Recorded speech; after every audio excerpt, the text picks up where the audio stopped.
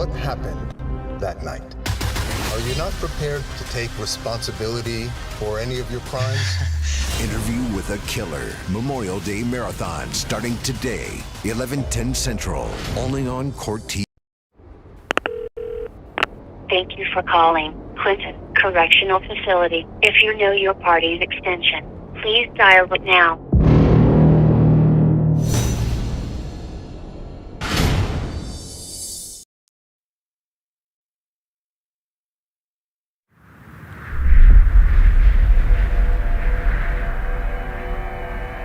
I actually feel uncomfortable around too many white people. I find I'm bonding closer with the natives, the Alaska natives. Really? Yeah. So, do you have a penchant for Native women who are homeless in crisis? It's been called the memory card murder. A brutal homicide found on a stolen cell phone. The victim dying on a hotel room floor. The killer mocking her in a distinctive accent. Face the camera, bitch. There's, at one point, blood coming from both sides of her mouth while the killer is sexually molesting her. He wasn't sexually molesting her. He was poking his fingers on her boob, okay? Is that not sexual molestation in your mind? It depends on the woman.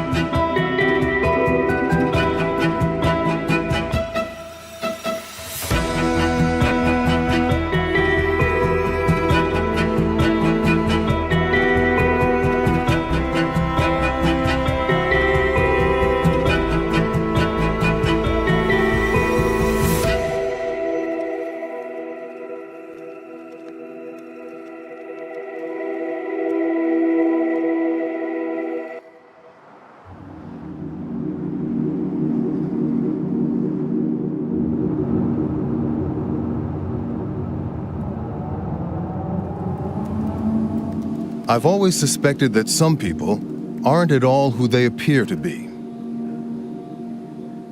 To his wife, Brian Stephen Smith was a loving husband. To the Marriott hotel staff, he was a good colleague. To his mistress, he was a spinner of dark sexual fantasies.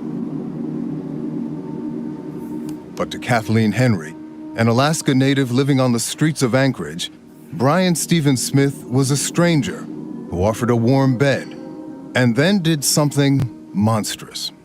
Good evening. We're learning more tonight about the weeks surrounding the hotel killing of 30-year-old Kathleen Henry. 39 photos and 12 videos show in graphic detail the final hours of a dark-haired woman.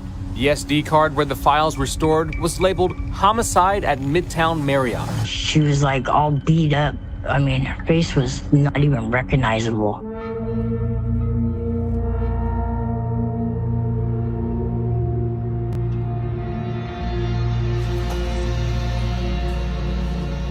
Hello.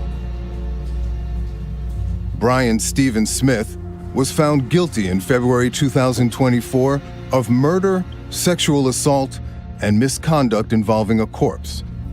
How are we doing, guys? We're set. We're good? Okay. And now, for the first time, he has agreed to tell me his story and to answer for these crimes.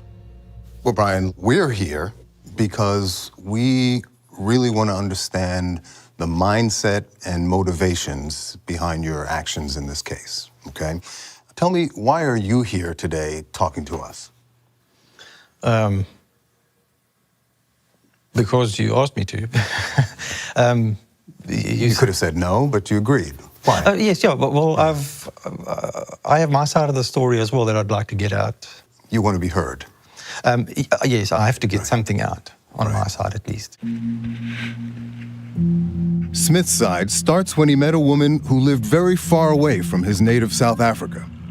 You had found love late in life with an older woman, right? Mm-hmm. Stephanie. Tell me about her. Yeah, so we actually met playing a game on internet, And we became friends and we started talking outside of the game.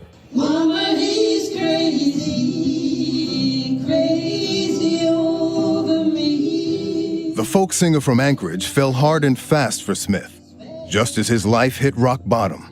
In South Africa, things actually got to a bit of a bad point.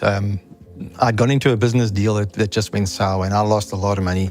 And it's almost like everything just made sense, you know, just pack up and leave. You got nothing to lose here anymore. Take me back to the first time you stepped foot in this rather stunning land. What did you feel? What did you think? Well, it was amazing.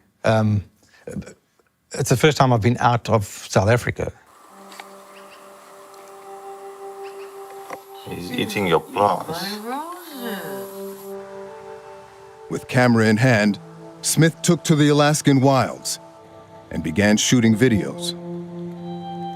This is the beaver dam. I don't know if this GoPro can pick it up, but there's a little beaver house over there. It's very similar to Africa. You've got the civilized, and then you've got the whole ethnic, rural, indigenous side of things. People that are living in an absolute, totally different world to what we live in. Are there many South Africans in the Anchorage area? I think there's 2 or 3 or 4. There might be more, but Maybe a handful. Yeah. It also seems like a good place for a secret life, if that's what you're looking for. Nobody knows you. There's lots of space. One could lose themselves in kind of withdraw from the world here if one wanted to. Yes, you could. You're correct. You can go get yourself a little cabin and you never have to deal with humans again. Right. Yeah. Whether Smith was looking for a second life or a secret one in Alaska, he struggled to fit into Stephanie's world. Are you still married? I signed the divorce papers about 2 months ago. Stephanie's a very social person, and she's got groups of friends that are in theater and music. At first I thought, yes, I could do it, but then it was just too much for me. They were all trying to be nice. Right. But that did cause a bit of problem with us. Yeah. Well, but let's be frank, right? She was an older woman. You were still quite young, and you had a roving eye, and soon an affair, right, with someone who shared a certain lust for sexual adventure. Is that fair, Alicia? Enter Alicia Youngblood, a young woman Smith met at work. Smith told police they started off as drinking buddies. Then things progressed. This crazy sex thing, it was just something that was happening, and I delved into it. It was interesting for me that I had someone that I could do something and they would respond to it. Right. Actually, I think that's what the main thing is. She was responsive to it. You say there was a bit of rough stuff, right? She liked to be slapped around a little, choked, suffocated. Yes, Right. but it wasn't every time. She liked to see and hear stories about violence. That turned her on. That's what got the engine going. And this is all illicit, which probably made it even more exciting, right? Because you were married. Well, yes. The secrecy side of it, yes. Yeah. Soon, it sounds like the two of you were trying to outdo each other and coming up with mock sexual and violent role play scenarios, right? Yes.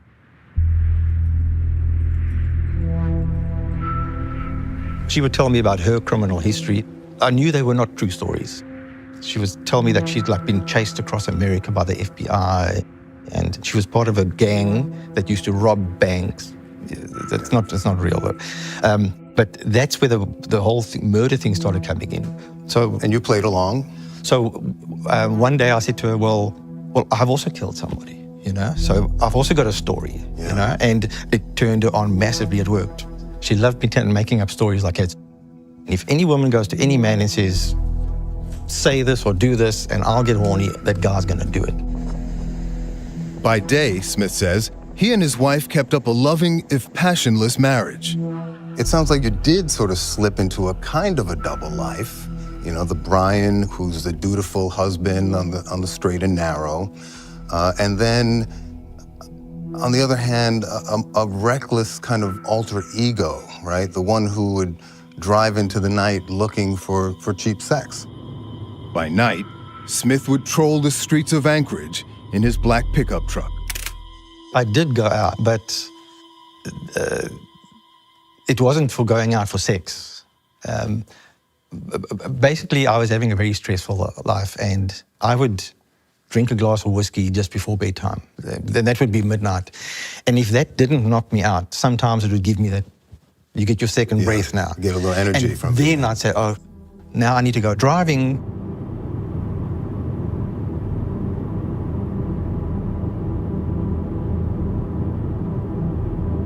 It was probably about 9:30 at night. Okay.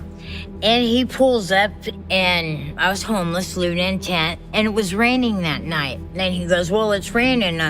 You want to ride around with me? And, you know, and I was like, sure. Valerie Kassler was on the street one night when Smith drove by. He told her he was looking for a certain young working girl and asked her to help.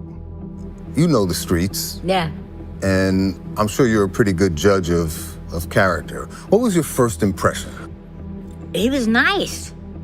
We went everywhere. We hung out out at the airport and watched the planes and stuff. I was with him till like about 5, 6 in the morning. All night long? Yeah. When Smith stopped at a gas station to use the ATM, Kassler found herself alone in his car. That's when I dropped my phone. In the car? In his truck, yeah. You were in the front passenger seat? Yeah, and when I reached down, I grabbed 2 phones. And you get like that chill feeling, you know? You just got a vibe from it? Yeah. A feeling? Yeah, that something was not right. With Smith still inside, Kassler pocketed his cell phone, a decision on which the entire case would hinge. I went back to my tent and I turned it on, looked to see if I recognize any phone numbers or if I recognize anybody on the pictures, and that's when I found it. You need your garbage. That's a sick mother.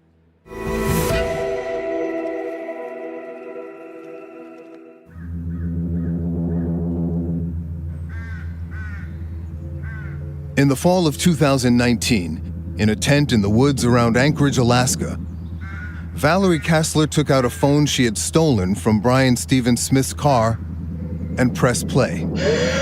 You need your garbage. What did you see at first? Him talking and his voice and her body laying on the floor of the hotel. She was alive, though, at that point. Yeah, and he stepped on her throat and he said, "You're not leaving here alive. I'm killing you." Oh, for fuck's sake. Are you still alive? I watched all of it, and it pulled out a wire, put it around her neck, and she was dead, and he was still doing things to her. For days, Kassler refused to leave her tent. You stayed in the woods because you were... I was paranoid as hell. You were scared? Yeah. But she worked up the courage to turn the videos over to the police.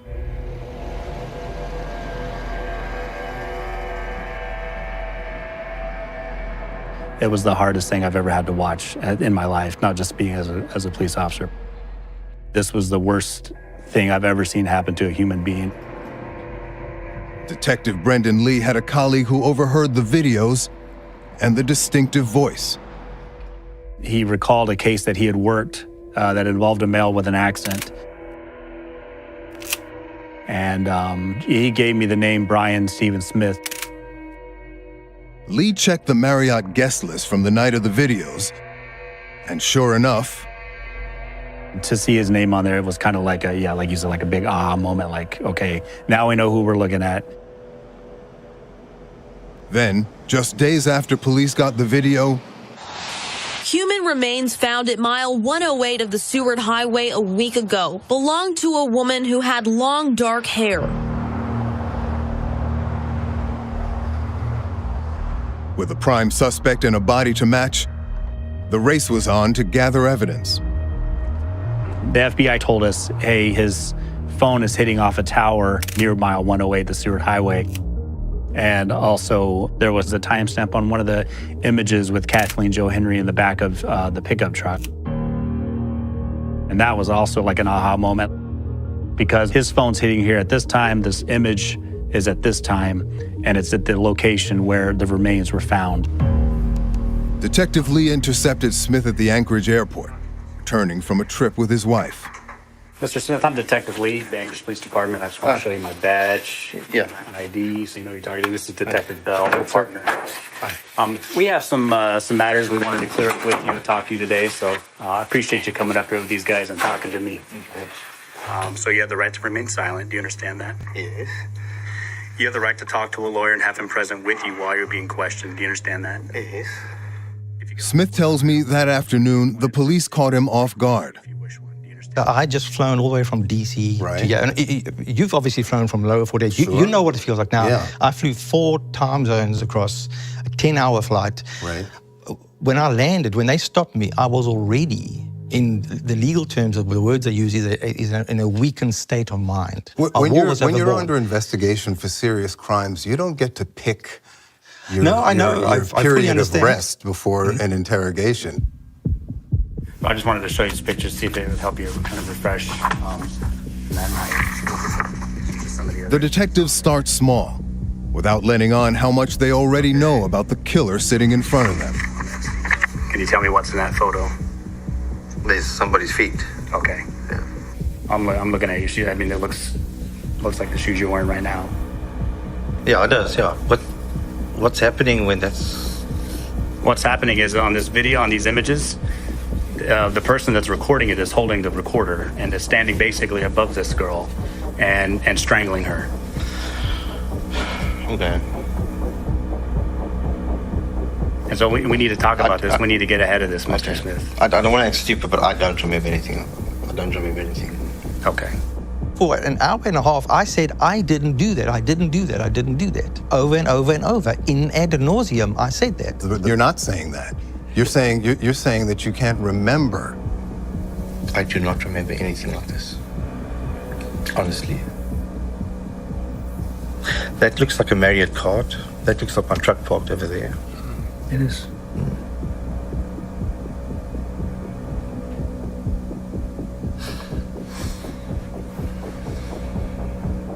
Piece by piece, detectives disclose photo evidence. Smith's hands, his stomach, Smith's truck, and license plate. There's cameras out on the highway at the way station, so there's no doubt about it that you were out there. Yeah. No doubt about it that you were out there. Look, I don't remember anything else. Really, I'm sorry. Then, about 2 hours in, Smith starts to crack. Look, this sounds very serious. No matter what, I'm going to be in deep. So, okay, I'll tell you what I remember. Okay. The next day at work, I saw something dripping out the back of my truck. And I was like, what the hell? And I opened up, and there was somebody there underneath. There was a blue, like a tarp at the back of my truck. And the back flap doesn't really lock. I've actually put a padlock on now since then. And I saw somebody, and I was like, what the hell? What must I do? What must I do? And then the one night I thought, well, I've got to get rid of this. I can't. And I drove out, and I did. I went and dumped it. So, yeah, I did dump it, but yeah. What was in the back of my truck was not Kathleen Henry. You're saying that you didn't keep the body in your truck for 2 days and then dump her on the side of the road as you recounted to police? Well, when I said to the police the body, it's because the police had told me that there was a body in the back of my truck. I did not know what was in the back of my truck. There was something. You told them that you looked under the sheet and could tell it was a body. You told them that. It was not a body. It was. I've seen a YouTube once of a bear cub that was skinned, and it looked, in my mind, X-ray vision through that. That's what that could have been, or it was a mannequin or like a sex doll or something. It smelled. Are you somebody who's incapable of telling the truth, Brian? The problem is when I speak the truth, people don't believe me. I think Brian Stephen Smith is a person that I'd say he's a sociopath. You know, if you looked at his life, he would just look like your normal everyday. I go to work, I come home, this is my wife, we go on vacations, and I play with drones and like to shoot guns for my hobbies. I wouldn't say split personality, but he was definitely somebody that knowingly was trying to, live two different types of lifestyles.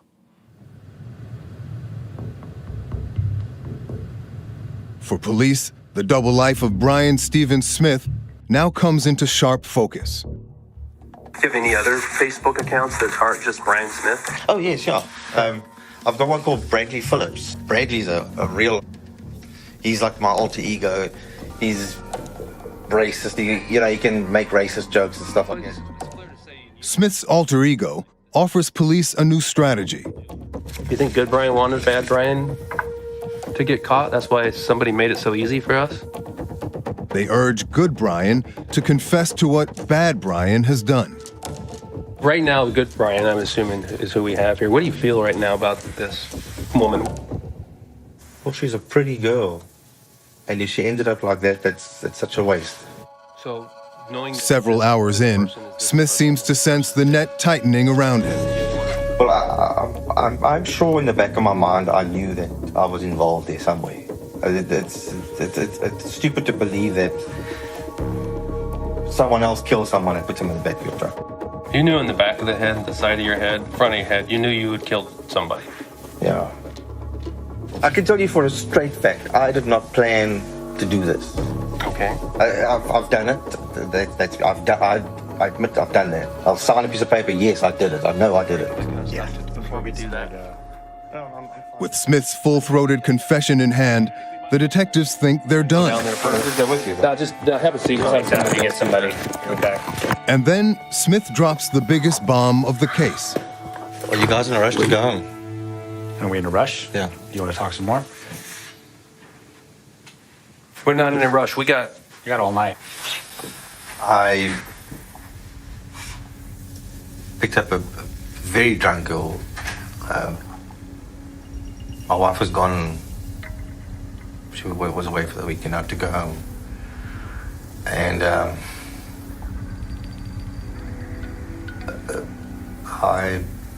I shot her.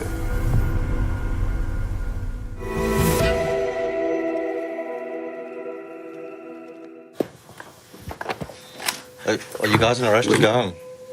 Are we in a rush? Yeah. You want to talk some more?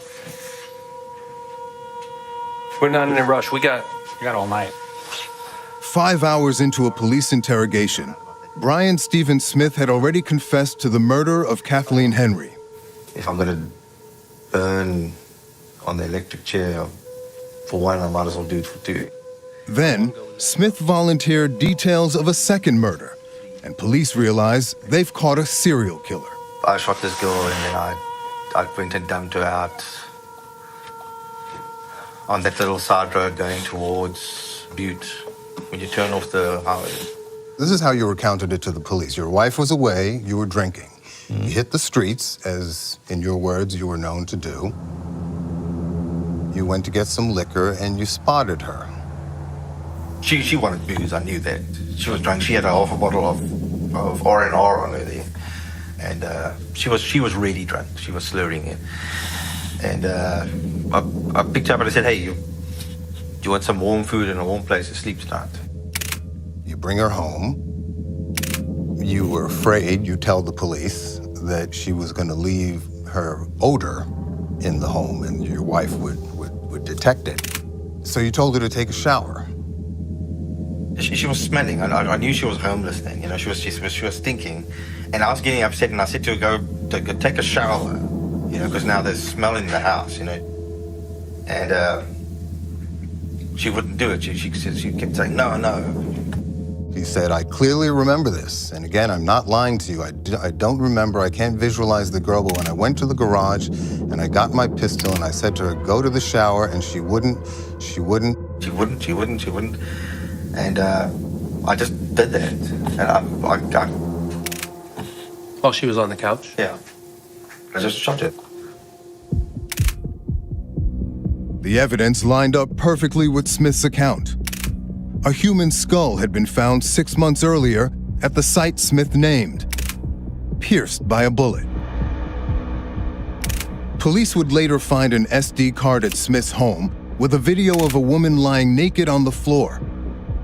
Forensics identified the victim as Veronica Abowchuk, another Alaska Native woman who disappeared from the streets of Anchorage.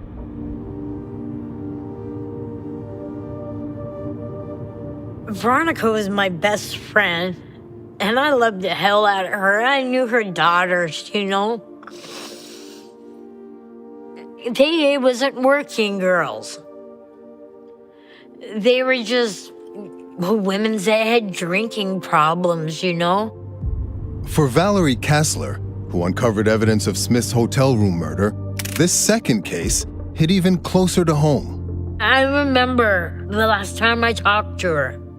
She said she was going to the liquor store, she's gonna get a bottle. And she had to go meet up with somebody.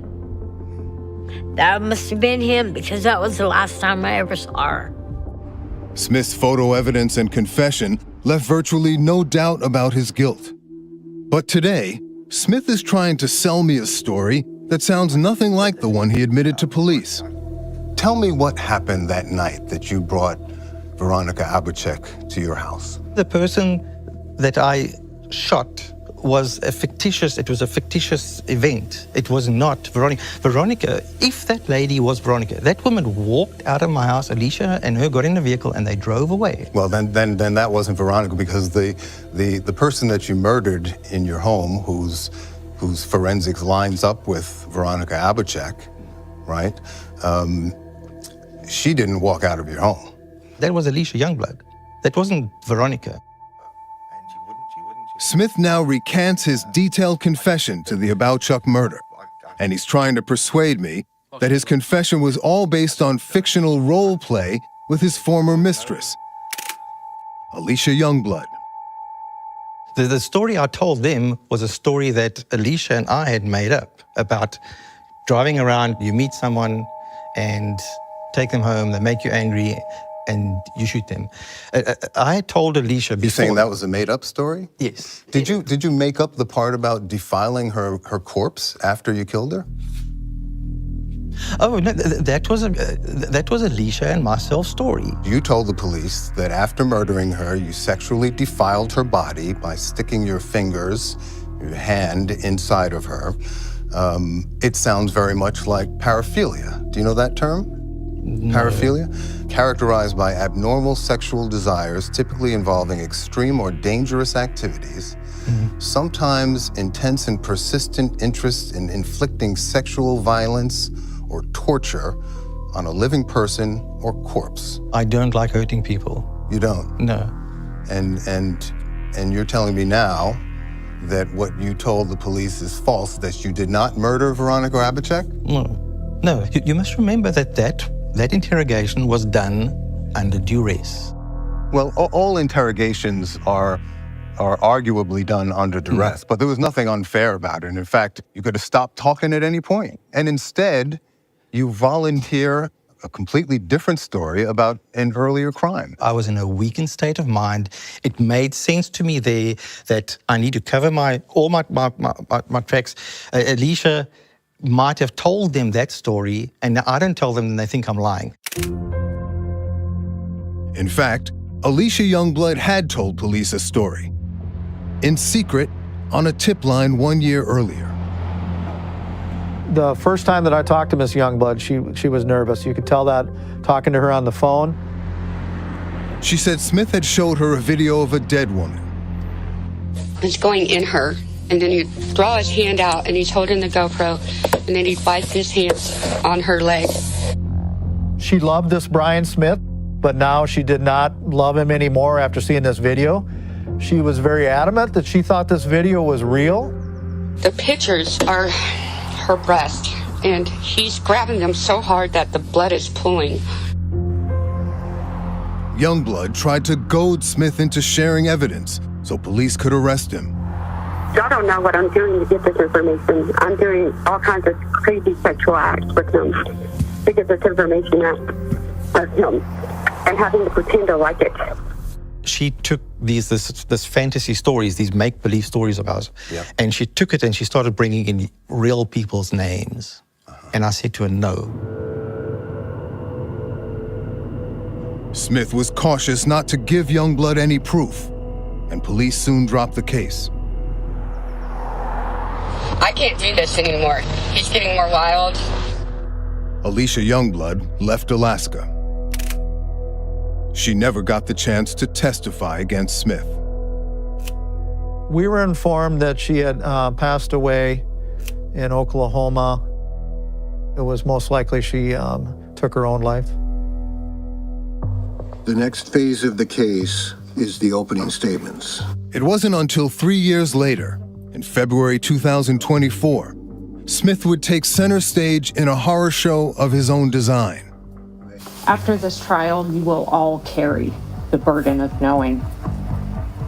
The burden of knowing that Brian Smith lived, worked, walked among us, mingling and targeting the most vulnerable among us. Smith's hour in the limelight was just beginning.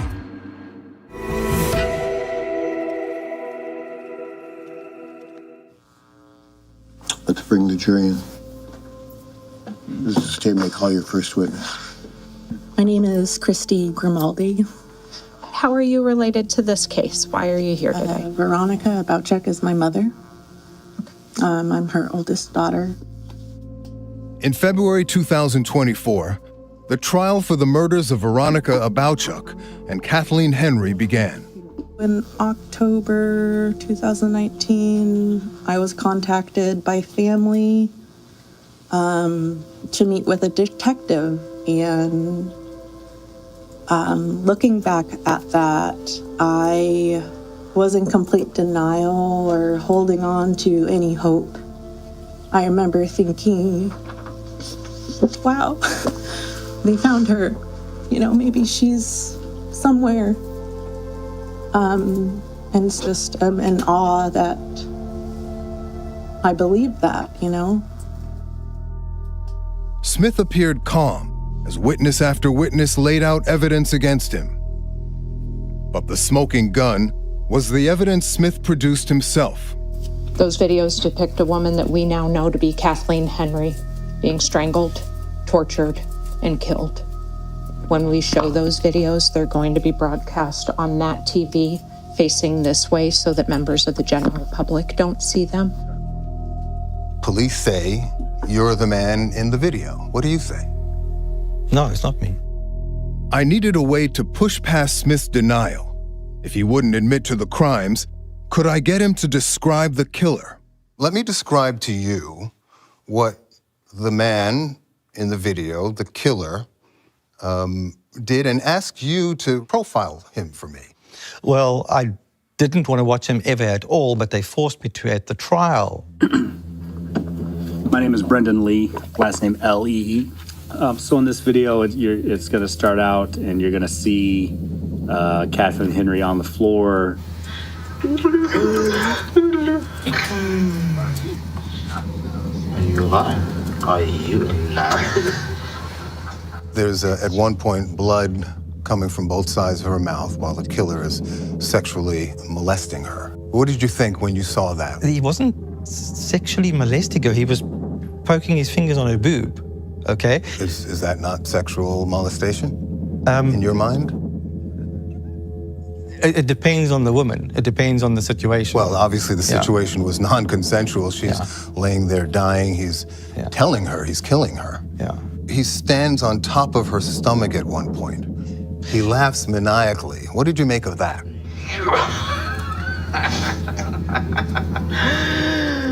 I don't remember him laughing. Even as he downplays the cruelty captured on video, Smith offers clues about the man behind the camera. Did it seem to you that the killer was enjoying himself? No. The guy sounded frustrated. Oh, for fuck's sake. Are you still alive? I'm not so tired. The guy said that like she must hurry up. You know, she must die, she must hurry up. People need to cooperate. People need to know when they're being serial killers. The person sounded like he had lost control. Like he'd lost control. Interesting. So that it was unplanned, maybe spontaneous? No, from the wording the guy used, it sounds like he was documenting something, so it was planned. As you can notice, the tongue is like swollen. That eye is swollen as well. Why was he documenting? Yeah. Why would somebody do that? Well, they're obviously making money out of it, as far as I... Yeah. Could he have been doing that to watch it back and get thrills from it? I don't know, he probably could have. If you find him, you can ask him that. The killer is giggling and laughing. Do you remember that? Probably the ugliest part was where he had his foot on her throat. What kind of man could do that? A nasty person. She's making horrific sounds with her dying breaths. Do you remember those sounds? Well, that was the first noises that came out when the first video played. They showed the girl trying to breathe. Yeah. And that's, I do not like that. Can you describe them for me and how they made you feel? I didn't like hearing it. I don't like to hear that stuff. So here's the throat. Here's the string I've got. Okay, I'm gonna pull the string quickly, okay? He's strangling her with a green string, straddling over her, right? You remember that? Berating her, fondling her. I'm trying to make a movie, you stupid blood-sucking. And it sounds like he's doing that for an audience. He's like he's making a movie. He's definitely making a movie.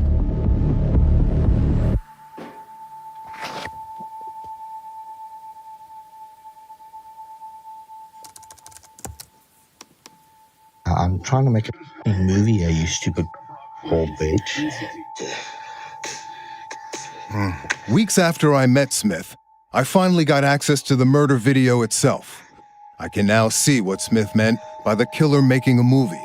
For all my fans out there, hit the like button, please. Just take it, swallow it. Let's do a nibble shot while we're at here. Do like an angle, like an action shot. In Smith's twisted mind, he's a film director, and this atrocity is his blockbuster movie. You live, you die. You live, you die. Sadly, in my movies, everyone dies. I get the Oscar, bitch.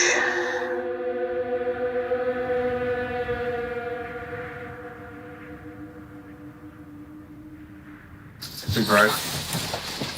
Very forward, Arnold Captain's actually presiding. Please be seated. In the end, Smith's movie did meet its audience. Let's bring the jury in for the investigation. 12 men and women, and they quickly delivered a verdict. Mr. Smith, would you please rise? I will read the forms, the verdicts. We, the jury, find the defendant, Brian Stephen Smith, guilty of murder in the first degree as charged in count 1. Guilty for the murder and sexual assault of Kathleen Henry and Veronica Abowchuk. His sentence, 226 years in prison. I can tell you as a professional journalist, the evidence against you is insurmountable. You're not getting over it. Isn't there a part of you, you're still a young man, isn't there a part of you that just wants to unload, unburden this whole thing and talk truthfully about what actually happened?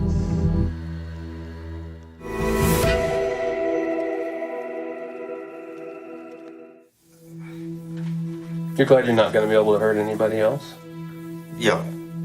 But I was hoping that it would have just been that one. I was hoping that that anger in my system would have been out. You know, I don't like to know that I've done that to someone. I don't like that.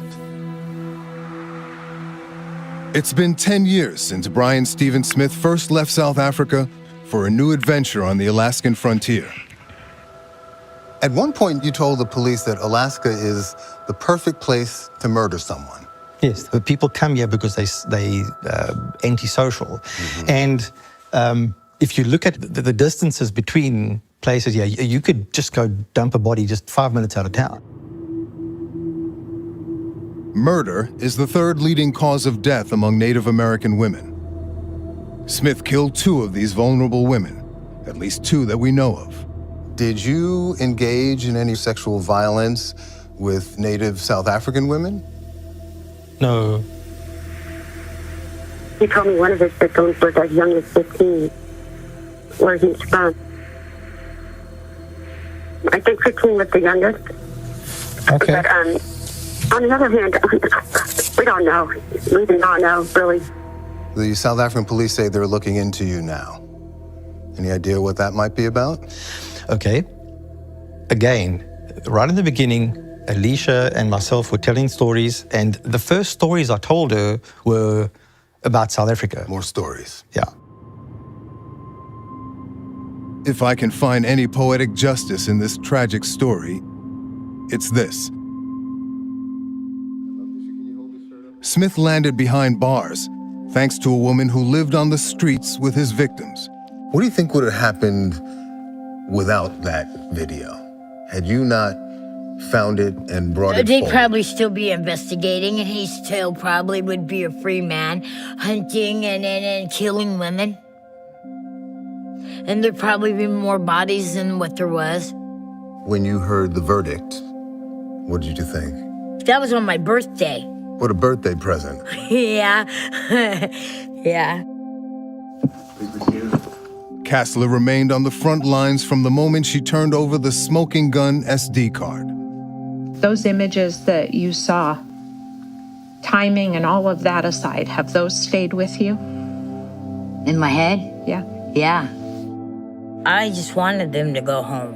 And what do you mean by that when you say you wanted them to go home? I wanted their parents, their family, to be able to mourn and, properly, instead of burying an empty box. Smith tells me he now plans to file an appeal, and I end the interview with one of my own. You're going to live with this story, this defense that you've concocted in your mind that no one believes, Brian. You must know that no one believes the alibi, no one believes that you're not the man in the video. I mean, again, there's a mountain of forensic evidence against you. Are you going to just live with this? There is no DNA evidence. There's no evidence proving that anyone was in my truck. The only evidence in my truck is the evidence of my alibi. So I have 5 pages of quotes from your own lips, Brian, full of admissions and confessions. Yes. And acknowledgments and appreciation for the police and self-awareness that you've gone too far and now you're in deep. Yes, that is non-confrontational de-escalation. I don't think anybody would consider that de-escalation. That sounds like a guilty man who's coming clean. In the end, Brian Smith's double life culminated in a single fate: a life sentence in an Alaskan prison. I got no one to talk to now. What's that? I've got no one to talk to now, so none of my friends will ever. Well, this is my fault.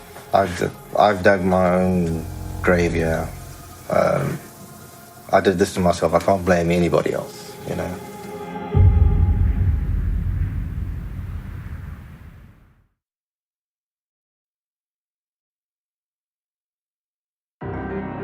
My case is being used to achieve cheap political points. Cheap political points? Yes. You say the FBI knows that you are innocent? They know that. You make it sound like you're the victim here. Exactly. Behind every murder, there's a mind that conceived it. Amina later wrote, you intended to sell them to the highest bidder. Okay. What do you think about Very that? funny. Did you kill your daughters to shut them up? All this is not true. This is just accusation. The mind behind the murders of 2 teenage girls in Texas belongs to Yaser Saeed, their father. It's called an honor killing. Honor killing. Honor killings. Oh my God, I just realized I'm recording. Nicely.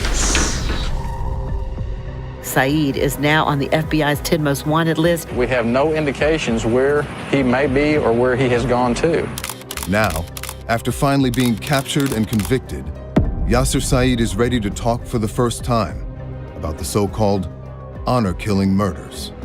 Let's talk about the night of the murders. Tell me, Mr. Saeed, in your own words, and in as much detail as you can, what happened that night?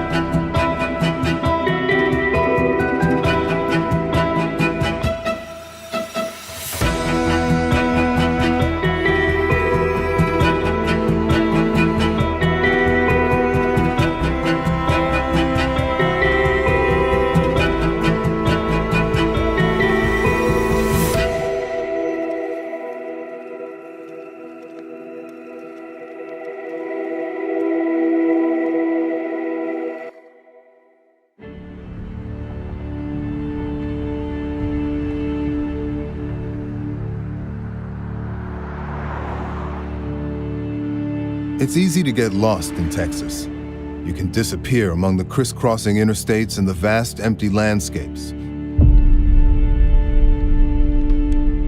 I'm on my way to confront a man who did just that. For years, Yaser Saeed was one of America's most wanted, a fugitive hiding somewhere between the Texas tumbleweed. But before he vanished, this father of 3 did something I couldn't fathom.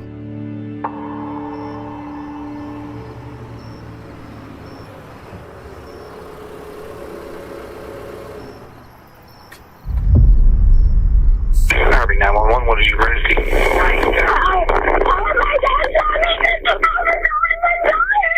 What's going on, ma'am? I'm dying, not whatever. Oh my God.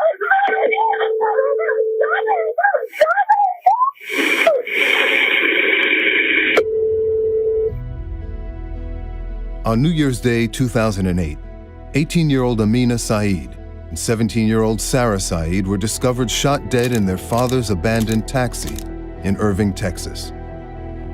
The crime made national news.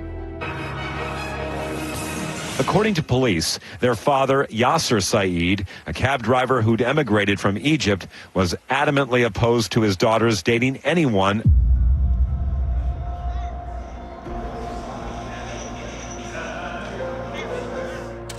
Their murders were dubbed honor killings in the media. It's called an honor killing. Honor killing. Honor killings. Honor killing is murder, condemned by all major religions, but condoned in certain old tribal customs around the world. The victims are often young women resisting the control of the male heads of household. The killers are often their own fathers, who blame the victims for bringing shame onto the family and death onto themselves. Yaser Saeed grew up in Egypt, but his daughters were all American and tough Texans to boot, intelligent, ambitious, and independent. Oh my God, I just realized I'm recording. This is my room. Well, mostly mine. It's partly Sarah's. Oh, here's Sarah. She's on the laptop. Let's see. Hey, Sarah. For the victims, justice would be long delayed by their father's conniving. News outlets across the country covered the missing Saeed. To this point, we have no indications where he may be or where he has gone to. Saeed is now on the FBI's 10 most wanted list, but despite thousands of tips and a $100,000 reward, he is still out there. For 12 years, Saeed evaded capture, and the case languished. Finally, the FBI found him hiding in plain sight, just 30 miles from where the murders took place. He was arrested in 2020 and later convicted of murder. All right.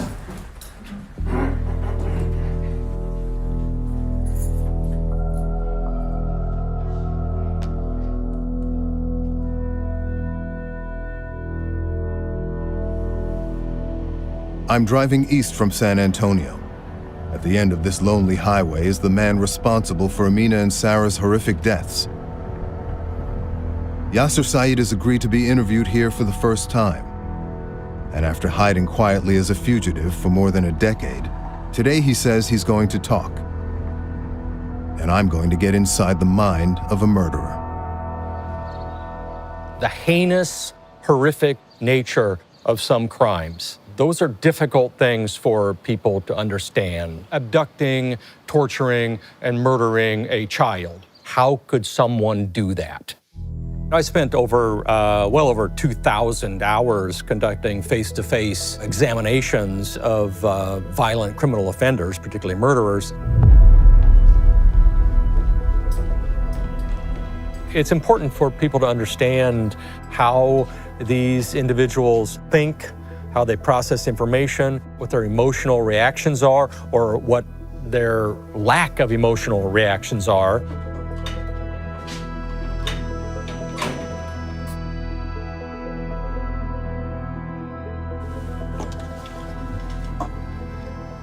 Good morning, Mr. Saeed. Good morning. You've agreed to sit with me for an hour, right? And truthfully answer my questions? Okay. You've agreed to that, right? If I can, of course, yes. And so why are you talking to me today? Today, I want my voice be heard. The FBI knows that. My case is being used to achieve cheap political points. Cheap political points? Yes. You say the FBI knows that you are innocent? They know that, and I will tell you why. Let me ask you this. In your letters to the judge, right, you write, in my case, you could smell conspiracy in the atmosphere. Yes. So that's what this is about, conspiracy, conspiracy, conspiracy. Of course. After all these years, do you still deny your guilt, sir?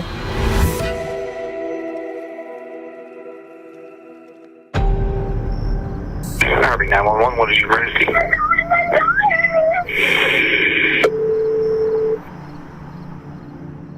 I'm going to try and get inside the mind of a man who murdered his own daughters, a crime he still denies. But first, I just need to get him talking. Mr. Saeed, but before we get into the case, we'd like to learn a little bit more about you. You come from Egypt, right?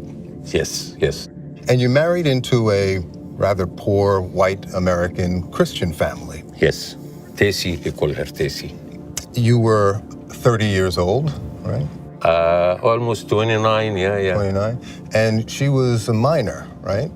She was 15 or 16. She was 16. In fact, Tissy, or Patricia Saeed, was only 15, below the legal age of consent in Texas. That is a very big age difference. Here, yes. You understand that? Yeah. Right? In your culture, is that quite common? Yeah, that's common over there. Yeah. Not common? Yeah. Shortly after you're married, you have these two beautiful daughters. What do you remember about them? They they are smart, they study. I have a library full of movies about them. I was walk with the camera in my hand. Yeah. You have a lot of home movies, right? About almost 100. 100. I remember you talked about that in court. You talked about how these home videos show what a loving father exactly you if this how this people. You can tell if you look to the kid's face. You can tell if this kid's happy or he have a problem. You can tell. Yaser Saeed's home videos ended up in the possession of a documentary filmmaker named Nina Najad, who set out to tell the girl's story while Saeed was still in hiding. We wanted the nation to know who he was and what he had done. He was obsessed with videotaping, mostly the girls. It was a great insight into not just their lives, but also into Yaser Saeed and just his perversions, his control. Yes, I will. It was definitely a treasure trove of information. What was Amina like growing up? She's normal teenager. She's okay. She's smart, and I really they are good kids. That's what I'm saying. Yeah. And Sarah, what was she like? It's the same. She and her sister, they are very close. I noticed a shift in Saeed's demeanor when I asked him to describe his daughters. His eyes wandered. His voice got quiet. He lost the excitement he'd shown over his home movie collection. These small or micro gestures can be revealing about the mind of a murderer, says Robert Hanlon of Northwestern University Medical School, who reviewed our interview and studied the case. Father actually is example for his kids. The father's an example. And they never saw me like doing something wrong, going to nightclub or drunk, have habit to drink, or alcoholic, or drugs, do drugs. Like, they didn't see that. I consider myself example for them. He's not interested in discussing these types of family issues. He wants to talk about himself. This man is extremely egotistical, self-centered. Some, particularly some psychopaths, narcissistic psychopaths, they want the attention. Now, your daughters were born and raised in Texas, right? And they were becoming naturally more Americanized, and that was a problem for you, right? No. We like America. We like the rules in America. We like it. What about women's and girls' rights? We like the freedoms that women and girls have here to choose their own lifestyles. This is East and this is West. You have to understand, we can work together. We can do beautiful things together. But sometimes when you come to issues like a family, we look different view. When they entered their later teenage years, they naturally became more interested in boys, right?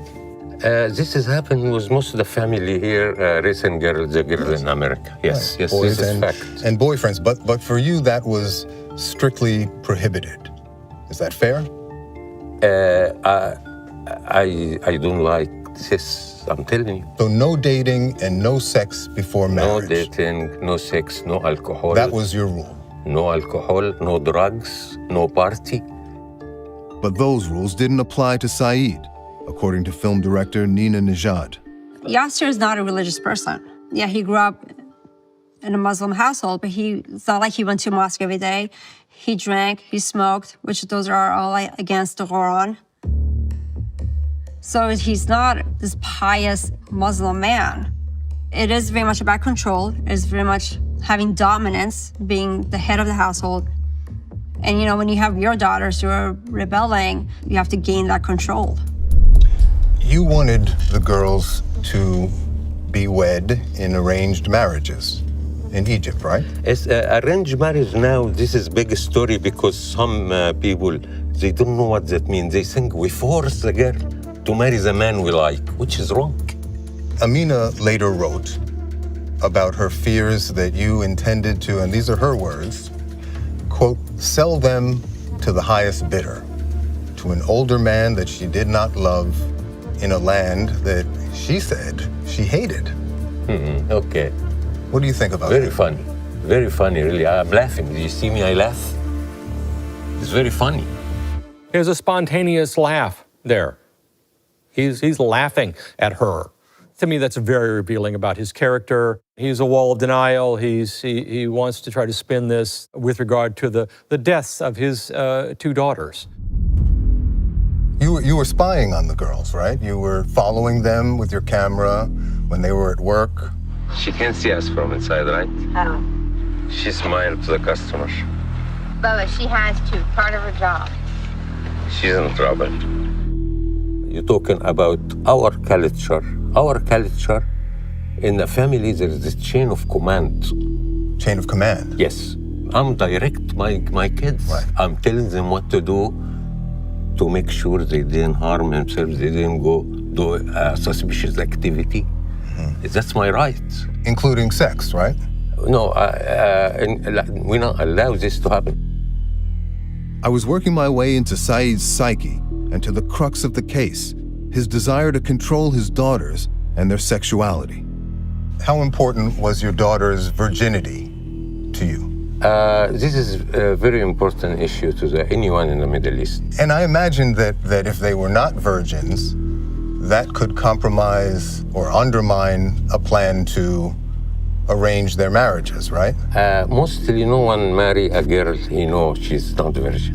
So if they were that's having in the sex, Middle East, not here. If they were having sex, would that have given you a motive to kill them? No, no.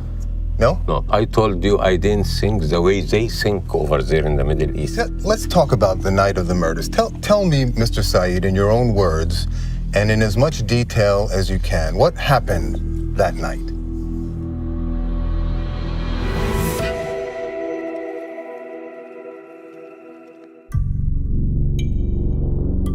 Yaser Saeed's daughters left a trail of incriminating evidence in the weeks before he killed them on New Year's Day 2008. On December 24th, Amina and Sarah told people, including their mother, that you threatened Amina with a gun, you threatened to kill her. She told the teacher she was going to run away because her father would kill her if he found her, right? They left the home. No, I didn't do any threats to my family. Well, then why would they lie about that? Should we not believe their own words? This was December the 21st of 2007, correct? That is correct. It turns out Amina and Sarah had confided in a teacher about their father's violent threats and their plan to escape. Hey, Miss Hopkins, it's Amina. Sarah and I were talking, and we're having a lot of issues at home. We both decided that you're the only person that we can 100% trust. God, I am so scared right now, it's crazy. My dad began checking phone records, and he took my sister in the room and specifically threatened to, quote, hurt her very badly, close quote, if she didn't tell us what was going on. And in the body of this email were these things that Sarah and Amina had talked to you before. Yes. They ran away in fear for their lives of what you would do to them. You don't deny that, right? They did leave the home and run away. First, this day, it was, to me, normal day. I'm going to work, and suddenly the phone battery is go down. And I decide to go home to fix it. I got spare. And I find my son sitting in the driveway. He said, Tessie, she takes the girls and I don't know where they go. They ran away because they were afraid, according to That's what Amina's notes. That's what I don't know yet. They are running away. I don't know yet because there is no fighting, no problem, no nothing. In fact, after years of abuse and recent threats from their father, Amina and Sarah, along with their mother Patricia, secretly fled the Saeed home on Christmas Day 2007, hoping to start a new life. Sarah was dating a boy named Eddie, and Amina had a friend, Eric. In December, Eddie and Eric decided to help the girls leave. They eventually do get an apartment together, all of them. But after just 1 week, their mother tricked the girls into returning home to their father. Patricia wants to go back to put flowers on her mother's grave. Amina ends up going to a friend's house, and Patricia takes Sarah home. That's when Amina finds out that her mom actually lied, that she was never planning on visiting the grandmother's gravesite, that they were actually going back to Yaser. And that's when it all happened after that.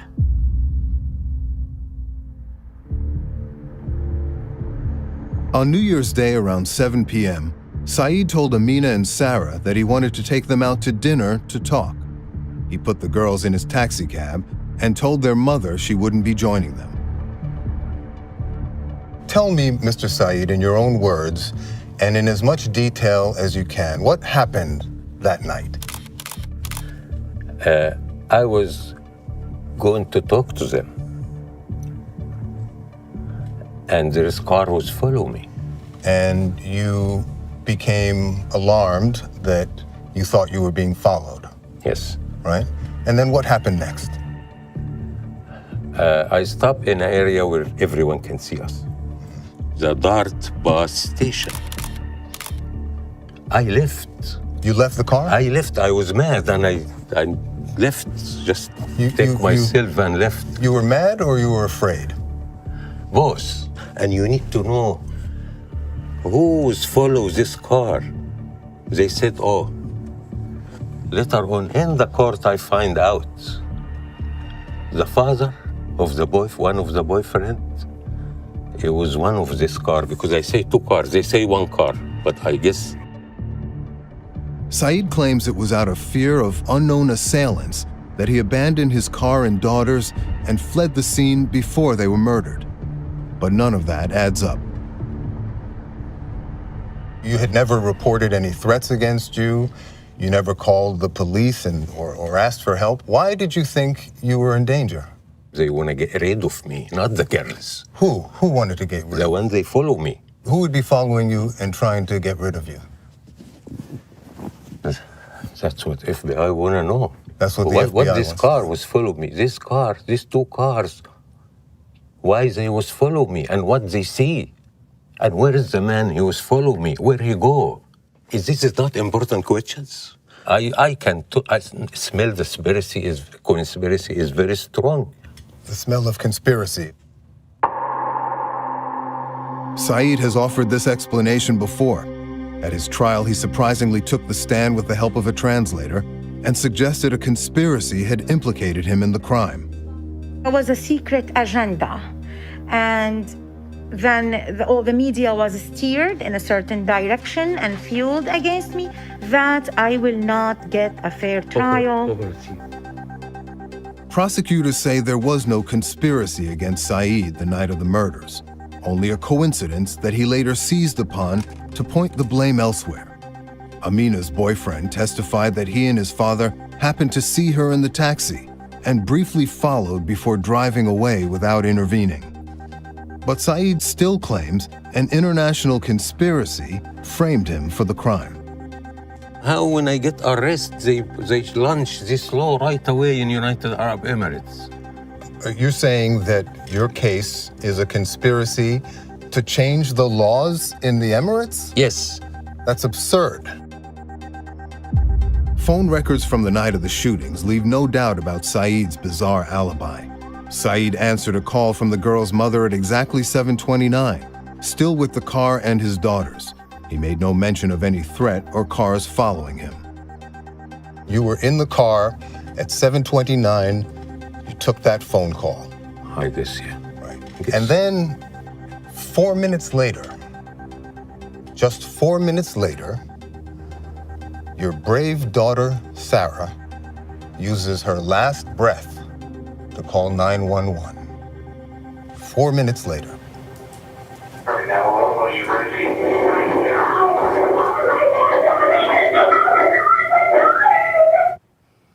So this elaborate conspiracy you talk about would have had to happen between 7:29 and 7:33. I'm not sure about the time. You had a gun, a firearm in the car? No, I was not have the gun in the car. I wish I have it. But your testimony in court, you acknowledged leaving the gun in the car. So, what did you do with your gun? Because it's a dangerous area where I'm going to work at night, I would take my gun with me and place it between the seat and the cubby. But not every day. You left the gun in the car, is that what you're saying? Yes. Why would you leave your gun behind? At this time, you didn't think about gun. You think about to run for your life.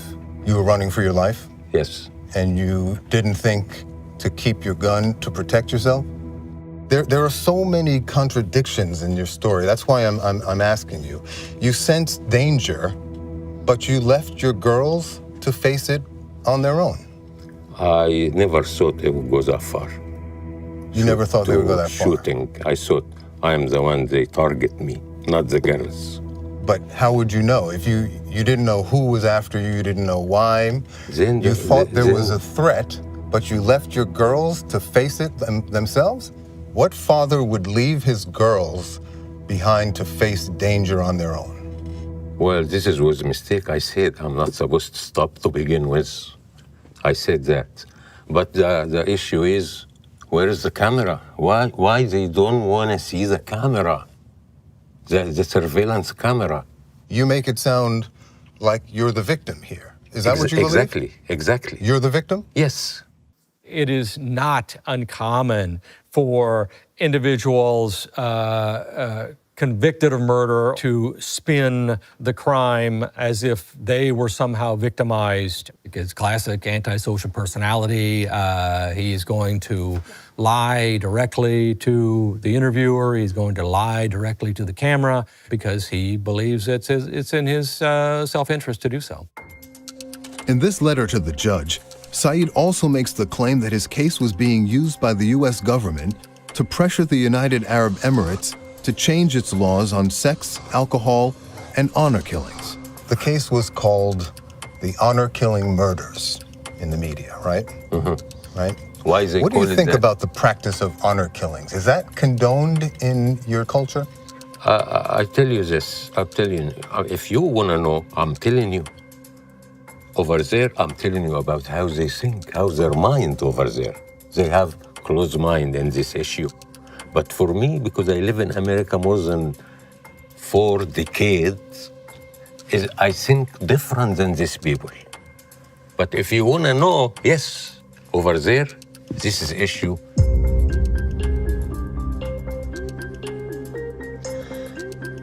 So an honor killing is essentially if you do anything to dishonor the family.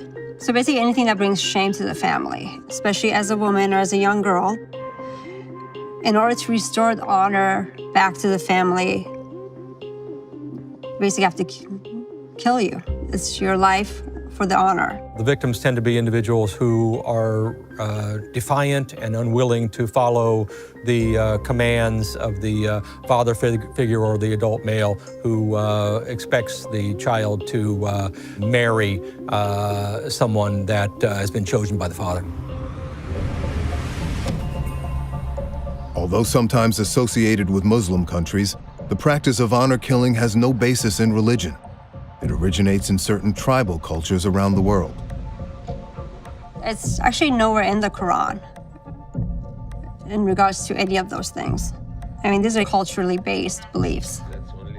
But there was a terrible irony behind the media headlines in Saeed's case. In the years leading up to their murders, it wasn't Amina or Sarah who brought shame to the family. It was Yaser Saeed himself. There's the question of your own sexual assaults against your daughters when they were young children. Nice legs. I got this. Take this blanket from this one in the back. No! Go. No! Get away! Take. No! Get out! Here's the other one. Get out!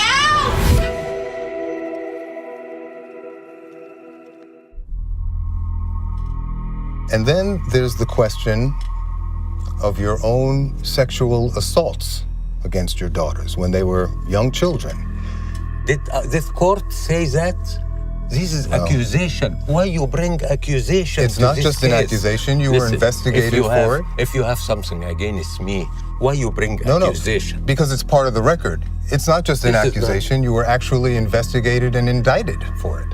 Indicted? I go to jail. You were indicted for 2 counts for penetration of the vagina and or anus of a child by penis and or finger.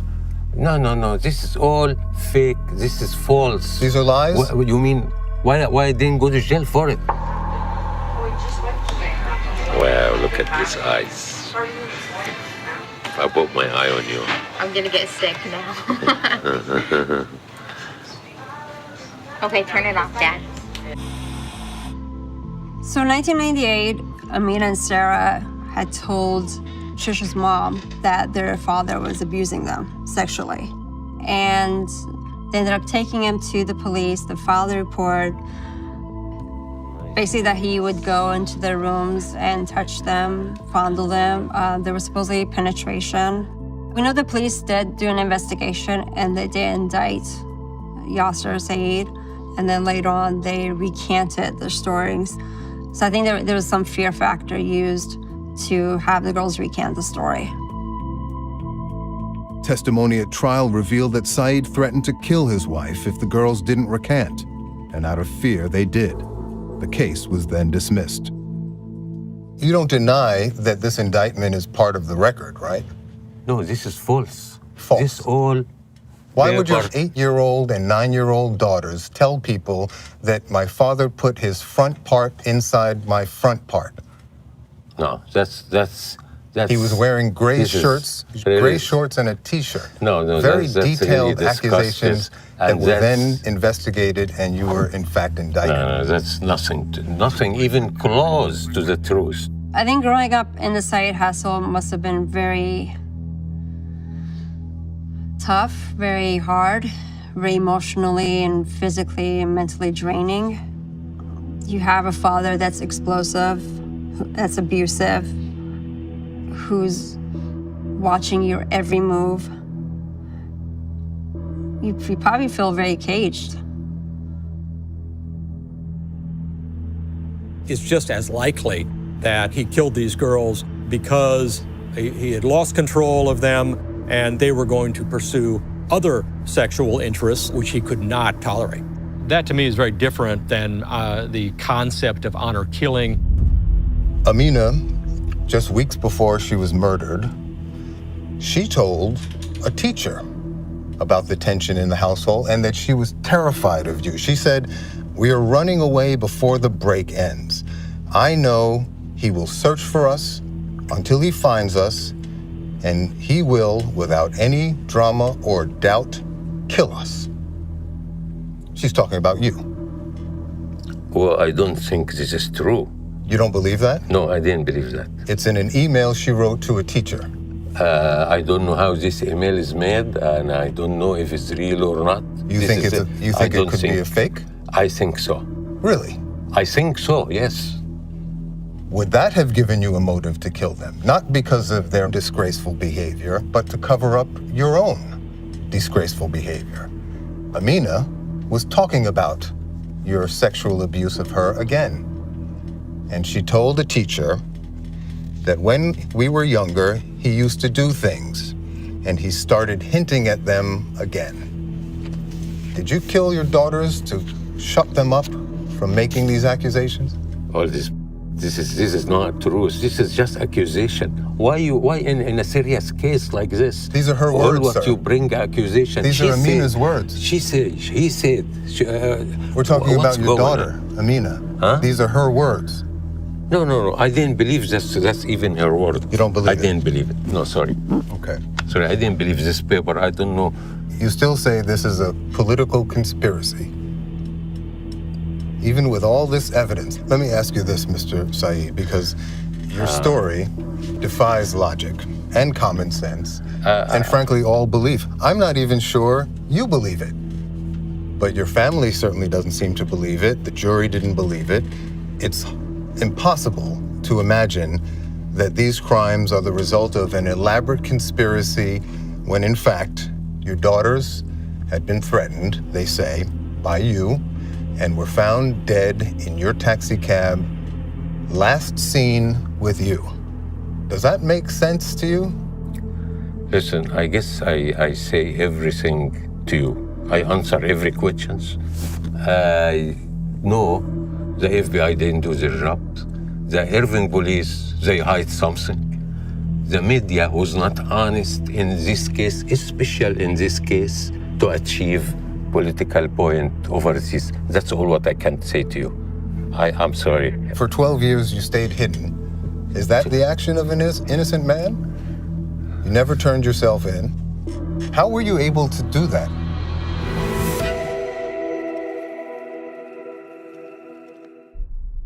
Immediately after the murders, you disappear for 12 years. You didn't even go to the funerals to mourn them. Go to a funeral? Yes. I will not get fair trial. That's why. But you disappeared even before there were media reports. How you want me to go to the funeral? What innocent man would not go to mourn their daughters at their funerals? Most of the people advise me not to go to the funeral. Who told you not to go to the funerals? Huh? Who told you not to go to the Everybody. Everybody? What do you mean, your family? No, even the community. How were you able to stay hidden for so long? When people around you, when your community know you're not a criminal, you get help from the community. You mean your family? No, the community too, by itself. Oh, no. The Muslim people in your community tell us that you didn't attend mosque. They didn't really know you. You didn't even attend the mosque service for your daughter. So I highly doubt that the mosque helped you. For years, the FBI scanned the globe looking for Saeed. But filmmaker Nina Najad had a hunch. Could Saeed be hiding in plain sight, right there in Texas? Went to another brother's house, talked to the daughter briefly, gave her my card, told them what we were doing, and we just really wanted to hear their side of the story. And then later on is when we got the death threats.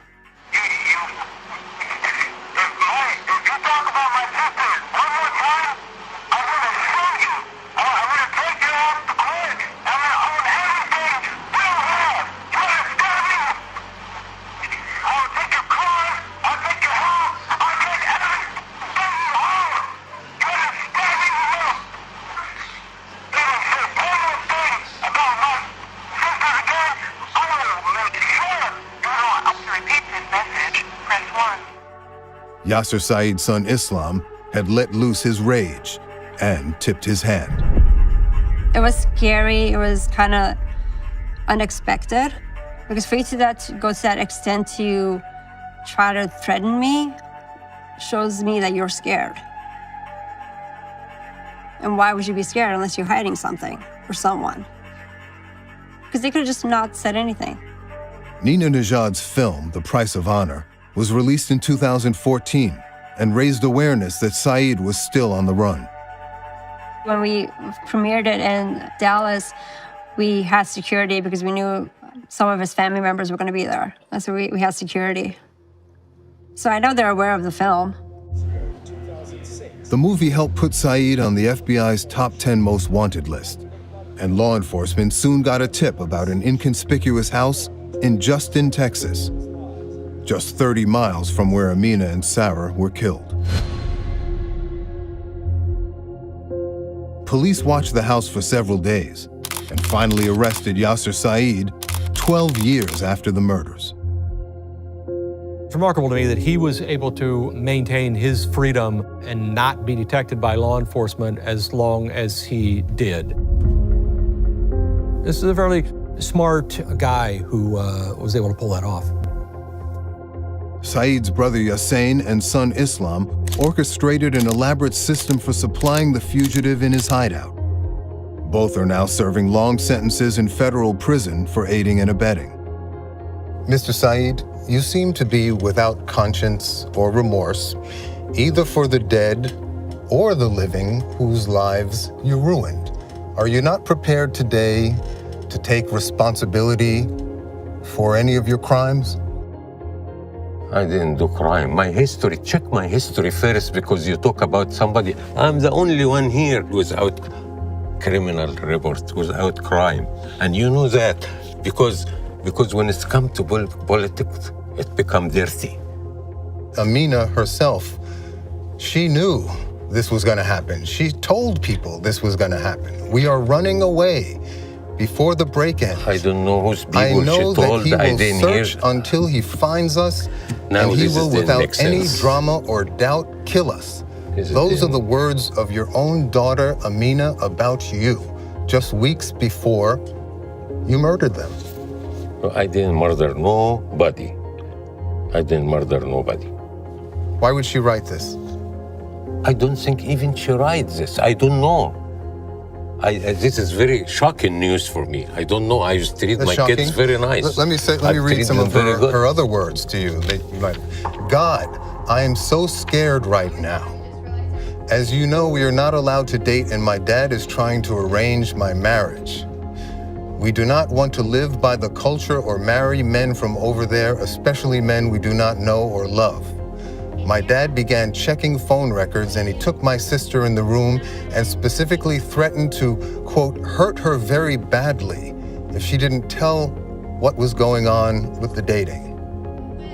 When we were younger, he used to do things, and he started hinting at them again. That's wrong. He has simply made our lives a nightmare. He's one man, not God. Someone should be able to stop him. Those are your daughter's words, sir. No, I didn't believe this is her word because what I see is different. I always take care of them. I always take them everywhere.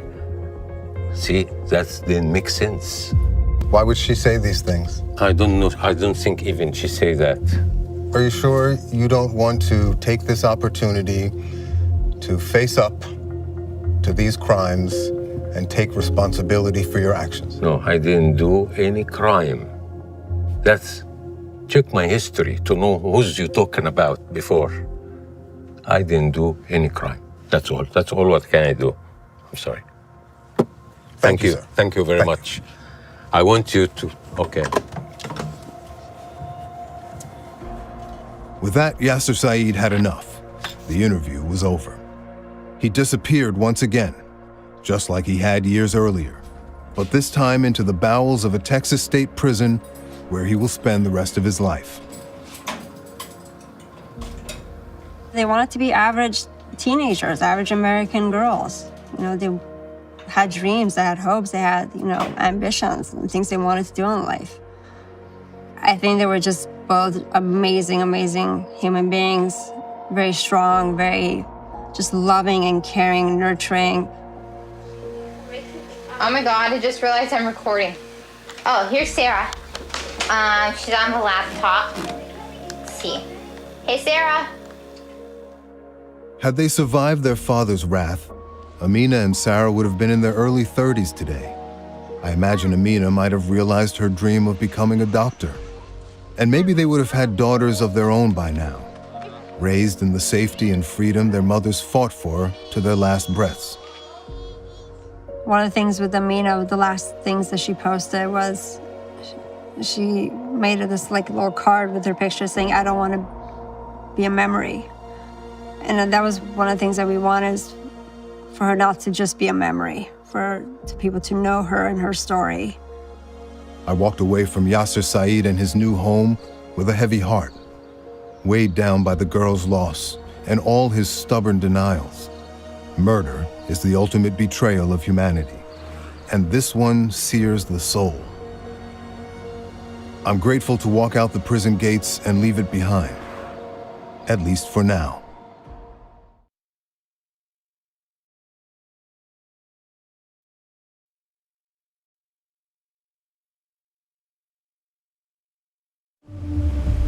I didn't actually think we were gonna kill her. But when she started freaking out, saying she's gonna go to the cops and everything else, that's when he shot her, I was just like, well, problem solved. Wow, that sounds really I know, heartless. but at the time, that's what I was thinking. Problem solved. It was a murder made for modern times, dubbed the catfishing murder. A teenager in Anchorage, Alaska has been charged with killing her best friend. It all began with a bizarre online catfishing scheme. Darren Schillmiller posed as a millionaire online, offering $9 million to, quote, rape and murder someone in Alaska. So he was a good catfisher. He was a good catfisher. I mean, this is one thing I'll give him props for. I mean, he got me, so he's a good catfisher. A brutal crime concocted on the internet that landed one teenage girl in prison for life and another in an early grave. It's just like the wolf leading the lambs to slaughter. That kid took that gun and shot my niece in the back of the head. And then my niece was still breathing, kicked her into the river. You chose the victim. Yeah, she needed payback for what she did with Zach. Payback with her life? No. That's on me. In your own words, you become a mastermind of plots to murder and sexually assault. Is that fair? Yeah. I'm sorry. I didn't mean to do it. I didn't mean to do it.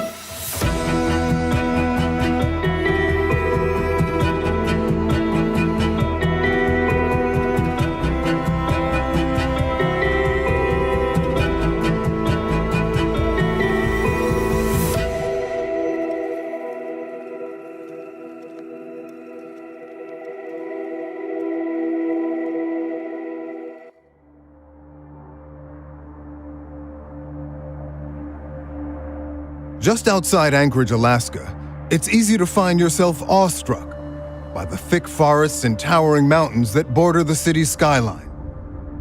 But hidden in this vast wilderness and natural beauty are the remnants of an horrific crime. A crime as unforgiving as the harsh landscape. These same trees also hide the Highland Mountain Correctional Center, and in it, the young woman who committed the crime, Denali Brehmer. Morning. Brehmer orchestrated the murder of her friend, Cynthia Hoffman, for the promise of money from a man she met online. 5 years later, now serving a 99-year sentence, Denali Brehmer says she's ready to talk about the catfishing murder. Is this your first interview? Yes. I want to apologize kind of like to everybody that didn't get to hear that or see that. Get it off your chest? Off my conscience. Even though I was heavily advised against it, not just by my lawyer, but by other people in the prison as well, I figured it was time to just say my part. You've all heard one side of the story, so it's time for mine. And I've already admitted guilt, and so I'm ready to finally fully take responsibility for what I've done, so.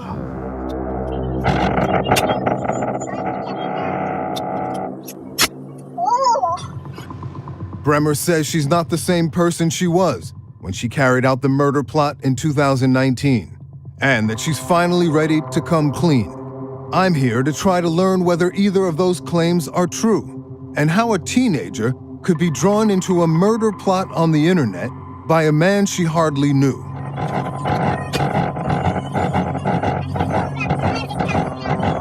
I wasn't at the right headspace at the time. It took me a lot to get to the point where I'm finally sober and clear-headed. So I'm not blaming drugs or anything, but they did have a big impact on my judgment. It sounds like you're kind of blaming drugs and everything. Not everything. My judgment was my own, my actions were my own. Her story begins with violence as a little girl with a different name. Denali Dakota Sky Brehmer. Is that the name you were given at birth? No. I was adopted around 7. My original name was Alexandria Baker. And why? Why would they change your name? Because of what it came with. The reason why I got taken out of my bio family's home was because of a gruesome murder that happened there. So they changed my name in hopes of giving me a new start. A new start, a new identity? I would hope. But Brehmer's rescue into an adoptive home might have come too late to recover from the damage already done, including witnessing the murder of her infant sister by her mother's then boyfriend. They were newborns, basically. Gabrielle wouldn't stop crying, and Corianne, her twin sister, cried too. And to shut her up, he bashed them together and threw her against the ground. Corianne barely survived. Gabrielle, unfortunately, didn't. And when they found us, we were hiding in a closet covered in blood. You were? Me and my sisters were. How old were you at the time? I was about 2. By late teen years, Denali Brehmer had grown into a serial delinquent. I started doing like meth and coke and heroin. Did you at the time own guns legally? No, you can't own guns legally at 17. I carry them around because I was like doing drugs, I'm dealing them, and it's a dangerous kind of lifestyle, so you should pack just in case. So you were dealing drugs as well? Yes, I don't lie about that. I was not just dealing drugs, I was also kind of whoring myself out for money. So when you deal with those kind of people, you also need protection too. So you're doing drugs, you're dealing drugs, and there's sex work? Yeah. For money? I mean, like, I got no shame in admitting that. I mean, if somebody ODs on the drugs, it's not the dealer's fault. I didn't make him take them. At 18, Brehmer says she was raped and impregnated and left traumatized. But within weeks of delivering a baby girl, she was back online selling sex and tempting fate. And that's when you meet a man online. He calls himself Tyler. Yeah. Well, first his name was Hayden. And then when he gave me his Snapchat, it was Tyler, which kind of raised a red flag. But then again, I've seen it multiple times. Guys don't want to give you their real name. At one point, did he start asking you to do sexual things for money? I mean, that's kind of like how we met, was on the dating app. Hey, I'll do this for cash. If you want to know anything more, text me. So like, he knew right out the bat what I was up to, and so that's where I make my money. So he was sending me money for photos, He was paying you for photos and videos, for yeah. photos and videos at that point. And I mean, like, I'm not gonna lie, he was paying me a lot. And the requests get more and more perverted. Yeah, he was like pushing more and more money towards me. Was that not a red flag for you, that he's starting to ask for more and more perverted things? I've had that before. I'm not gonna lie, like, a lot of guys have asked for it before. So it's not that outside of your prior experience. What I've been offered. I assume that he was not using his real picture. No, he wasn't. Or his real credit card. You can set up a PayPal nowadays with anything. So he was using a PayPal account to pay me. And he made some outlandish claims about his wealth, right? About all of that. And did that seem plausible to you? Well, I mean, at first, no, but then, like, when my PayPal started blowing up with bigger and bigger sums, it started to kind of, like, maybe make sense. He's telling you he loves you. Yeah. In fact, you're telling each other you're in love.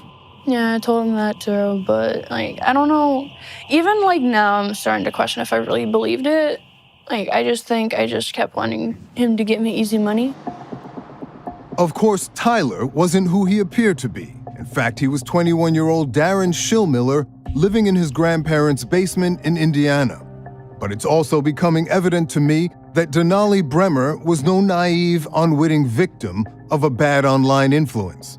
In fact, at this stage in the interview, it's not clear to me who was the predator and who was the prey in this case of catfishing. Yeah, stop for a second.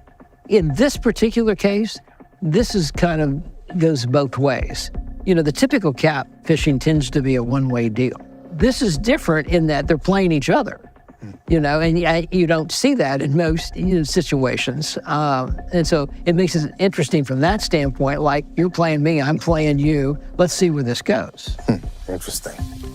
Former FBI agent Brad Garrett spent decades hunting down and interrogating some of America's most wanted.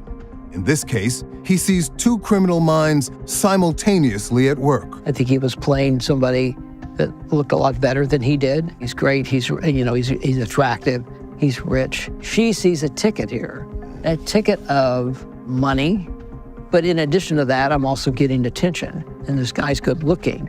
So it's more like what I'm getting out of this, which tends to fit more of a personality of somebody that grew up desperate, that internalized their feelings, and now it's all about control of getting what I want, no matter what the outcome might be. She's now using him, despite the fact she's getting attention and maybe attracted to him and all that stuff, but she's working him. And he, in turn, was working her, offering her more and more money to photograph sex acts with adults and sex crimes with children, and soon, a murder.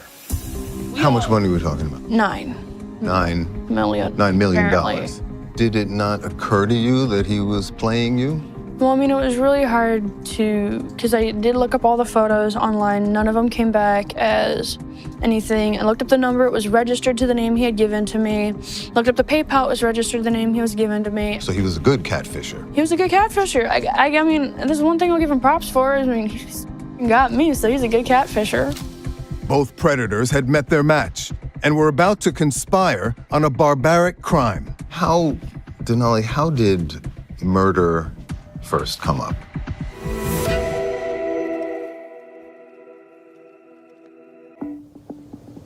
We've had some tragedies up here, but I wouldn't live anywhere else. I'm Uncle Don. Tim, who is the father of Cynthia, is my brother. She was a very smart, bright, vibrant young lady. She loved life. She loved music. She liked shopping, just regular kid stuff. She had just graduated from high school. She worked for a local restaurant, and she was doing very well. Cynthia Hoffman was blissfully unaware. The 18-year-old she considered her best friend had targeted her in a murder plot. Her uncle Don Hoffman says that was characteristic of her trusting nature and naivete. She was not judgmental of people, so she was easily brought in. She met Denali Brehmer, I think, at a mall, and she did consider her best friend at one point. My niece was, I don't know how to explain it. She was just very drawn to Denali, and thought that was her friend when it wasn't her friend. Cynthia, or Cece, was developmentally delayed, and Hoffman says she missed the red flags about Denali Brehmer that were so obvious to him. Denali was the type of person she was like a predator. She was looking for her next victim. I had met her a couple times at Tim's house, and there was something about her that wasn't right. They were all sitting in the front room, and I'd met her, and then when I met her, I just kind of turned around and I just shook my head like, I can't believe that you're letting CC run around with these people. You just know them type of people. You knew that they were into drugs, into different things. And I told Tim that. And he goes, I know. He goes, but Cynthia is an adult. She has the right to choose whoever she hangs out with. Give me my gun back. It's mine. But Denali Brehmer and her friends were very bad company. You judging them? Pigs. You're a pig. 16-year-old Caden McIntosh would become her triggerman in the murder case. Soft safety. Caleb Leland was also in the mix, knowingly providing the vehicle used in the crime. And all the while, text messages show Darren Schillmiller, still posing online as Tyler, was tasking Brehmer, who's using the alias Angel, with vicious sex crimes involving minors in exchange for money. Soon he's dictating to you how he wants you to molest children. Yeah, hold he her tried. down, fight her, impress me. Yeah, he tried that. When I read those messages, I was mad at my friends. But you seem to be going along with it. Yeah, but again, I wasn't the one texting him during that time. My co-defendants, they were the ones texting him when he was asking for a lot of that stuff. They were like, well, we pretended to be you, and he gave us more money for, some of your old videos and stuff. And I was like, what? But you don't deny that you're I don't deny I finally read it. that you're in a dialogue with him where he's asking for you to do things, criminal things, and you are participating in it, planning it, responding to him. Yeah, that was right up until he, basically the murder. But for about a day or two, I wasn't texting him. Cynthia Hoffman was no match for the conniving of Brehmer and her co-conspirators, especially after Brehmer says they had a falling out over their ex-boyfriends. Denali, how did murder first come up? So, I was shooting up in the backseat of my car. I was shooting up some meth mixed with a little coke, and it only happened a few days prior to the murder. So me and Cece had a huge fight, and she blasted all over her social media. We got this huge argument over a guy, because I slept with her ex. She slept with mine. Okay. Not proud of it. Tit for tat, okay. And, Tyler, Darren, found out, and you know, kind of played on my emotions, and my jealousy hit me again. And I'm not gonna lie, I got petty and I was mad. So who first brought up the prospect of murder? Was it you or was it him? Darren. Darren's the one that first came up with it. Eventually, he offers you $9 million to commit and photograph a murder. He had already offered that, and I was like, okay, this is, but my friend was like, no, it's real. Look, it says in transaction. I'm like, what? And I looked and I was like, oh. So I didn't know what to think. Did you really think it was possible to send $9 million on PayPal? Well, I mean, not on PayPal, but if you know how to do wire transfers, then yeah, it could work on a wire transfer. You chose the victim? Yeah, it was a group thing too, but initially, when we all came up with it, I agreed and said yeah. Because I was mad at her and she was mad at me and I was just over her. And I wanted to make amends. I did want to make amends, but she needed payback for what she did with Zach. Payback with her life? No. That's on me. You chose the place? Yeah. Why there? I guess place of opportunity. Thunderbird Falls is a 200-foot waterfall that cuts through a rich birch forest just outside Anchorage.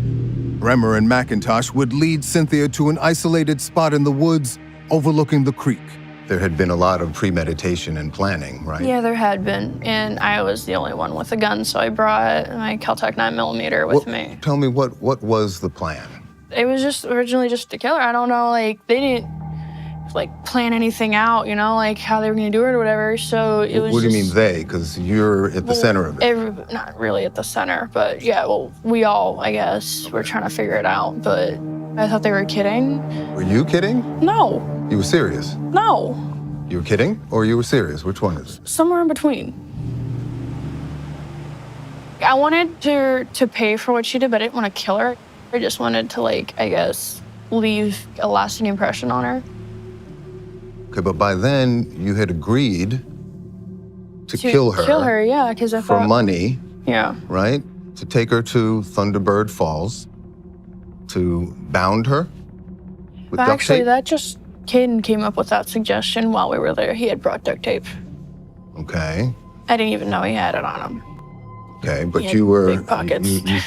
You maybe you weren't responsible for the duct tape, but you were part and parcel of this whole conspiracy, right? Yeah. You're not denying that, right? No, like, I knew about it, like, the day of and what we were doing. You say you and knew I about drove it, but past. you not just knew about it. Yeah, you created the plan. Well, I didn't create any plan. There was no plan. Okay, June 2nd, 2019. In as much detail as you can recall, tell me what happened that night. You told Cynthia you were going to go on a hike, right? Well, I said in the message we're going to go on a hike, but when the code is we're going to go get high and smoke some pot or But in fact, shoot up. And we in did. fact, you had a plan, a plot to murder her that day, right? I don't know how, I didn't even know how we were going to do it. You walk into I've seen the place, it's a beautiful place. You walk into the trail. You're carrying the gun? Yeah, it was on my hip holster. It was, I'm not denying it was mine. It's just I'm not the one that pulled it.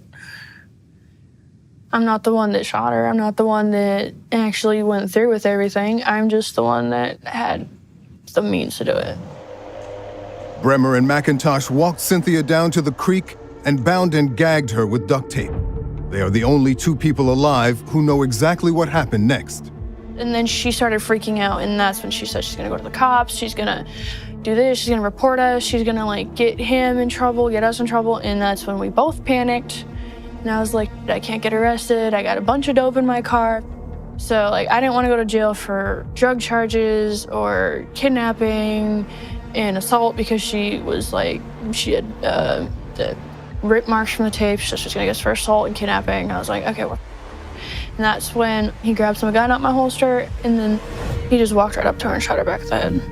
I've never seen a man go so calm. Just walk up behind somebody and shoot them in the back of the head. Bang! Right? One shot? One shot. That was it. Back of the head? Execution style. You watched her struggle, right? Yeah, we did. I did. He did, we did. Lots of chances to change your mind. She reached for her phone to call help. No, she never had her phone. Caden took it.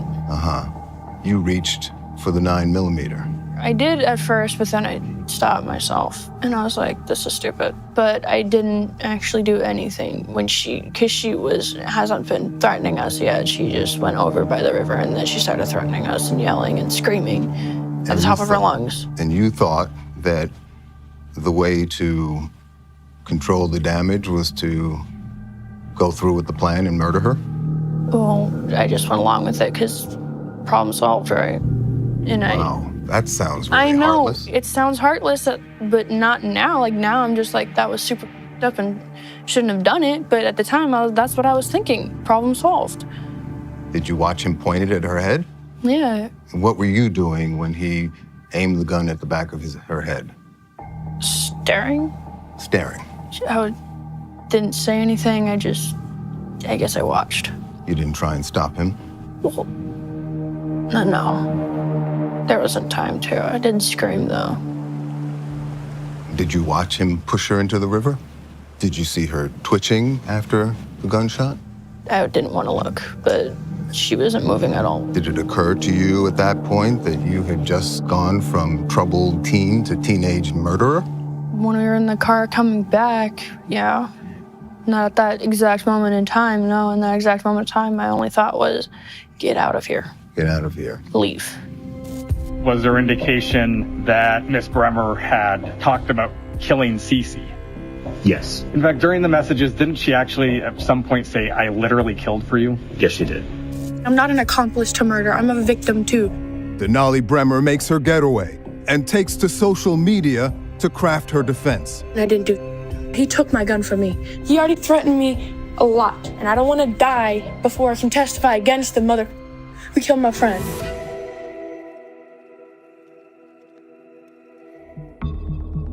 At age 18, Denali Brehmer conspired to walk her friend deep into the woods and murder her in exchange for $9 million, offered by a man she only knew online as Tyler.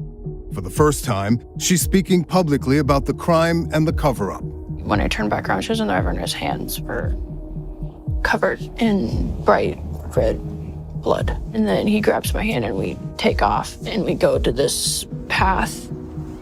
We go around and make our way back to the car. You're just making your getaway. In a way, yeah. We're leaving. And I'm still surprised nobody heard the gunshot. You're fleeing the scene of the crime. Yeah, we're fleeing the scene of the crime. And so I get to the car and I get into the driver's side. Are you crying? Are you screaming? Are you... I wasn't doing anything at that point. I didn't know really what to do. And I get these Clorox wipes out and he wipes his hands off and stuff. And I wipe mine because he'd gotten it on me. Blood on your hands. Yeah. He ditches her cell phone there. He burns it, actually. And he was about to burn mine, but I'm like, don't ruin my phone. He was like, okay. That's what you were thinking? Well, because, like, I didn't know what else to say. Like, because he was going to burn my phone right then in the parking lot. And right, but how do you even have the presence of mind to worry about your phone when you just killed and dumped your friend in the river? Well, I didn't really have a presence of mind. I'm just thinking moment to moment, like, I need to drive here. I need to do this. I need to do this. I need to not focus on what just happened. And then you went home and you told your biological mother what you did. I told him we needed an alibi. Look, so for all of you who are asking what really happened, I did not shoot her. In the days that followed, Brehmer posted a series of deranged messages denying her guilt in the crime. I didn't do.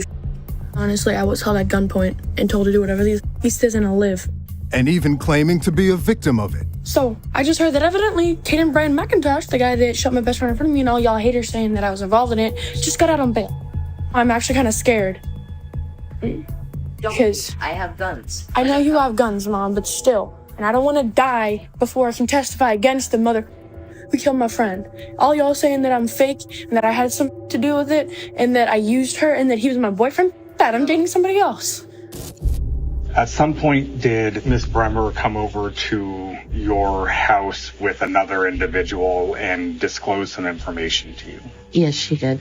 I was told that they had gone out to Thunderbird Falls with the friend of theirs, a young lady by the name of Cece, and that Caden had shot Cece in the head and pushed her body into the Keator River.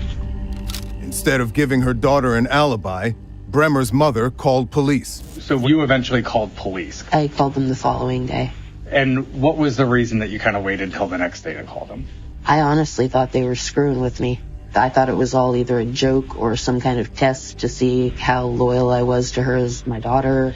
The following day, I saw the news report, and I knew that I couldn't, in good conscience, not come forward with the information that I had. Brehmer was quickly arrested.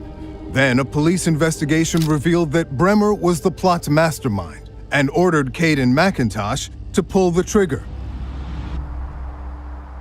Now, 5 years later, the young woman who told me she's ready to take responsibility is changing her story again and pointing the blame elsewhere. You told the police that it was your gun, It was my gun. right? I don't and deny you it was ordered, my gun. I didn't order you him. ordered the execution of No. Cynthia. No, I did not order him to do anything. We You panicked. didn't give him the gun and tell him to shoot her? No. Why'd you tell the police I again told that? them that because I was trying to protect Caden at first. 'cause Reading the I record, didn't know it what to sounds like think. the opposite, because at first you were pointing the finger at him. Well, he did and- shoot her. And then you admitted that you ordered him to do it because you could not pull the trigger. No, I never ordered him to do it. It sounds like you're now, after confessing to the police that you ordered him to shoot her, that you were the mastermind. It sounds like you're now backtracking and pointing the finger at others to reduce your culpability. That's what it sounds like. I'm not trying to fully do that. I'm just saying what really happened now. Even in the interview room, when I listen to my interview, you have this guy leading me, just yes, you did this, you did this, you did this, you did this, and gave, and I was like, I guess I did. Yeah, I did. You're claiming now that this was a false confession, a No, coerced confession? certain details, yeah. Well, how about that? That's not a detail. That is the definition of first-degree murder. If you premeditated, planned the event, Well, we did premeditate and then plan it. and then ordered the execution of Cynthia Hoffman. So we did premeditate it, we did talk about it, and I guess we planned it in stupid ways, but I never ordered him to shoot her. That's the one thing that they and I myself got wrong.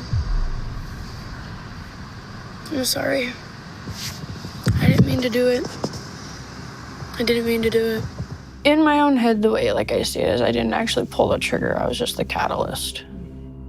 I was the thing that Do you think that started the makes whole you any thing. less a murderer? No, it doesn't make me any less a murderer. It just is something on my conscience that I didn't actually be the one to kill somebody. So I haven't physically taken a human life. I was just the catalyst of taking one, and that is my burden to bear because she's dead because of me. That's my responsibility. That's on me.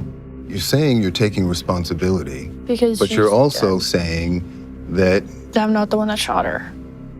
I don't know. There's just something that always gets me when people be like, well, you shot somebody. Well, no, I didn't. Everybody always tries to come up and say that, but I didn't actually shoot her. you did murder her, though. Yeah. So what's the difference? I don't know. I guess there's just a big difference with the physical part of actually doing it to somebody than being the one to make it happen. I don't know. There's just, for me, there's a difference between actually shooting somebody and being that, willing to do it. Because, I wasn't willing to do it, but he was. And you know that you yourself was willing to murder somebody. Yeah. Right? Denali, of course there's sympathy for a troubled teenage girl who suffers the kind of abuse that you did. But your crimes are so brutal, so depraved and premeditated that there's nothing that really explains, let alone excuses them. You agree with that? Yeah. You do? There's no excuse, there's no explanation even. No, not really. This is not a crime where, like a lot of serious youth crime done on impulse. Yours was premeditated and planned and conniving. And Again, the sheer brutality of it, it looks less like a terrible mistake and more like your true character. I can tell you right now that is not my true character. Was it then? Pushed to that point, it used to be. That's like definitely the worst I've ever been. My lowest point, that's my monstrous side. Your monstrous side.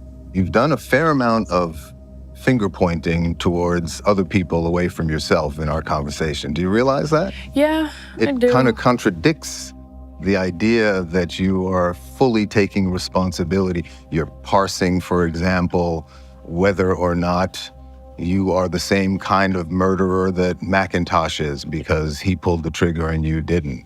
You're pointing the fingers at others who may have, you say, texted Tyler, as you. You're denying the child porn charges. You're denying making your younger sibling a victim of that. You're doing a lot of not taking responsibility. It's just like the media got a lot wrong. The cops got a lot wrong. My co-defendants and I did a lot wrong. We all did something really up. And I take responsibility for my part 100%. It's just I'm not willing to take responsibility for theirs. I think for Denali, this interview is all over the place. I think it is to get some things off her chest. But in her mind, she wants to convince us, like she apparently has done quite well in the judicial system, of convincing people of vote for me. And, some of that's true, obviously. She's had a troubled life. But she now is using this diminishment to sort of paint her in a better light. It's almost like I'm in the back row of that. I'm not in the front row. And maybe Caden pulled the gun from her, maybe he didn't. But the point being, if we go with her scenario, but she didn't do anything to stop it. She could have said, Caden, give me that gun, or physically try to stop him. And it's really telling that she really was okay at that moment with it happening. Right. Brehmer may be trying to take a back seat now, but there's substantial evidence she was in the driver's seat when the plot was carried out, even providing proof of the crime to her catfishing partner. At what point did you send pictures to Tyler of Cynthia Hoffman in the process of this plot? There was a video that we had taken, and then I guess there was a photo of her bound.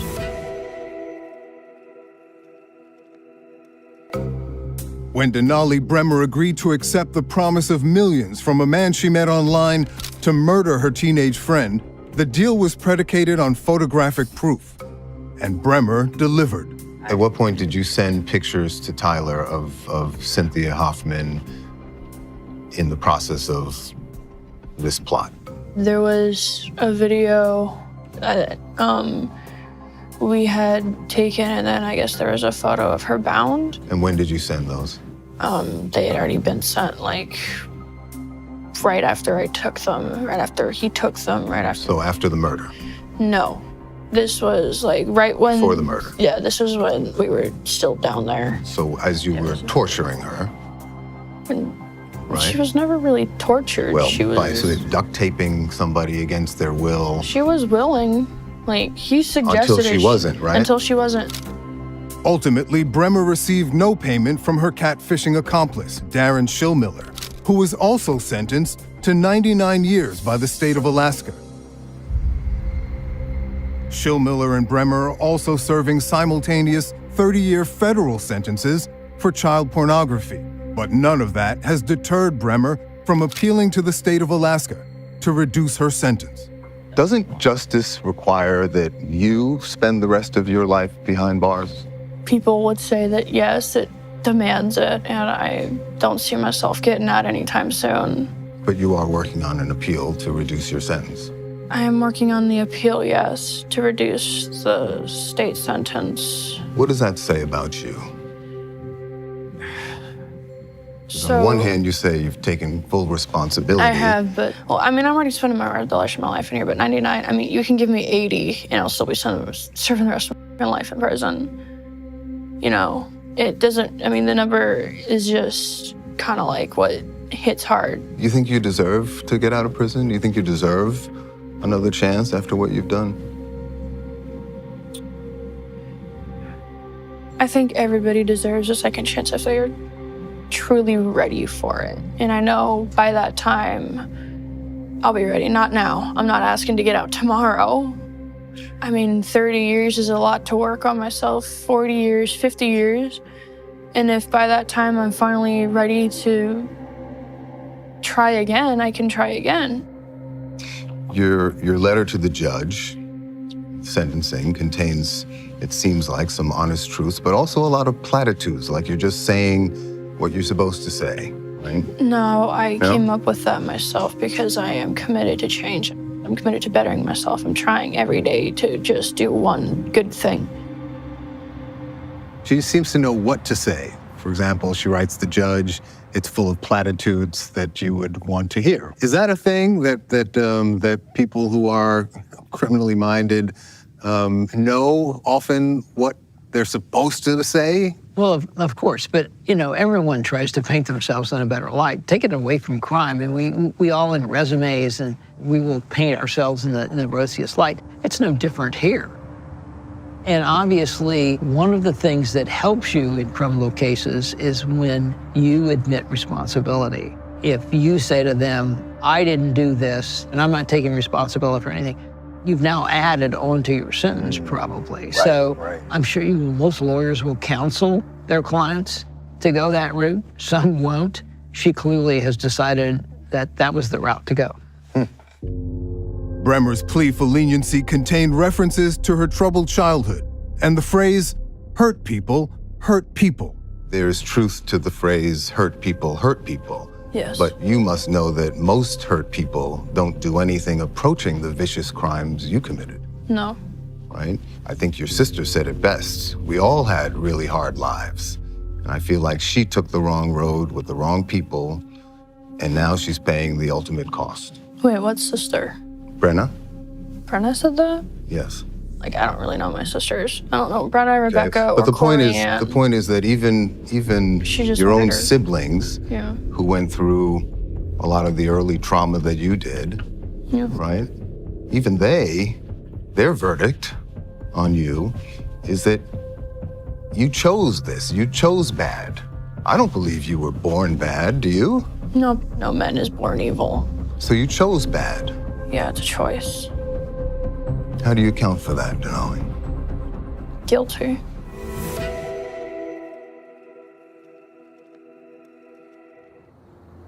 It was the next day, which was June 3rd, and my brother had called me. He goes, look, Cece hasn't showed up all night. I ain't gonna be able to get a hold of her. Something's going on. Cynthia Hoffman's Uncle Don and her father woke up to her absence the day after the murder, suspecting that something had gone terribly wrong. And he had a thing where you check in. You had to check in. You had to check in every 2 hours, no matter what. Text, call, whatever. And if Dad calls, you better have your butt home. You're living at his house, it's his rules. He was getting texts from her, but he was calling her at the same time, and she wasn't picking up the phone. He knew it wasn't her. The Hoffman family lost Cynthia forever. Do you remember her heartbroken father's public appearances?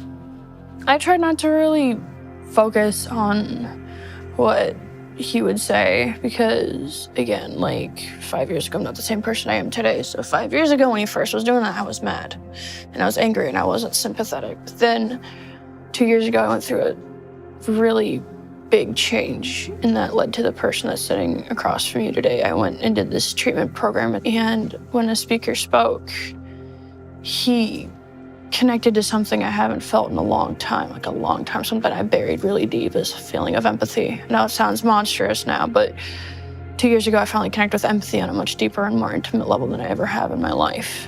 And I felt it. Simply by him saying, how would you feel if it was you? Yeah. That's all it took? When he asked that final question, everything just kind of clicked, and what if it was you? That's when it finally hit me. When he asked it, everything just fell into place for me. You were 22 at the time, and before that, it never crossed your mind? Well, I mean, it didn't not cross my mind. It never really landed. fully click, yeah, that's when I was like, I need to make this right. I need to do something to make this right. I think Denali feels that she's got insight and maybe feels better about herself, not the crime itself. But, you know, the key with any of these situations, and I don't know if she'll experience this, will she be a different person when she gets out of prison? Because I've had so many parolees I've sent back to prison because they were model inmates who went to therapy, had a great job, security guards loved them, and then they get out and they go right back into the life that they had had 5, 10, 15 years before. It's hard to break the record of who you are. Cynthia's mother, we're told, didn't leave the house for a year and a half. She was so bereaved. And you know, her father was later killed in a motorcycle accident on a memorial ride in tribute to his dead daughter, who you took from him. That wouldn't have happened but for your crimes. Yeah, and the mother's in critical condition in the hospital. And I know, like, the family, I'm the least and last person they want to hear this from, but I really hope she pulls through and that she survives and is going to be okay. Your own family has to walk around with this forever, including your sisters, right? My sisters, my brothers. All of those people My got parents. life sentences. Do you not think that you got what you deserved? 99 years from the state, 30 years from the federal government? I just want to be able to be given a second chance eventually to try to make it up to the community outside of here. And as this is like my first interview ever, I think I'm handling it. Okay, my lawyer told me not to do this, but I'm gonna try to do better. Brehmer is now serving her sentence at a facility with a reputation for soft time, nicknamed Camp Cupcake, and she says she's trying to use the time well. Well, thank you for your time. Will I get lunch? She seemed pleased with her first ever interview, but she couldn't account for all the damage she has done. Damage that has only gotten worse for the Hoffman family since Denali Brehmer murdered Cynthia. And that's why she never deserves to get out. She better not get no appeal. And she better watch her back in there, because Cece had a lot of friends. One of them might end up in there. As much as you guide your children, there's a lot of unsavory people in this world. We see the end result. My niece is not here no more. She's dead. Shot in the back of the head for what? When she was led there, she went up there willingly, thinking this is all a game, we're just going on a hike. They saw that she has special needs, and they could easily manipulate her into trusting them. And they all knew they were gonna kill my niece. It's just like the wolf needing the lamb to slaughter. I think she has no conscience. I think she's evil. And she murdered my niece without a blink of an eye. And if she could have got away with it, she would have.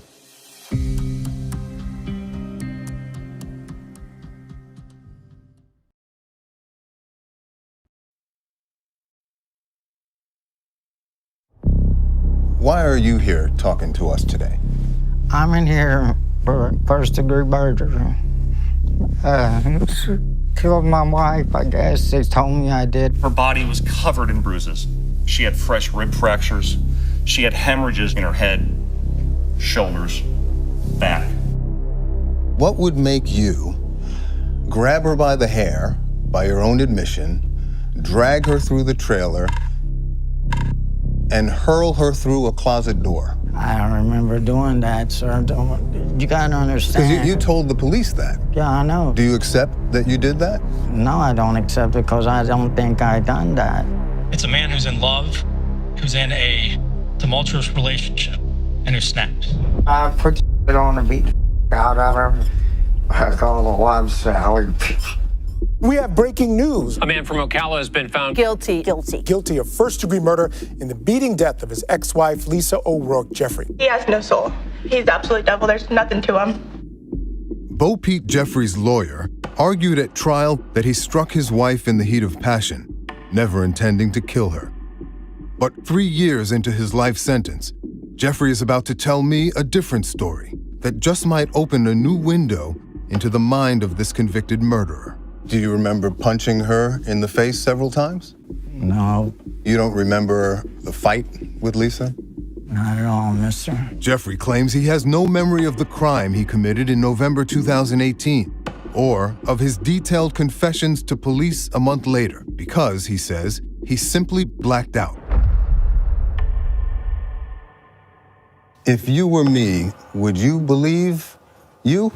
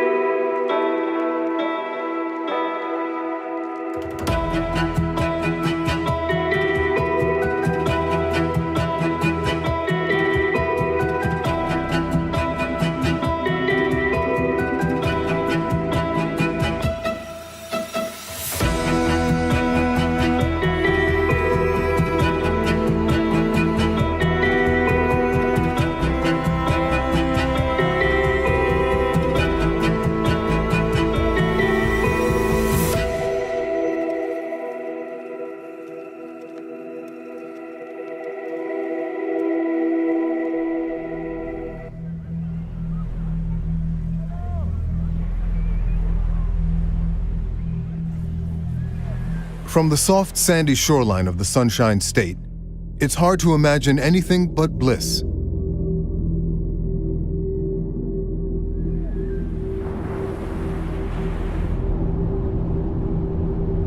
But driving inland from Daytona Beach into the shadows of the murky marshes, a darkness descends.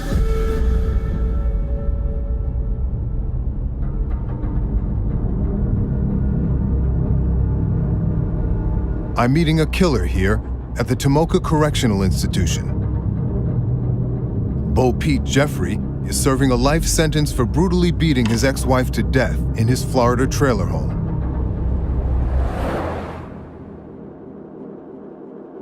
He wants to talk, he says, to correct the record and raise questions about his conviction. Clock starts now, right? I want to get inside his head to understand how this domestic homicide happened. But we only have 1 hour, and the clock is ticking.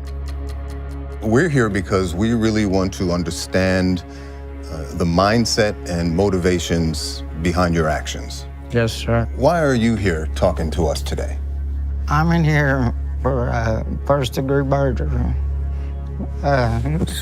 Killed my wife, I guess. They told me I did. I'd like to come to that night in a little bit, but first I'd like to learn a little bit more about you. Is that all right?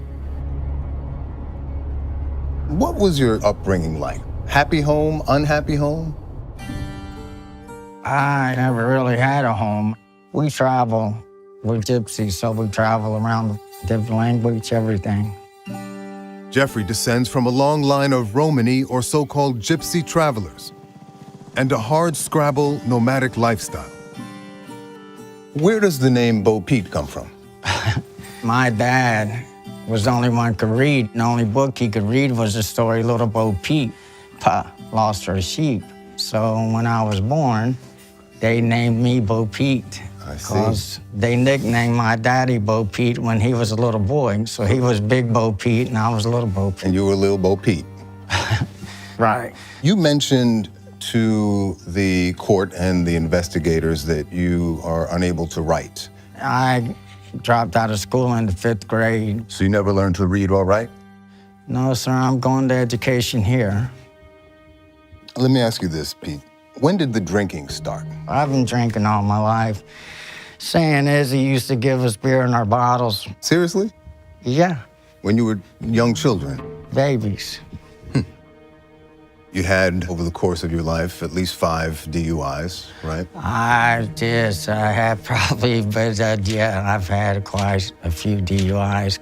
And you've had a bit of other previous trouble with the law, right? Yeah. There was an aggravated assault when you were 19 that was dropped, right? I don't remember that one. Criminal trespass in 2002. Was that your ex-wife's? Yeah. Did you get mad and kick in the closet door? Karen was out there. But what about you? Did you get mad and kick in the door? No, I don't harm my stuff. I don't. Okay. There were probation violations. There were swindling charges. Yeah, that's what I went to prison for. 5 years, and you got out in 2010. Yes, sir. That's a fair amount of criminal activity. Yeah. Are you someone who's criminally minded? No, I would just say all of those things there is sort of what I do for a living. Charging people for not doing enough work for what you charge them for. Right. It's called theft by deception. Traveling scammers preying on unsuspecting Floridians. They do shoddy work or incomplete work or no work at all. I just hope nobody else lets these people come in and scam them like they did me. Jeffrey was brought up in the asphalt paving business, a trade he says was handed down in his traveling community. We was raised in laying asphalt driveways. It's what we did all of our lives. So I got a truck when I was 13 years old in Waco, Texas, and I've been knocking on doors ever since. But his business model was swindling elderly homeowners, a felony crime that sent him to prison. And then, a couple years after you got out, you met Lisa, right? Tell me about her, P. What was she like? What was her personality, her looks? Lisa was my dream woman, I'll put it that way. Your dream woman? Just the way she talked, she was cheerful, and she was raised the way I did, raised in asphalt. We was like we was married all of our lives and known one another all of our life. Did you love Lisa or did you hate her? I love Lisa to the day, sir. Because you told the police, I was actually waiting for Lisa to die of natural causes because I hated her that bad.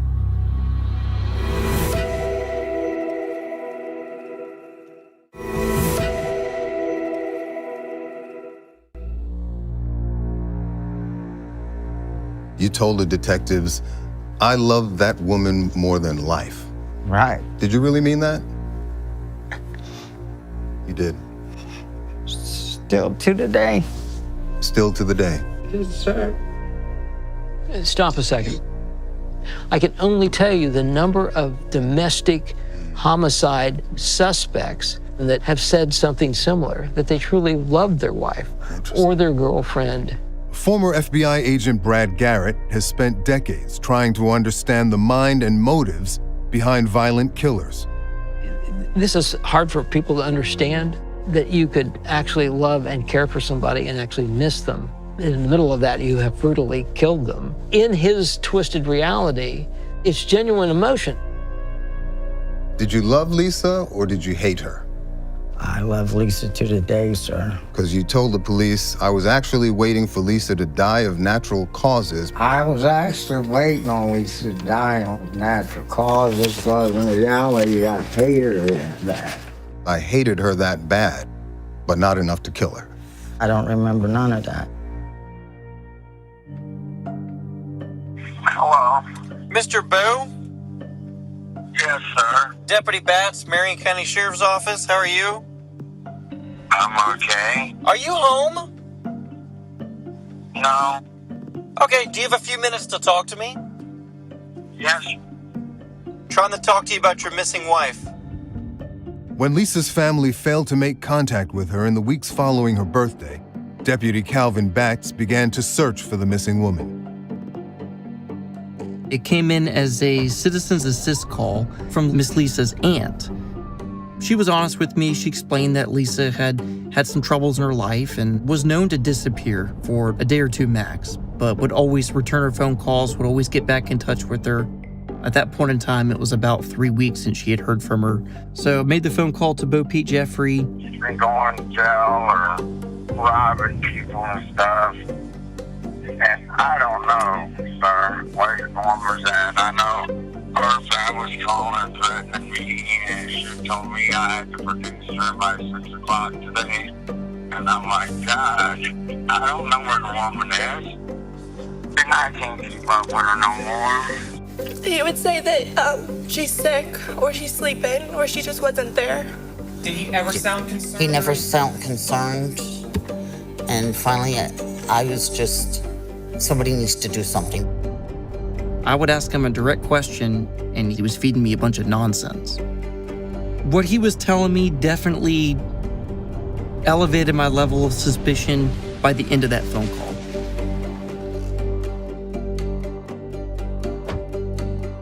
Bat's investigation quickly led police to this trailer park and to this pristine trailer home where the couple lived together. So a lot of things have obviously changed over the past 6 years. These two campers here, they're still the same. That's funny. But this is exactly where everything took place. His camper, it was just completely elaborate as compared to the rest of the campers and the homes that are around here. He actually had Little Bo Peep written out across the back of his tailgate. Photo evidence revealed the inside of the trailer was equally meticulous, at least before it became a crime scene. I'm struck by your pride of place. Your home, your cars, immaculate. Yes, sir. Thank you. What does that tell us about you? Well, I love life. I love responsibility. I love to enjoy things about stuff. It was the way I was raised. We always kept new vehicles and customized camper trailers. Tell me about your home. I've seen pictures of it. Yeah. It looks on the inside like a lovely suburban home.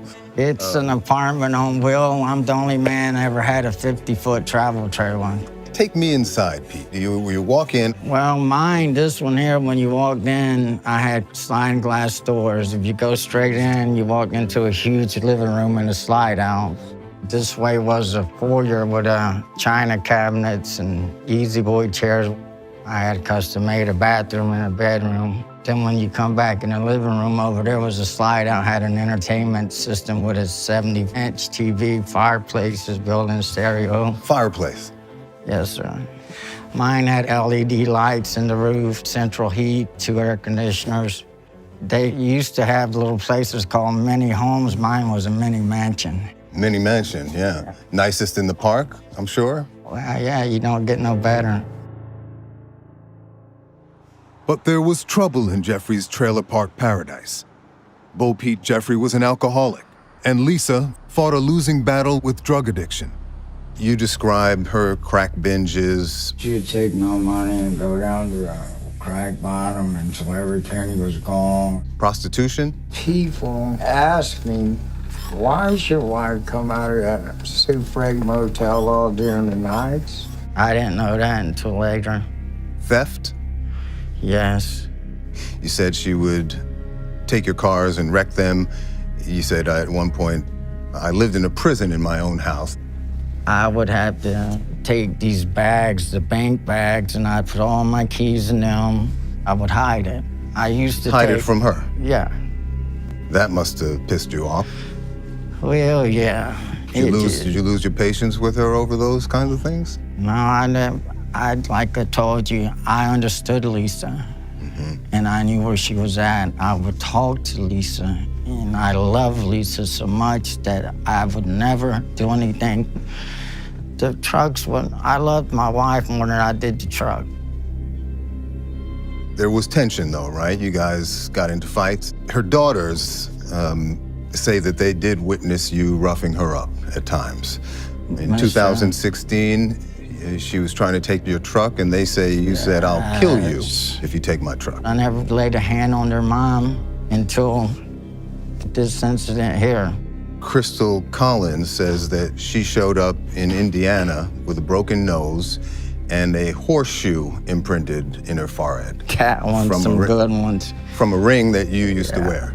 I used to wear rings on all my fingers, and mister, if I'd have hit somebody with my hand, first of all, the prayer hands would have got you first. Then the $5 gold piece and the horseshoe ring wouldn't have did nothing to you because it was just a little bitty thin horseshoe. So where that one come from, I'd like to know.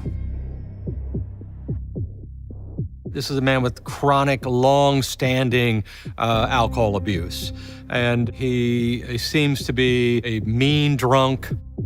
Dr. Robert Hanlon is a forensic neuropsychologist who analyzes violent criminal offenders, including domestic murderers. It seems to be very clear in multiple reports that he would frequently abuse her. I don't know this for a fact, but I strongly suspect that most of the physical abuse that he executed on her was fueled by alcohol. And perhaps it was at times in reaction to her behavior when she was high on crack cocaine. Never know nothing about crack cocaine in my life till I was around Lisa. They're both chronic substance abusers. It's a huge factor in the relationship between him and her. I looked down one time and I looked at all these little gold things on the floor of the commode of the trailer because it's brand new and we had the hardwood stuff. And I'm like, what is all of this? And it was Brillo pad, you know what I mean? Brillo pad. I guess it's what they put into the crack pipe, the smoke pipe. After 6 years of marriage, Lisa was in and out of jail. And a female relative named Patience was spending more time in the trailer just as Bo Pete was losing his patience for Lisa. Let's go to 2018. Yes, sir. You've gotten closer to Patience, yes, right? Sir. And it seems like at some point you're ready to move on with your life from Lisa around that time, yes, right? In sir. fact, you filed for divorce. I did get a divorce. But even in a 50-foot-long double-wide trailer, 3 can become a crowd. Were the 3 of you living in the trailer at the same time in that period after the divorce? Yeah, the front bedroom, but she never lived in there. She'd stay there, but there was no... But you all were together as a couple. No. You have a new girlfriend? Named Patience? I have a cousin that stays with me. And she's your girlfriend?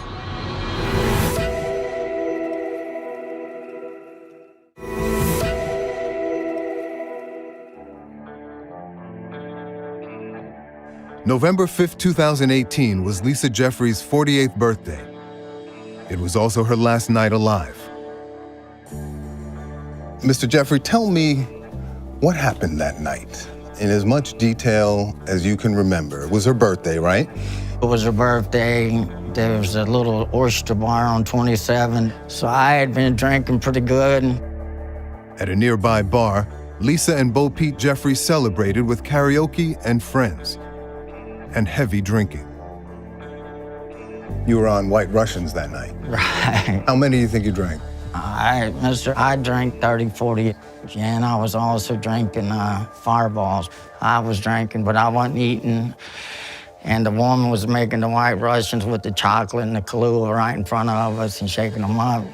And this might sound like a lie, but that's when they pulled my cord, and I couldn't tell you after that until I woke up in the county jail in Marion County on December the 8th. Jeffrey now claims that for an entire month after the crime, his memory is completely blacked out, including his confessions to police. But as police pieced together their investigation, Jeffrey's mindset and motives came into focus. I just kept following up on this case, heading out there, talking to as many different neighbors as I could. How you doing, sir? Deputy Batts. How you doing? Good, sir.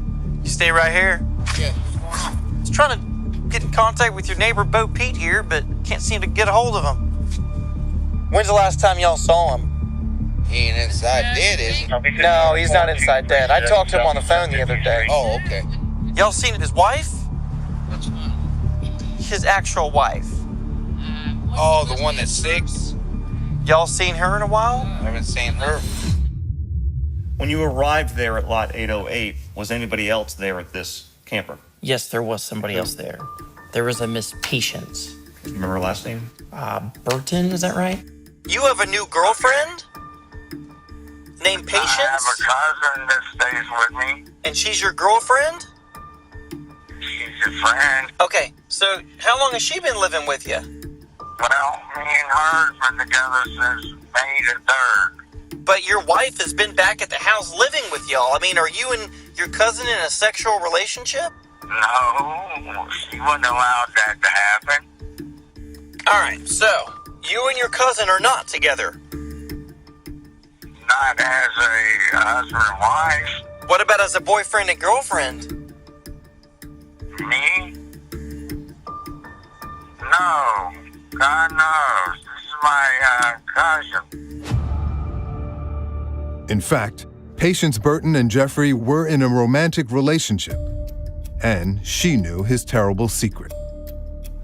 Patience come over to help me about a week later, and she kept saying there's a weird smell coming from up there. And I said, want to know the truth? It's Lisa's body.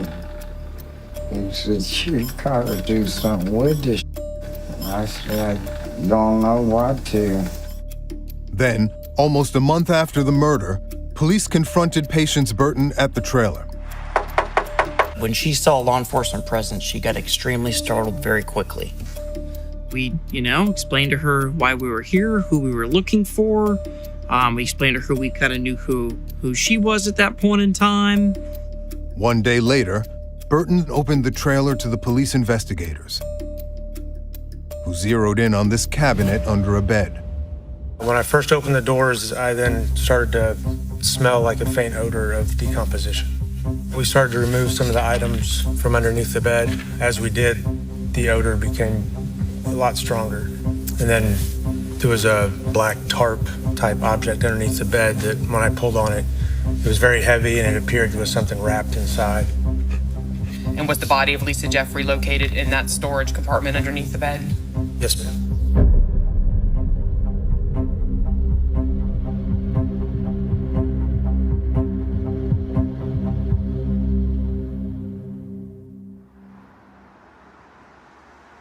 I remember going around the backside of this camper, knocking on the different doors, trying to look in the different windows.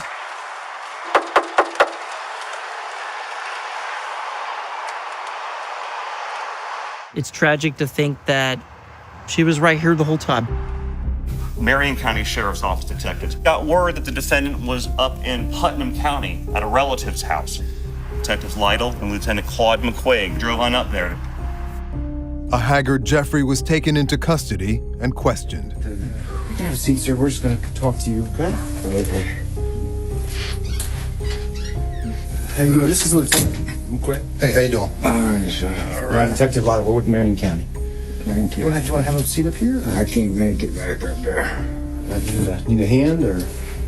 I heard my whole body's just going away. Yeah?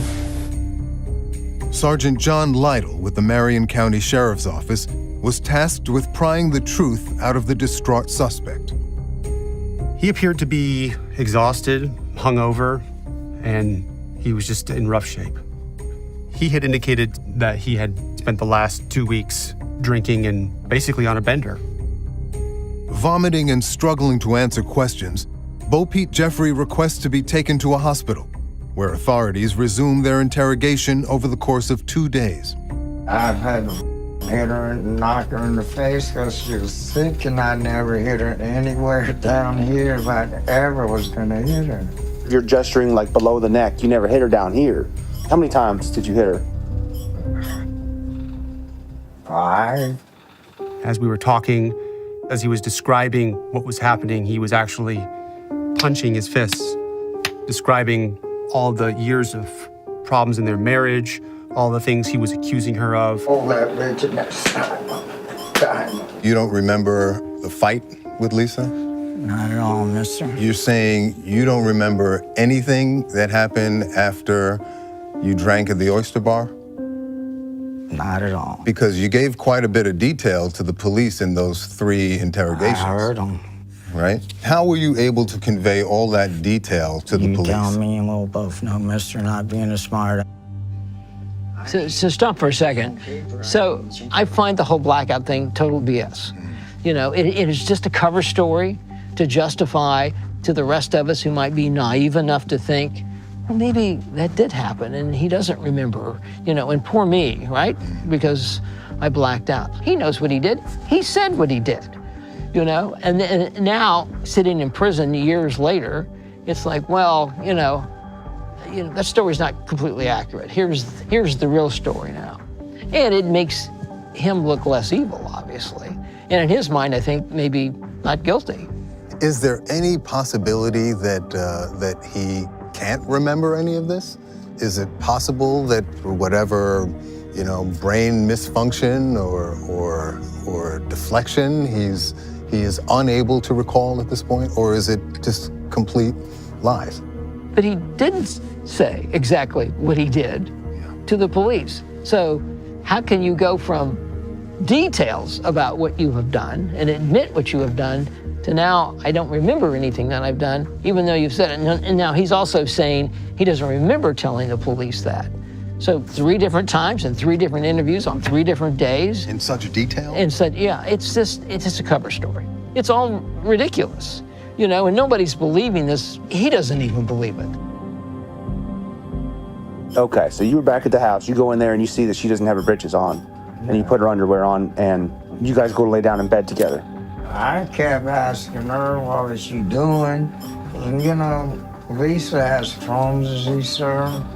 And all of this is constant. I had that brand new $1,900 mattress and she all on it bad. I never could get the smell out of it. I had to get the smell out of there. I can't stand smell, and you ever seen human? Yeah, that's not pleasant.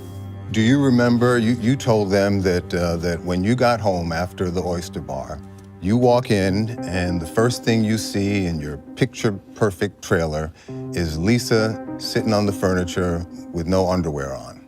That's what they told me. I said, sir. And now that doesn't sound like such a big deal to most people, but that was not a trivial issue for you. And it sounds like that set you off. Do you remember that? It was her home. She ran around in her underwear all the time. Why would I get mad about it? What would make you grab her by the hair, by your own admission, drag her through the trailer, and hurl her through a closet door? I don't remember doing that, sir. You gotta understand. Because you told the police that. Yeah, I know. They told me I told her that. I heard the thing. Do you accept that you did that? No, I don't accept it because I don't think I done that. That day, nothing was going wrong till I flipped. At one point, you use the C word and describe her. I don't even want to read that. But that day, nothing was going wrong until I flipped and grabbed her by the hair and pulled her right into our room. I slung her against those closets. Slung her against those closets, you'll see it's broke. Right. In the middle of this very detailed recounting of his words that I give him, he snickers when I declined to read the vulgar things he said about her. He knows he said that, and that's what he thinks about her in reference to whatever angered him to harm her to the point of killing her. So that's what I think. It's like, well, she is that. She is the C word. It's like he flashed back to the day of when it was going on and the reason that he did in his mind what he did. So that is a tell. That is a tell in my view. I call the one salad. So I put it on the beat out of her. Yes, sir, I meant to knock it out of her. Real self, her up in the face. I can remember the next morning her face was so swollen bad, like a pumpkin. You said to the police that the attack took place over 3 or 4 hours. It's a good one too, mister. Well, that's your words. This was going on for 3 or 4 hours at night, and it was an all-night little thing. Don't you think somebody could have heard her scream? That's one of the best ones I've heard yet. There's no way that you could have beat somebody 4 or 5 hours or did anything in a camper in a campground for 4 or 5 hours. And you're telling me that you don't remember any of it, and that whatever you said to the police, you don't accept that it's the truth. Correct. Very likely. This man knows what alcoholic blackouts are like. He has experienced them before. But the fact of the matter is, he provided a detailed account of the crime when he was interrogated by the police. It makes no sense from a psychological perspective. It makes no sense from a neuropsychological perspective. It's just not credible. 2 days after Lisa's birthday, while Jeffrey claims he blacked out, he's caught on surveillance camera shopping for packaging supplies at a local hardware store. Let me ask you this, because the attack may or may not have been premeditated. I wasn't there, I don't know. But the cover-up certainly was. You agree with that? I don't remember doing that. But evidence uncovered from Jeffrey's trailer documents a methodical and maniacal plan to hide Lisa's body.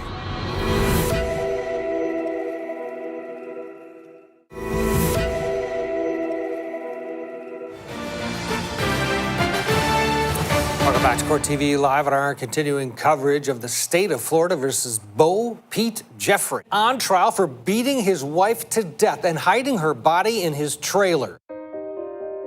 On July 21, 2021, Bo Pete Jeffrey was put on trial in Marion County, Florida, for the murder of his ex-wife, Lisa Jeffrey. We're going to get started with our trial at this time. Over the course of 3 days, 12 jurors listened to the prosecution and defense deliver their case.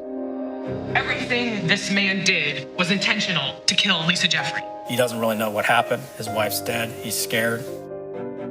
The state presented surveillance footage obtained from a local hardware store, the Rural King, which showed Jeffrey purchasing a box of 42-gallon trash bags 2 days after Lisa was last seen alive. The price of disposing of her body, $10.38. The attack may or may not have been premeditated. I wasn't there, I don't know. But the cover-up certainly was. You agree with that? I don't remember doing that. I seen Well, the videos. let me walk you through it, right? That seen morning the of the videos. 7th, you're there. That's you, right? At the Rural King? Yeah. That's you. You're buying stuff. Then, as you describe it to the police, you lay her body out. You methodically wrap it with saran wrap and then garbage bags, and then put her in a sleeping bag, and then in a duffel bag, and then you unscrew the platform underneath the mattress and you stuff the body in there. Yes, sir. Right? You don't remember any of that, Pete? No. You don't remember what her dead body looked like laying out there in front of you? No, sir, I don't. You don't remember seeing that tattoo of your name on her wrist as her body lay limp, dead? No, sir. I don't remember finding her. I remember they even said there was blood all on the trailer had white carpet in it. Mm-hmm. I don't remember even seeing no blood in there. Everything is clean. The carpets were steam cleaned, the bathrooms were cleaned, everything was spotless. But after we did some processing, we determined that there was more than meets the eye. There was blood on the fireplace, there was blood on the walls, there was blood on the table, there was blood throughout the house. So it was clear that a very gruesome, violent murder happened inside this trailer. You can see that there's so much hemorrhage that's present throughout her tissues that was no longer getting to her vital organs. She died as a result of multiple blunt force injuries. Do you accept now that you did wrap her up and stuff her in that cabinet? I accept what happened to her as it comes to me, mister. What does that mean? She's dead. She was wrapped in a thing and put underneath the bed. They said I did it. So that's what I have to eat every day of my life, just like these statements I gave. Part of the interview where he cracked and showed a lot of emotion was when I had asked him about Lisa's body. What were you going to do with Lisa's body? And that's when he completely lost it. He began sobbing like a baby, a grown man crying about his wife being dead and not being able to know what to do with her body. You say you're remorseful, right? If that means, yeah, I miss my wife, I love her too. Well, remorseful means that you regret your actions. You've reflected on them and you regret your actions and you take responsibility for your actions. I'm sad that Lisa's dead, sir. That's as far as you'll go. I'm sad that Lisa's dead. Breaks my heart. Lisa was everything out of all the women I ever had that I ever wanted. She was my buddy, she was my wife, she was my life. I did not want Lisa dead. I don't want Lisa dead now. I didn't want her dead then. The evidence suggests that you did do these understand that, things, sir. right? I'm not saying At one that point, did you try and get another inmate to take the fall for this crime? He told me that he would tell him that he did it. I'm like, hell yeah, come on with it. You prepared to lie? Well, yeah, if you want to call it that. Jeffrey makes one last desperate attempt to avoid the blame.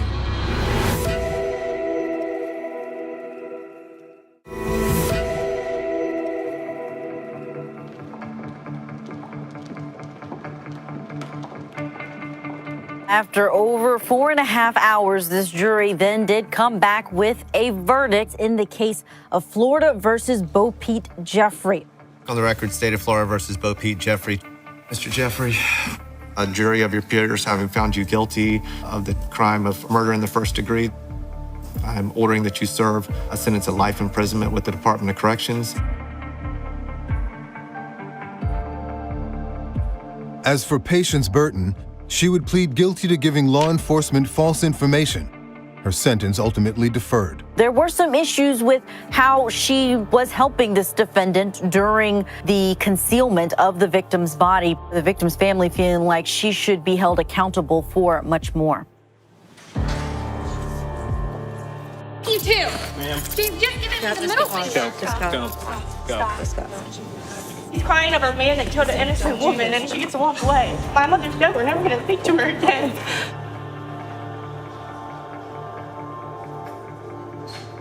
After his conviction, Jeffrey would file numerous motions arguing that he was intoxicated during his police interrogation at the hospital, impaired by medication he was given. We know that he has spent an enormous amount of time and energy and money or prison capital filing appeals. He was paying at one point a prison scribe to handwrite appeals in like perfect penmanship. Can somebody be genuinely remorseful and still obsessed with reducing their sentence? Yeah, maybe. Only because it becomes survival at some point. Do I want to live the rest of my life in an 8x10 concrete cell, or do I want to try to get out and continue to lead the life that I was leading? Well-schooled in criminal antics, Bo Pete Jeffrey had one more trick up his sleeve. Did you try and get another inmate to take the fall for this crime? He had solicited the assistance of a cellmate of his to falsely confess to his crime. I learned about this ruse through listening to his jail phone calls. Hello, this is a free call from an inmate at Marion County Jail. Bo Pete Jeffrey. He was speaking a language called Anglo-Romany, essentially a dead language, speaking with family members and friends from the outside, using Anglo-Romany as a way of tricking law enforcement so that we wouldn't know what he was talking about. Trying to find a Juma rocker that it might be pushed from Andy to Lellau. But I told you, I don't want you pinning anything about Vonda to the mush, okay? That guy wanted food, and he told me, yeah, you could say something like that, right? And you went along with that? Yes. He says you initiated it, but either way, if you were prepared to take responsibility, if you were truly remorseful, why would you try and get someone else to take the fall? In life, and you looking at life in a prison without parole. Nobody, I tell people this every day in their life, there's nobody in this world can understand what it feels like to be in prison for first-degree premeditated murder, knowing you'll never get out for something that you would Stop for a second. So he's going to basically do anything he can to possibly reduce that life sentence. It's all about control and perception that he's now maybe getting over on you. Even though that doesn't work, right. But in his mind. Yes. So you were prepared to craft a conspiracy, even if it wasn't true? You prepared to lie? Well, yeah, if you want to call it that. I'm not in here to deny nothing. I tell the truth about everything. You put in the request form to talk to a detective, but you don't think we should put some money on there right now because it don't want to look like we're buying it, right? Christopher come to me and told me that he would tell him that he did it, so for food. I'm like, hell yeah, come on with it. What do you make of his body language here? He's still crossing the arms, but his posture is a little more erect, and he's now dripping with contempt at me. Right. He's now energized because he's like, well, wait a minute, this guy basically is not buying my stuff, right? And I'm mad because this is what happens. When you don't buy their stuff, they get angry. But the point being, he doesn't like this. You know, the arms are folded and like, this was supposed to go a different way and you were supposed to feel sorry for me and support me, and you're not doing that. At some point during your conversations with the defendant, Did he tell you to stop looking for her? Yes. What did he say? He said, don't bother looking for her. Or don't worry about her no more. She's not coming back. If you were me, would you believe you? If you was me, you would understand what I'm trying to say to you. You're gonna have your own point of view of me. He's gonna have, and he's gonna have. If you're high as a kite and you tell somebody something, it's like I told you, the prosecutor turned it into what she wanted it to be. You're gonna believe what you're gonna believe. I can see your facial expressions looking at me right now and stuff.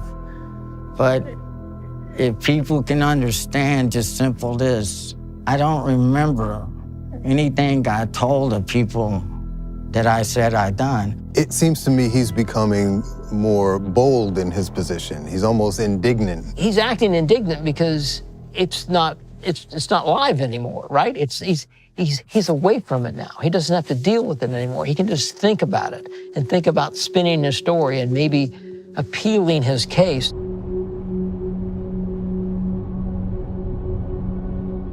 The interview ends when the clock runs out. Bo Pete Jeffrey had no intention of letting any truth out or me any further in to the murky backwaters of his mind. So I leave this killer much the way I found him, lost in denial and lapsed memory of a woman whose life he took. What's most tragic about this case is that Lisa was a mom, a sister, a loved family member, a wife, a member of our community, and that she did not deserve what happened to her.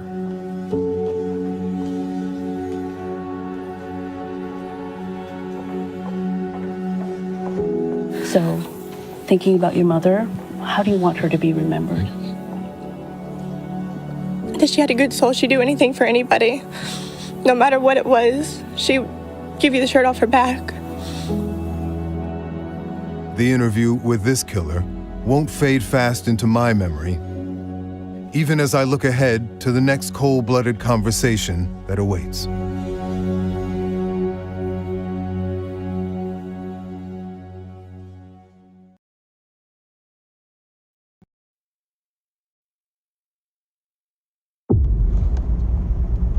I felt my face contracting this way in a maniacal rage. What's in your mind at that point?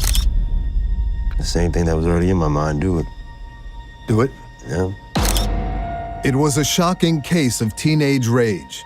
It's a story making national headlines. Mom was killed first, then dad. This picture of Tyler Hadley taken at a party hours after he allegedly beat his mom and dad to death with a hammer. A 17-year-old who killed his parents with a hammer and then hosted a raging house party. I saw bloody sheets piled everywhere. I saw broken pictures with blood on them. He's like, look. So I looked and it's right there. I'm like, I'm out of here. The crime stunned parents across the country. And it all started when a dangerous idea occupied the adolescent mind of Tyler Hadley. Your mom took 36, 37 blows. Yeah, I guess so. I remember my dad running out. You hit him. He asked, why are you doing this? And I said, why not? And then I said, why not? There was blood all over the place.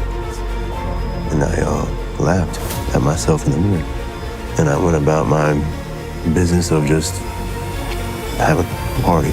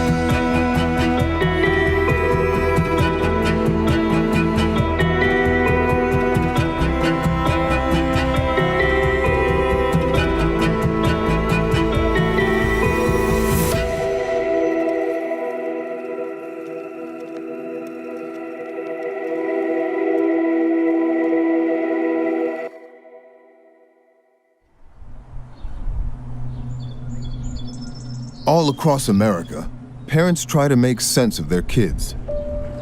We take pride in them, we worry about them, and in their teenage years, things happen that make us ask ourselves, what could they possibly be thinking?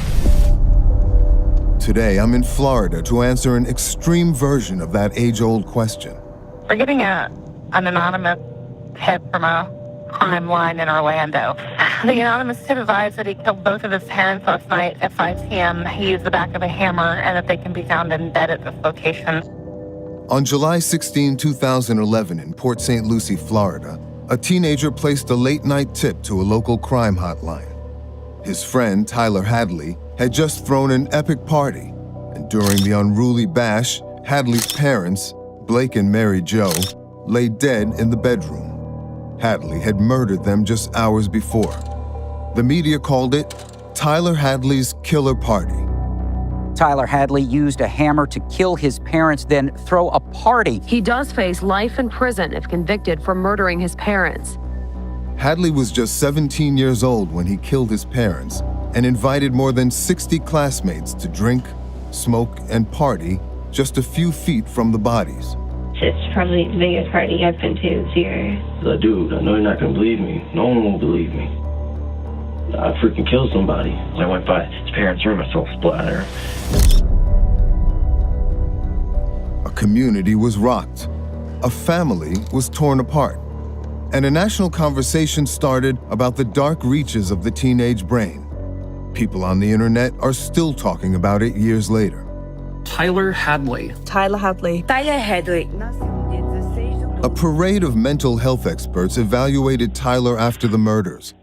But he was an enigma to them all, just as he had been to the numerous doctors and therapists that treated him throughout his childhood. Not a single day goes by that I don't think about my parents or my whole family. Hadley was convicted and sentenced. It is hereby the judgment and sentence of the court that as to both counts 1 and 2, the defendant be sentenced to life. 13 years later, the question remains that his parents started asking when he was a small boy years before the murders. What's wrong with Tyler? The answer may lie in Florida, just north of the Gulf, where Tyler Hadley, now a 30-year-old man, says he's finally ready to talk for the first time about the crime and what he thinks drove his teenage brain to murder.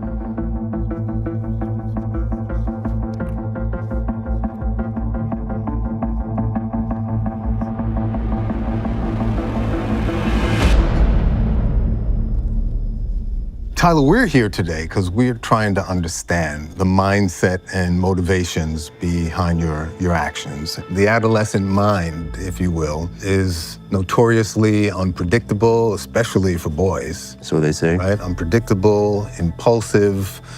At 30, what does your 30-year-old brain think about your adolescent brain?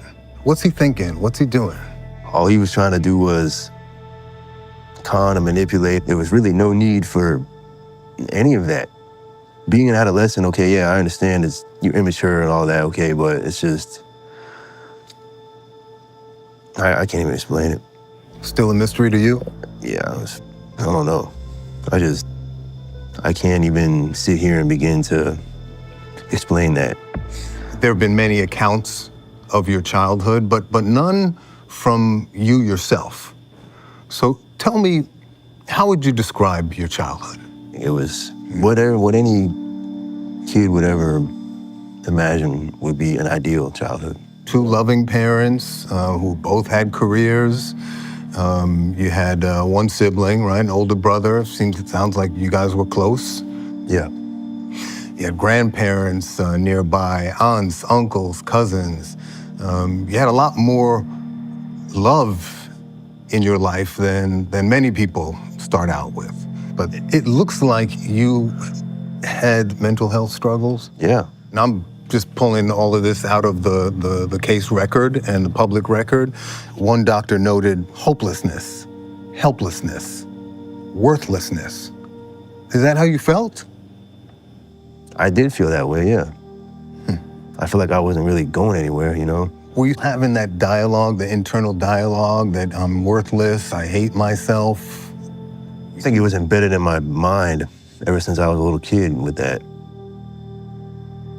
Of your own creation, like nobody put it on you.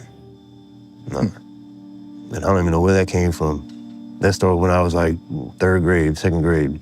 Throughout your childhood, I counted 3 psychiatrists, all trying to figure out what's wrong with Tyler. Yeah. What was that like for you? It was normal to me.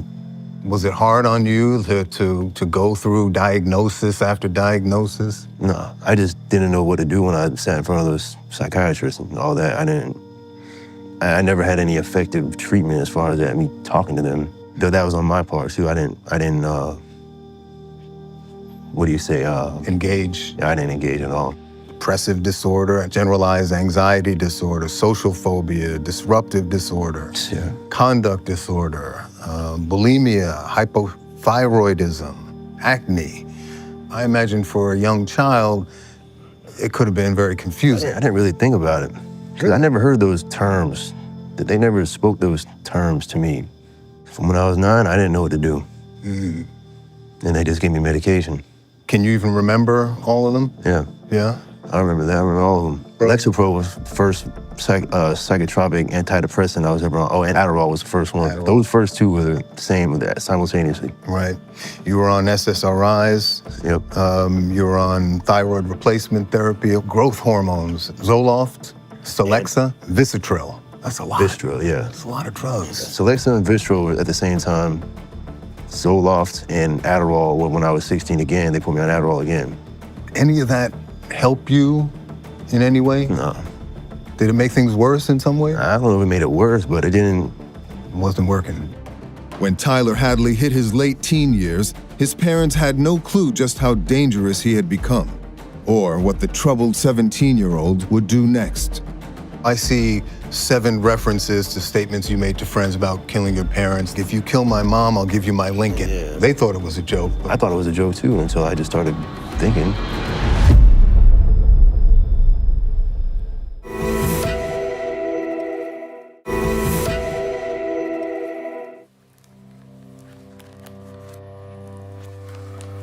Okay, this is one of the last pictures that we have of Blake and Tyler together. Probably 4 days after this picture was taken, Blake and Mary Jo were gone. Michael Hadley is Tyler Hadley's uncle and part of a close extended family blindsided when his 17-year-old nephew bludgeoned his brother and sister-in-law to death in 2011. I miss those days. They were like a model family. Tyler was just, he was like his dad was when his dad was young. He was just a little clown, always goofing around.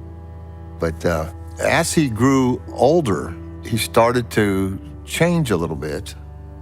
Once he got up to the age of high school, you know, it's like some of these kids, they start hanging around with the wrong crowd, and next thing you know, he's getting in a little bit of trouble. As Tyler turned into a teenager, his mood darkened and his parents despaired. In high school, socially, you gravitated to the proverbial wrong crowd. I think that they gravitated towards me. How so? It's because everybody says I went to the wrong crowd, but I think I was the wrong crowd. Oh, you were the wrong crowd. Your parents, he said, we caught him drinking, smoking, stealing, you were lying. Yeah, I was doing all that. Sneaking out. Can't trust him, they said. Taking their debit cards, finding drug paraphernalia. He won't tell us anything, they said. He denies everything. Yeah. We don't know his friends.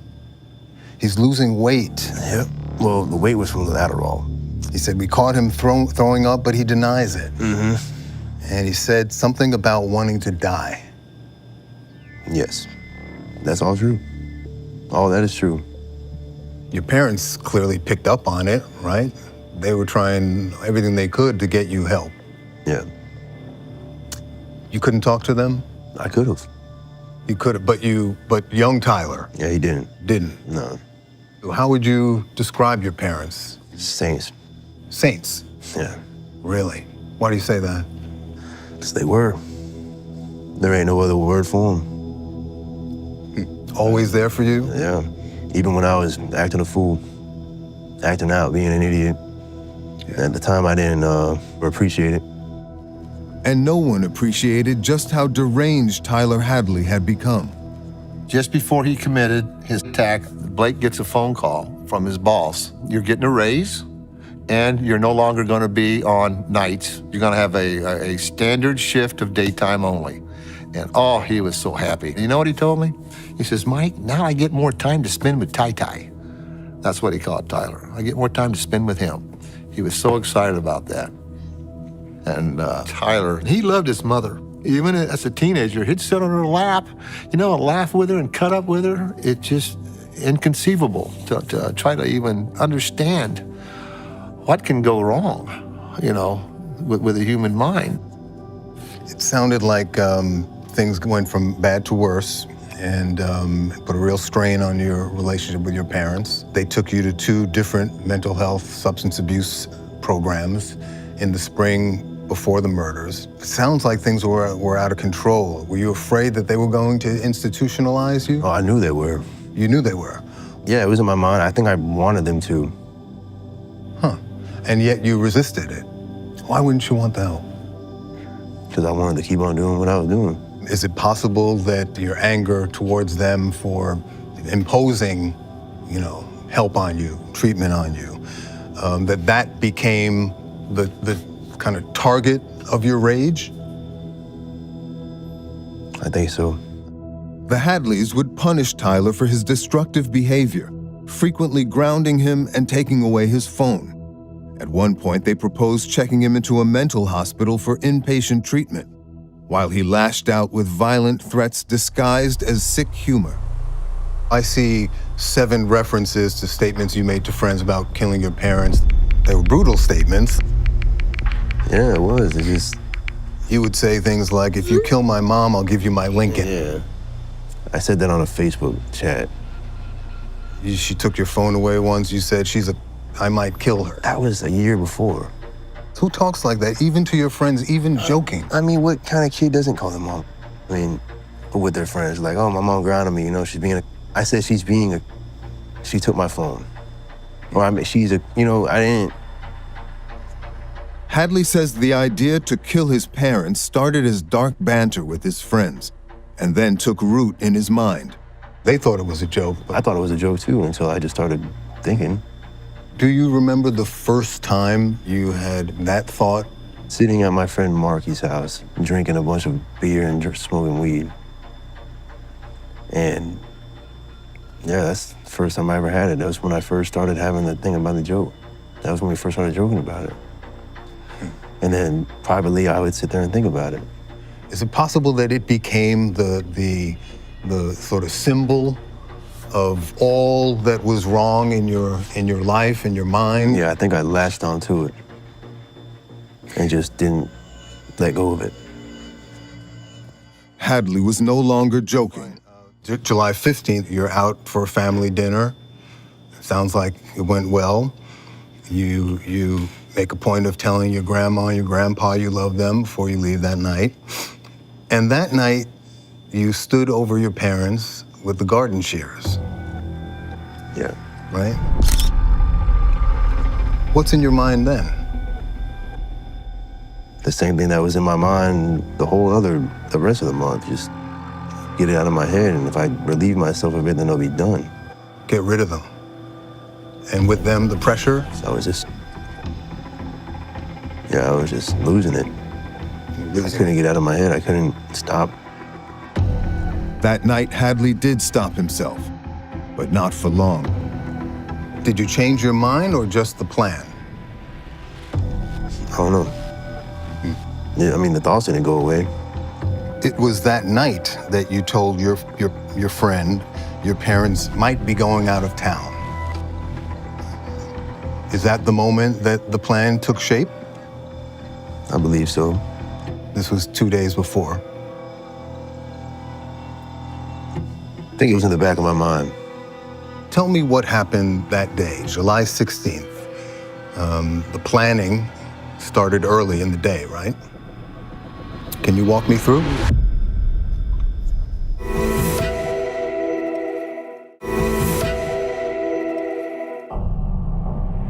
After a troubled childhood, teenager Tyler Hadley spent almost a year joking with his friends about killing his parents. On July 16, 2011, he finally did it. Tell me what happened that day, July 16th.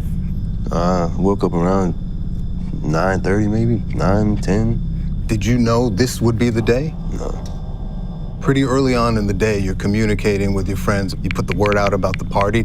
What's in your mind then? I couldn't stop thinking about it. I was losing my mind. I couldn't get out of my head. I could not rest until I just get those thoughts out of my head. And the only way to get them out was to do it. Yeah. Tyler Hadley held an oversized claw hammer and approached his mother from behind as she sat at a desk. July 16th, you, by your own account, you stood behind your mother for 5 minutes.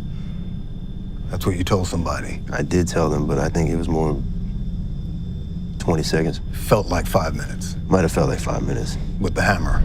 Yeah. And you struck her from behind. Mm-hmm. Yeah. She asked you why. You remember that? Yep. Did she face you at that point? I don't remember. I don't know. I don't know if she was facing me or if she looked back or what. Do you remember her asking you why, Tyler? Yeah. You kept swinging. Yeah. She's screaming. Yep. You remember blood everywhere? Yep. Do you remember what adolescent Tyler was thinking at that moment? No. Is he just in the red zone? Yeah. I felt my face contracting this way in a maniacal rage. I can't even contort my muscles like that and just attempt it. I can't even sit here and try to do that. But I felt my mouth this way. So your mom took 36, 37 blows, right? Yeah, I guess so. What else do you remember? I remember my dad running out. In the commotion, your dad came out? Yeah. You described a stare down. Maybe for a couple seconds. Couple seconds. Maybe a second. And I must have ran really fast because I got right to him. What's in your mind at that point?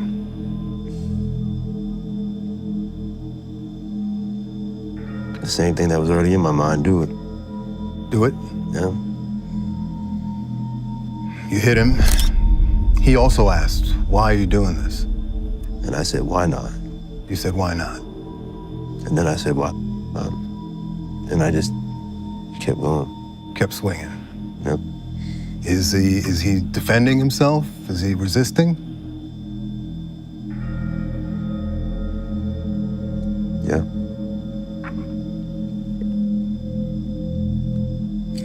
Forensics suggests that they were alive through most of the attack. Yeah.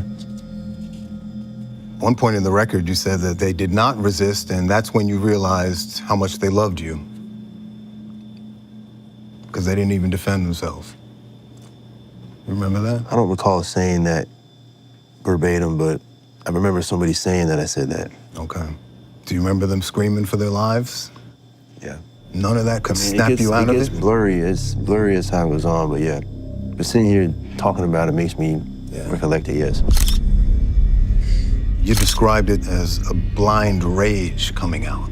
Yeah. You said, I was covered in blood, I was detached. I went into this sort of psychotic state or trance. Yep. Yeah. I had some sense of finality that it was over. All that compulsive thinking was just gone. Sounds about right. And then I looked in the mirror and I laughed. Tell me about that. I went in my bathroom mirror and I was covered in blood. Everywhere, my whole, everything. There was blood all over the place. And I laughed at myself in the mirror. Why? I don't know.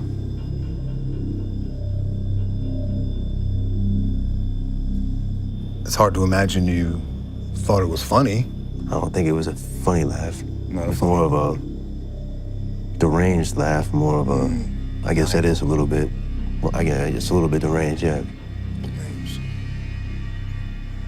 And what's your state of mind in the immediate aftermath? It sounds like almost like there's a sense of relief that it's over. Relief, but mechanical. What do you mean? Robotic. Just, I went, cleaned it, you know. That must have taken hours.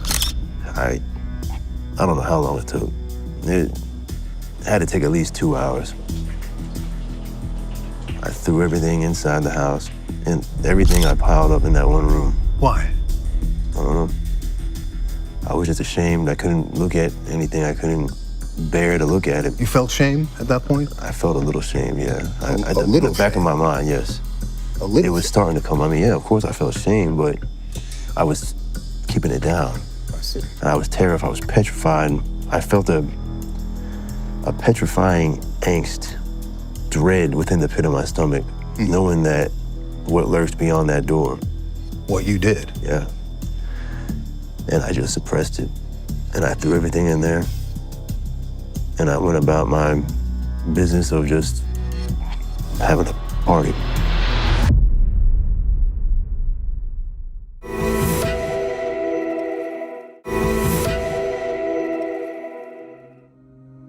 When Tyler Hadley was 17 years old, he inexplicably murdered his parents with a hammer. And then he threw a party. I think it's hard for people to understand the level of forethought and planning, what in legal terms, yes, is considered premeditation, but also the celebration, the fact that you partied that night. Can you account for that? No. What do you think young Tyler was thinking? I think he wanted one last blowout before he ends it. Before he ends his own life. Yep. Was suicide part of the plan? Yeah. It was. I was gonna back the car up in the garage and kill myself by carbon monoxide poisoning. With his parents' blood still on his hands, Hadley texted friends announcing that his parents were out of town and the party was at his house. I mean, I remember talking to somebody calling me, right? I was telling them directions and I'm covered in blood. And I'm just like, yeah, come on, it's gonna, I'm just sounding normal. And nothing could snap you out of... It was already over with. What did you think was gonna happen next? I had no thought that I would get arrested. Really? Not at all. Once word got out that there was a house without supervision, teenagers from all over Port St. Lucie flocked to his place. Hadley drank, smoked, and took selfies while the dead bodies of Blake and Mary Jo were just a few feet away. During the party and after the party, there was rumor that perhaps that Tyler may have killed his parents. You could barely walk through the house. There were so many people. How long have you known Tyler? I want to say about 2 years. Tyler came and sat down. He just looked so lost and had this blank stare on his face. Like, dude, I know you're not going to believe me. No one will believe me. I freaking killed somebody. I was like, why do you have to go? And he was like, Tyler's parents are dead. And I was like, stop playing with me right now. And he was just like, no, I'm not playing, sorry. Some complained of an odd smell. Some saw blood in the house. One saw much worse. He opens the back door just a little bit. He's like, do you see that? And there's a leg. I'm freaking out. The scene painted a dark portrait of the teenagers in this small Florida town. And he said to me, wouldn't it be cool if I killed my parents and had a party? And everybody thought the kid was just playing. Over the course of the night, Tyler bluntly confessed to his friend what he had done. After he told me, I didn't believe him because he's been my best friend forever. I would never suspect anything like this.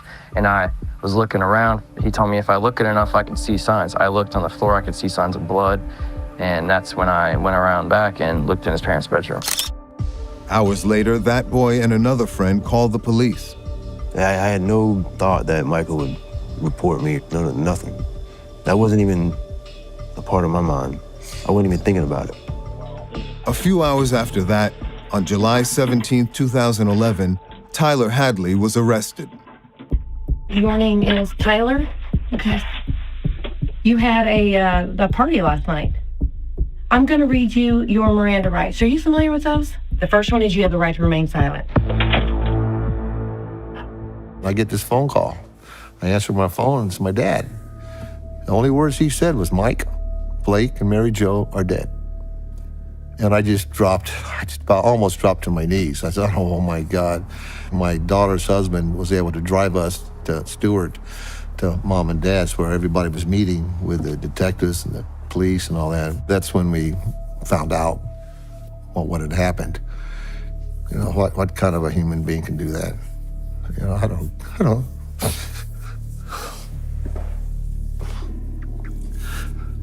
I'm sorry, who can do that to their mother?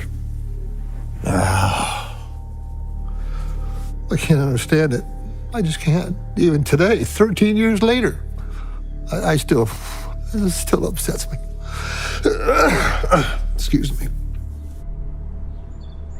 The next day, I went over there. The yard was completely trashed with whiskey bottles, beer bottles. They just trashed the heck out of it. I've thought about it a million times. What would I say to that boy? Why? Why in the world? You loved your parents. Was it worth it? Was it worth destroying your parents? Punishing them? Torturing them? Butchering them up? Was that fun? Teenagers, young 16, 17-year-old children do some horrific things. I was the first expert to evaluate Tyler, and that would have been about 5 months after the killing. Dr. Kathleen Heide is the country's leading expert on parricide, the murder of parents by their children. She was hired by Tyler Hadley's defense to make sense of his shocking crime. As I recall, he was still 17. And Tyler was very, very immature relative to other 17-year-olds. He was at a level of a younger child where you try to figure out how you get your needs met from big people, like adults. It's fine when you're 3, 5, 7, 10 years old. Not good when you're 17. For parents who are saying, could this be my son or daughter? What I think is important to know that what happened here with Tyler is a very, very, very rare event. But when mental health professionals get involved, that's the driving question. Why? Why would a kid from a good family with loving parents kill them? That question would dominate the criminal case and decide Tyler Hadley's fate. There's basically a debate whether Tyler is sick and treatable or irredeemably mad and or bad. Irredeemably corrupted. Which do you think you are?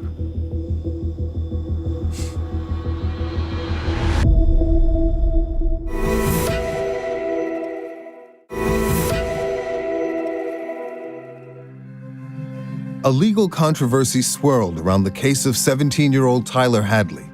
He was charged as an adult because of the depravity of his crime. But the question remained as to how he should be sentenced. Right now, the sentencing hearing for Tyler Hadley is going on. This was the result of a severely mentally ill child. He is done. No jury in the world would buy the insanity defense in this case. The state looking for the judge to issue the maximum penalty of 2 consecutive life sentences without the possibility of parole. After his arrest, several mental health professionals examined Tyler for the court, prosecution, and the defense. Hadley's lawyer hired the country's leading expert on children who killed their parents, Dr. Kathleen Heide. The very first book I wrote was called Why Kids Kill Parents, and I would estimate that I've evaluated probably about 150 individuals who've committed murder. Most of them have been juveniles. I saw Tyler on 6 occasions over the course of about 2.5 years. Tyler's case is probably among a handful of cases that really stand out as so perplexing and complicated. But we have to know why people commit crimes to stop it. In the weeks after the crime, it's believed Hadley embellished and lied during his sessions with Dr. Heidi and the other psychiatrists. It's known as malingering. There's a long record of you trying to manipulate the forensic doctors, right? Yep. You, for example, told doctors you were hearing, you heard voices, you saw apparitions. Of course. Right? Was that malingering? Hell yes, yeah, of course it is. And at the time, I mean, I shouldn't have done that, but I didn't know what else to do at the time. What was the point of it? I mean, I was 17 years old. I was in a whole load of trouble. The only thing conceivable to me was, well, try to get an insanity defense and try to, you know, try to make it a little less hurtful on yourself. It wasn't about atoning or remorse or any of that. Your mind goes to, how do I lessen the consequences? I mean, I still felt remorse, though. You did? Of course I did. Not just for myself. I didn't just sit there and just be like, oh, you know, I'm so, you know, and of course I felt bad for it. Of course I didn't. But do you see that it's hard to see that past all the conniving? Of course. All the lies and the lingering. What do I expect? I don't expect nothing less. I don't expect them to believe me anyways. They're not going to, no matter what I say.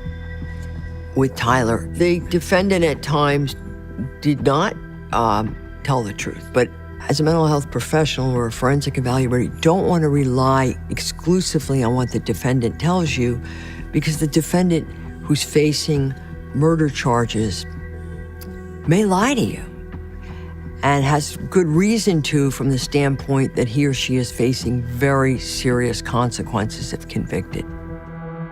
As part of her evaluation, Dr. Heidi interviewed Hadley's friends and family to come to a conclusion about his state of mind. When the police cars are all pulled up after the homicides, and the neighbors, their thought was, oh my God, Tyler committed suicide. They didn't think that Tyler could have killed his parents. Tyler is a very disturbed individual with a history, unquestionably, of severe depression. And that's very important because he also has a history of obsessive thinking. The catathymic crisis could clearly apply in this case. Catathymic crisis is a rare condition and was the leading theory in Hadley's case. Let me read you the definition. A change in thinking whereby the offender believes he can resolve inner conflict by committing an act of extreme violence against someone to whom he feels emotionally bonded. Okay, and that's an actual definition? Yeah. Wow. Does that sound like it rings true? That's what it sounds like. Kind of hits it on the head. I mean, no point. Yeah, that's what it sounds like, yes. I diagnosed him as having conduct disorder. Conduct disorder is a pattern, a persistent pattern of violating the rights of others, and it includes criminal acts. It can also involve staying out all night, truant. It can progress to APD, antisocial personality disorder. So we've got an immature adolescent who he doesn't fit in. He's got these deprecating thoughts. He's basically like tortured by himself. Doesn't talk to his parents. He doesn't talk to the counselors. He tells his friends. They think it's a joke. It's just all adding up. We're just piling on one thing on top of another. There was a special hearing to decide the 17-year-old's fate.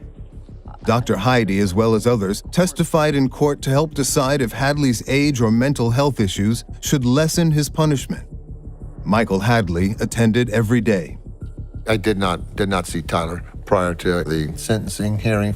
That was rough because that's when we found out things that we did not know about. There was a lot of testimonies by his friends, the things that he would do, the crazy things. I mean, it went on and on. There were a lot of things that we were unaware of. But what really was the most shocking part to me was that he had committed previous crimes.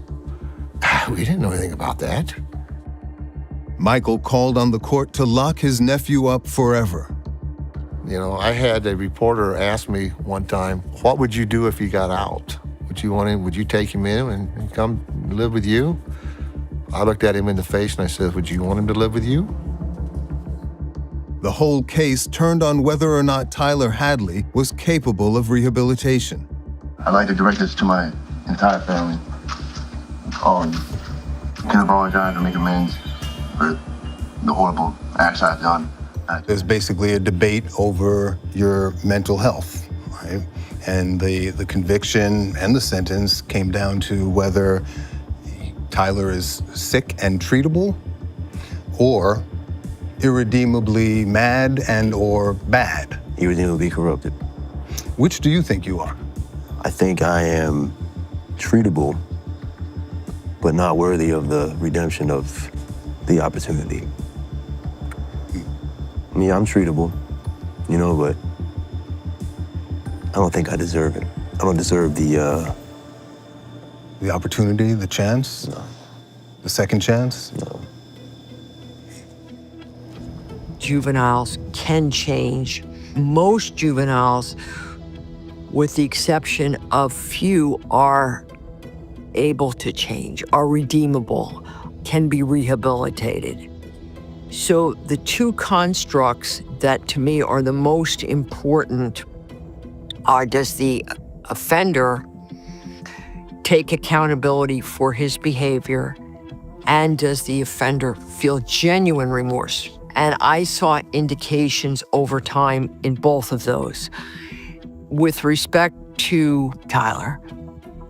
But in the case of Tyler Hadley, the judge disagreed and decided that Hadley should be sentenced as an adult to life in prison. It is hereby the judgment and sentence of the court that as to both counts 1 and 2, the defendant be sentenced to life.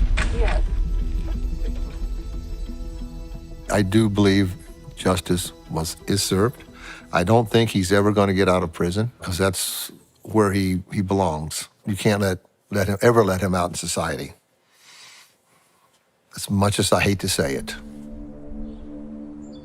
I wake up almost every morning and I'll look outside and I think, golly, I could see my brother throwing that football out there in our big yard out there with me. I mean, everywhere we go, every time we do something, it reminds us of my brother and Mary Jo and the kids. You're constantly being reminded of it. So you never get rid of it, but you just learn how to deal with it. After all those psychiatrists and forensic doctors that examine you, Tyler, why do you think you killed your parents in the end?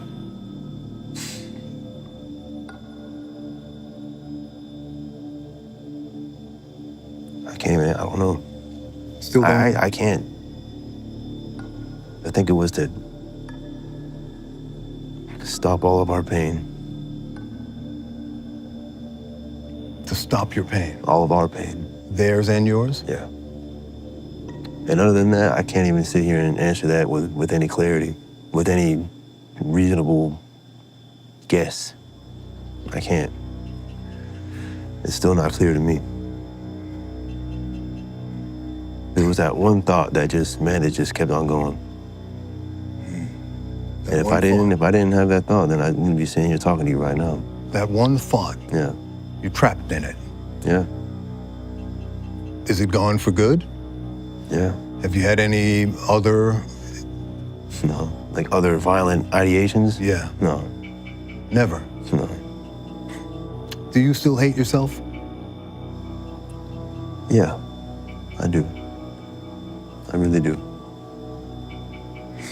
It's different though. It's different? Yeah.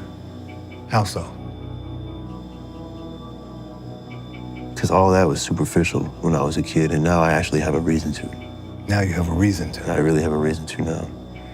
As a kid, you didn't have a reason to, but now you do. Now I do, yeah. I definitely do. You take full responsibility? I do. Yeah. When you were young, your 3 wishes were 1, to get out of jail, 2, have this whole thing go away and have your parents back, and 3, have a lot of money. In that order.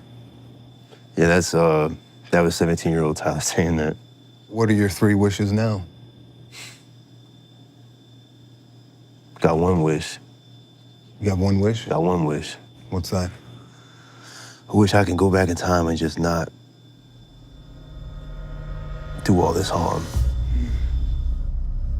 You know, nobody in this world loves you like your parents, all of us, right? Right. If you had killed anyone else, it would be your parents visiting you every week. Of course. You know that, right? Yeah, of course.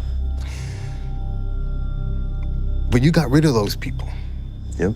Do you miss them? Yeah. You do? You love them? Yeah. But it doesn't wash away all that, you know, no matter what I do. Thank you for your time. Is it? All right. Thank you. And with that, my time with Tyler Hadley was up. I was the latest in a long line of people who've tried to make sense of this extraordinary crime and the boy behind it. But I found a man just as mystified by his teenage self and how he let a thought that started as a joke annihilate his family. And that thought would remain with me for a long time.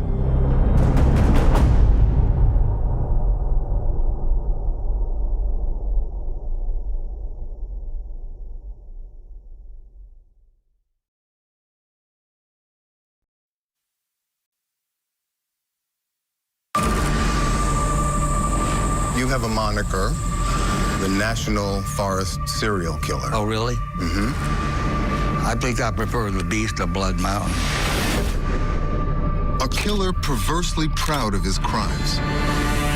I set the record. I'm the oldest serial killer in American history. Isn't that amazing? He lurked in the woods, preyed on hiking trails, and displayed the evil that can be found in the wilderness of the human mind. I'm your worst nightmare, David. Gary Michael Hilton is talking about his crimes for the first time ever. After ignoring innumerable requests from every kind of person in the world, it's time to break my silence. And he'll be confronted like never before. Now, you keep pointing to robbery, but was that just an excuse to torture and kill people? Torture and kill people? Yeah. Hold on. Torture? I didn't torture anybody. Kidnap people, chain them up in your car, beat them to death. You rape them. Most people would regard that as torture. No. Where are we going with this? Well, I think we're going to the mind of a psychopath. A psychopath? Devoid of empathy, mercy, or decency. Narcissistic? Psychotically so. You're nuts. I killed him with it. I killed him. Now awaiting a death sentence in Florida, Hilton says he's finally ready to come clean.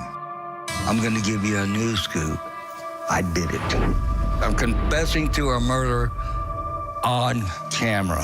And reveal what really happened to his victims. She said something that really grabbed me. What'd she say? It's the last chapter of an American crime saga. Do you hate women? Yes and no. Yes. And our last chance to look inside the mind of one of the country's most terrifying serial killers. You have the power to haunt our dreams. Yes. Turn them into nightmares. Do you enjoy having that kind of power over us? You know, in a perverse kind of way, I do.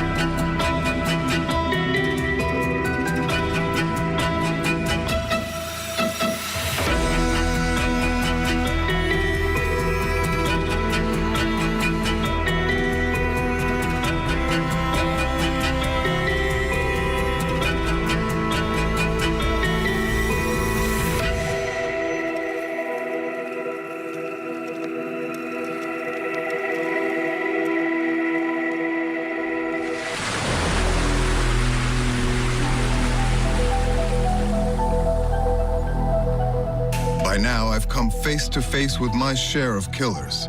They've been deranged, troubled, violent. Their heinous crimes defined by a lifetime of hate or a split second of evil. But nothing could have prepared me for the likes of Gary Michael Hilton. New questions tonight about whether the man accused of killing and decapitating a Georgia hiker may in fact be a serial killer.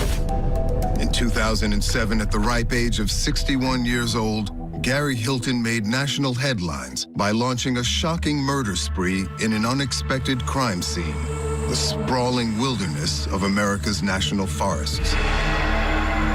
Over 4 months, he abducted, raped, murdered, and decapitated unsuspecting hikers, terrifying park visitors across the country. With Hilton lurking in the woods, no one was safe. It was like something out of a horror movie. Wearing a makeshift mask, Hilton used his victims' ATM cards in the aftermath of each grisly murder. Then, in January 2008, a massive manhunt led to his capture. The cab 911, what's the exact location? I have the person of interest in that missing woman case is at this Chevron gas station. He's throwing stuff in the dumpster here. I can go take him down if you want. No, sir, stay right there.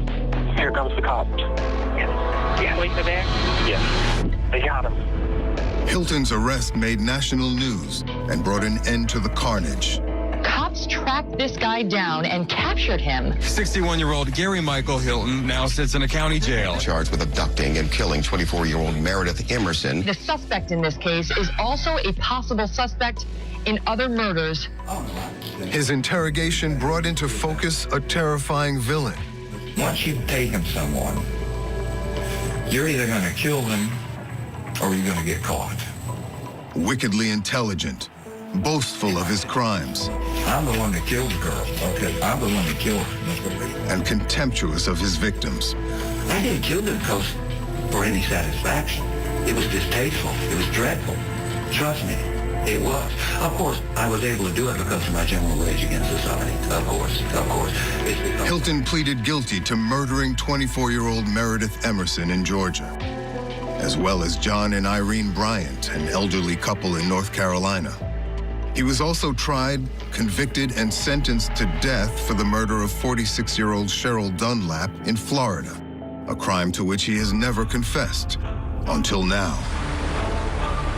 Today, he awaits execution after more than a decade on Florida's death row. But questions remain about Hilton's terrifying rampage. Many only he can answer. At 61 years old, he claims he became America's oldest serial killer. What caused him to snap? Why did he do it? Are there other victims?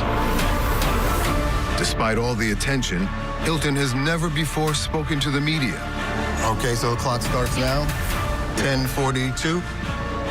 Good? Good. We have exactly 60 minutes. It was my first interview with a murderer sentenced to die. After all these years, why did Hilton finally want to talk? And what would he now reveal?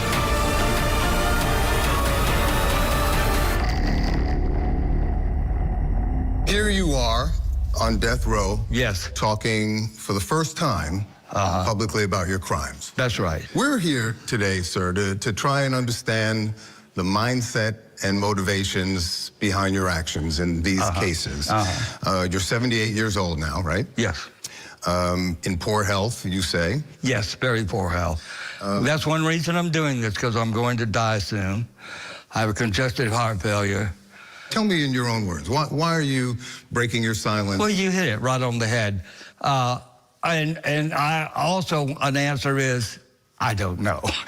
All I can say is, it's time. After 17 years, after ignoring innumerable requests from every kind of person in the world, it's time. That's the way I feel. It's time, after 17 years, to break my silence. In our correspondence, you said, I think I'm prepared to give you an interview that's a lollapalooza. It'll knock your socks off. Yes. I will answer any question. Yes. About any subject, truthfully and completely. Yes. Can I count on you for that? You sure can. You said, be prepared to meet a whole different breed of cat.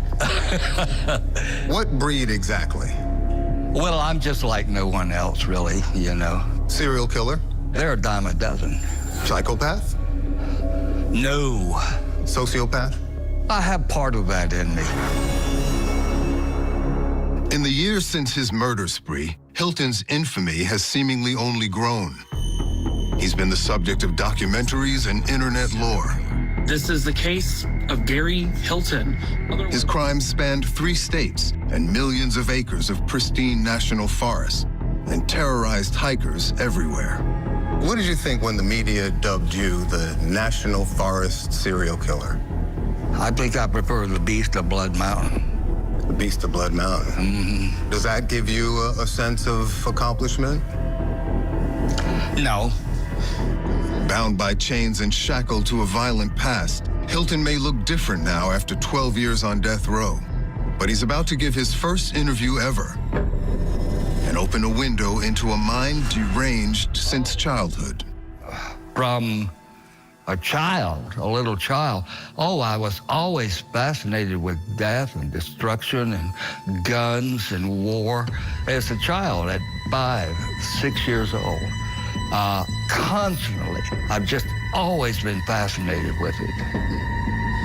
Born in Atlanta and raised in Florida by his mother and stepfather, Hilton's troubled and violent mind was evident as a teenager. 4 minutes into the police interrogation, you call yourself a sociopath. You remember that? You said, I'm a sociopath. And I'm like what they call an antisocial. That's the new name for it, an antisocial personality. In my day, it was called a sociopathic character disorder. Were you diagnosed as a sociopath? As a matter of fact, I was. At age 14, Hilton fired a shotgun at his stepfather, nearly killing him. Authorities ordered a mental evaluation. At 14, I was seeing the head of the Dade County Child Guidance Clinic, who was a psychiatrist. I saw him for a year or 2, and he just flat told me. What did he tell you? You have a sociopathic character disorder. Hilton had other textbook markers for psychopathy and a condition called paraphilia, an obsession with violent sexual fantasies. You admit to paraphilia? Strong. That's one of the reasons I am a killer. I've had strong paraphilia all my life. When I accidentally discovered masturbation, my paraphilia, as I was doing it for years, it was a battlefield, and they were women nude, and they were spread over a tree stump, and I would come along with a sword. Hilton went on to describe vile acts against women. That's how you would get off. This is my first sexual feelings. His adulthood was marked by a string of failed marriages and short-lived jobs, until in middle age he found himself broke, homeless, and alone. But for the pet dogs, he says he felt closer to than any human being. You have an odd relationship with dogs. You seem more bonded with dogs than with the people in your life, in your family. 1,000,000 times more. Is that fair? Yeah? You told police, in the wolf world, there are no assault and battery laws, there are no murder laws. Right. Imagine such a world where there are no murder laws. Yes, that's the world they live in. But in reality, in the real world, you're not a wolf, you're a human being, and she's an innocent stranger, so why murder Meredith Emerson? Yeah, that's a good question. It's a good question. What's the answer?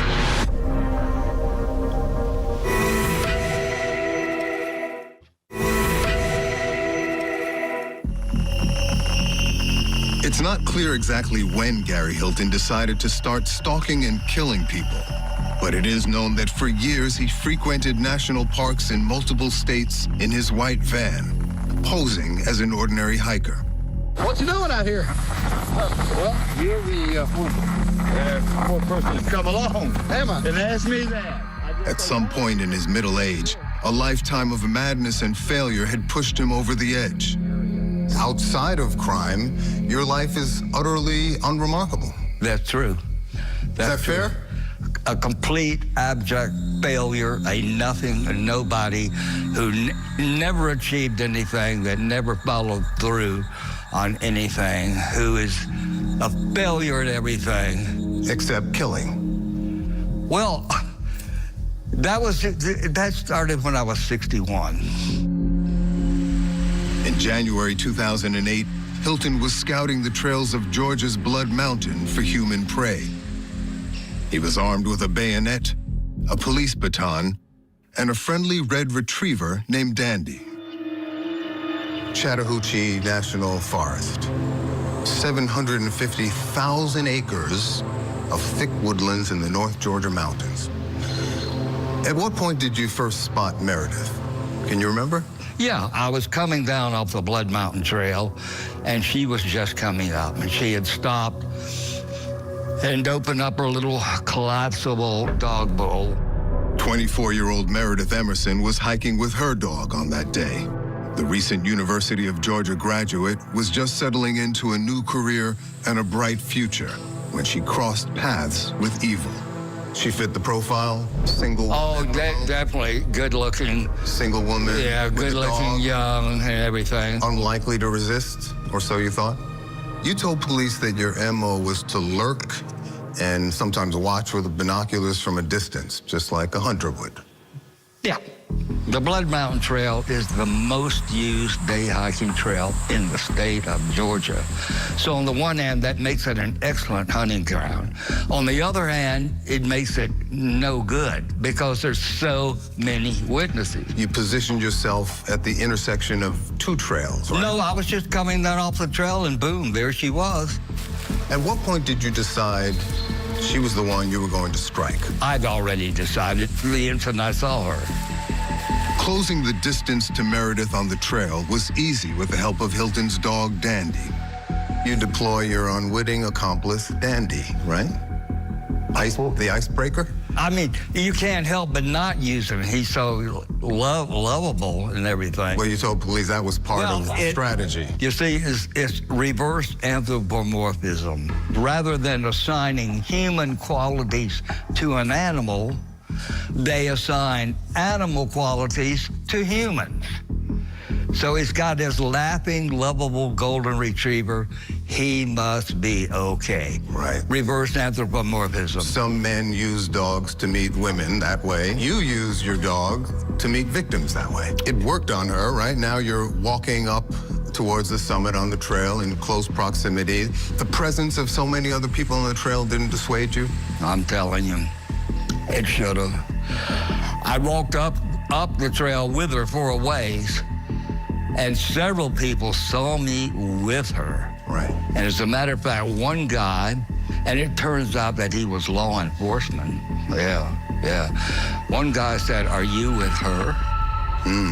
And I said, "No." That should have killed it right there.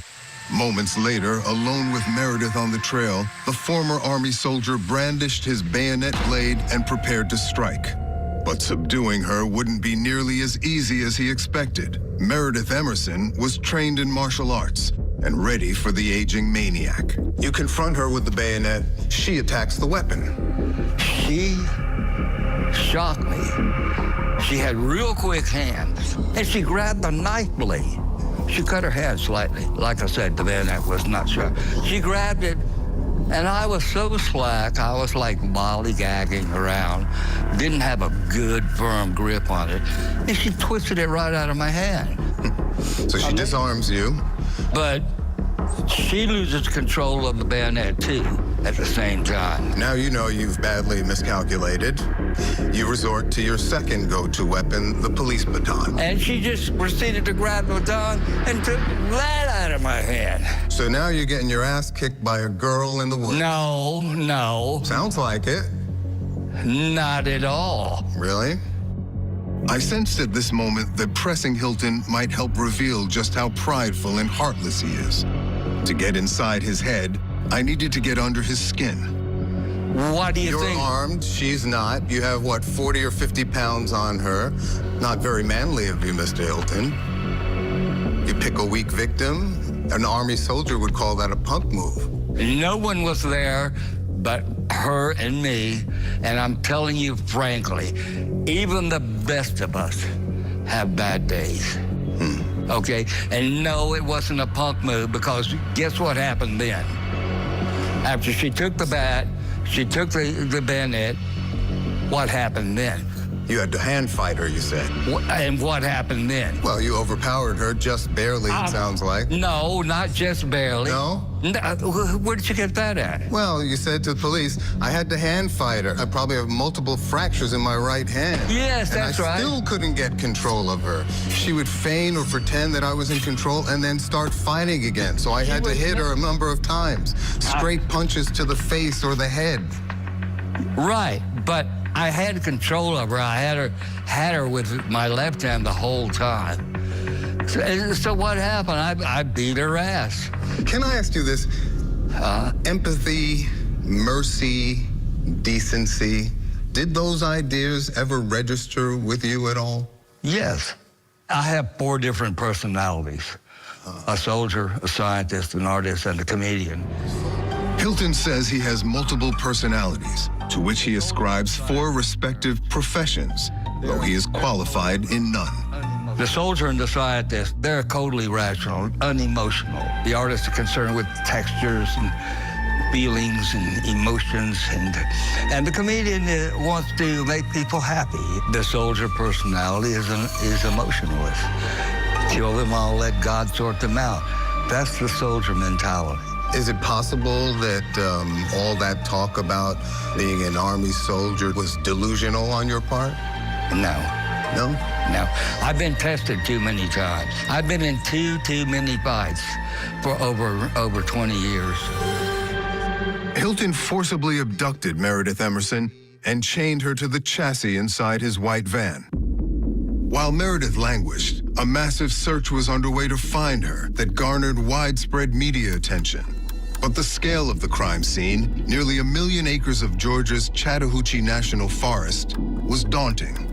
No trace yet of a missing 24-year-old Gwinnett County woman. We were there from sunup to sundown. Meredith Emerson could do anything. If anybody can survive this, she can. We haven't found anything here yet. The community rallies. Yeah, I thought this would just pass unnoticed. Just another hiker missing in the mountains. No big deal. Maybe a paragraph in the paper. Good grief. Suddenly, the investigation was blown wide open. Police pick up a digital trail as Meredith repeatedly sends Hilton to ATM machines with the wrong PIN number, signaling his location. Hilton is publicly identified as the prime suspect, last seen by witnesses with Meredith Emerson alive. The race is on to rescue Meredith and apprehend Hilton. It is going to be a white male between the ages of 50 and 60 years old. But the next discovery would change everything. The body of 84-year-old Irene Bryant was discovered on November 9th in the North Carolina woods, and her husband, 80-year-old John, is still missing. It turns out that Meredith Emerson is not the first person attacked on Hilton's killing spree, only the latest. You never intended to let her go. Never. Now, you keep pointing to robbery, but that sure seems like a pretext for what you described as paraphilia. Was that just an excuse to torture and kill people? No. Torture and kill people? Yeah. Hold on. Torture? I didn't torture anybody. You kidnap people, chain them up in your car, you beat them to death, you rape them. Most people would regard that as torture. No. Where are we going with this? Well, I think we're going to the mind of a psychopath. A psychopath? Devoid of empathy, mercy, or decency. Narcissistic? Psychotically so. You're nuts. I'm nuts. Yes, you are nuts. Okay.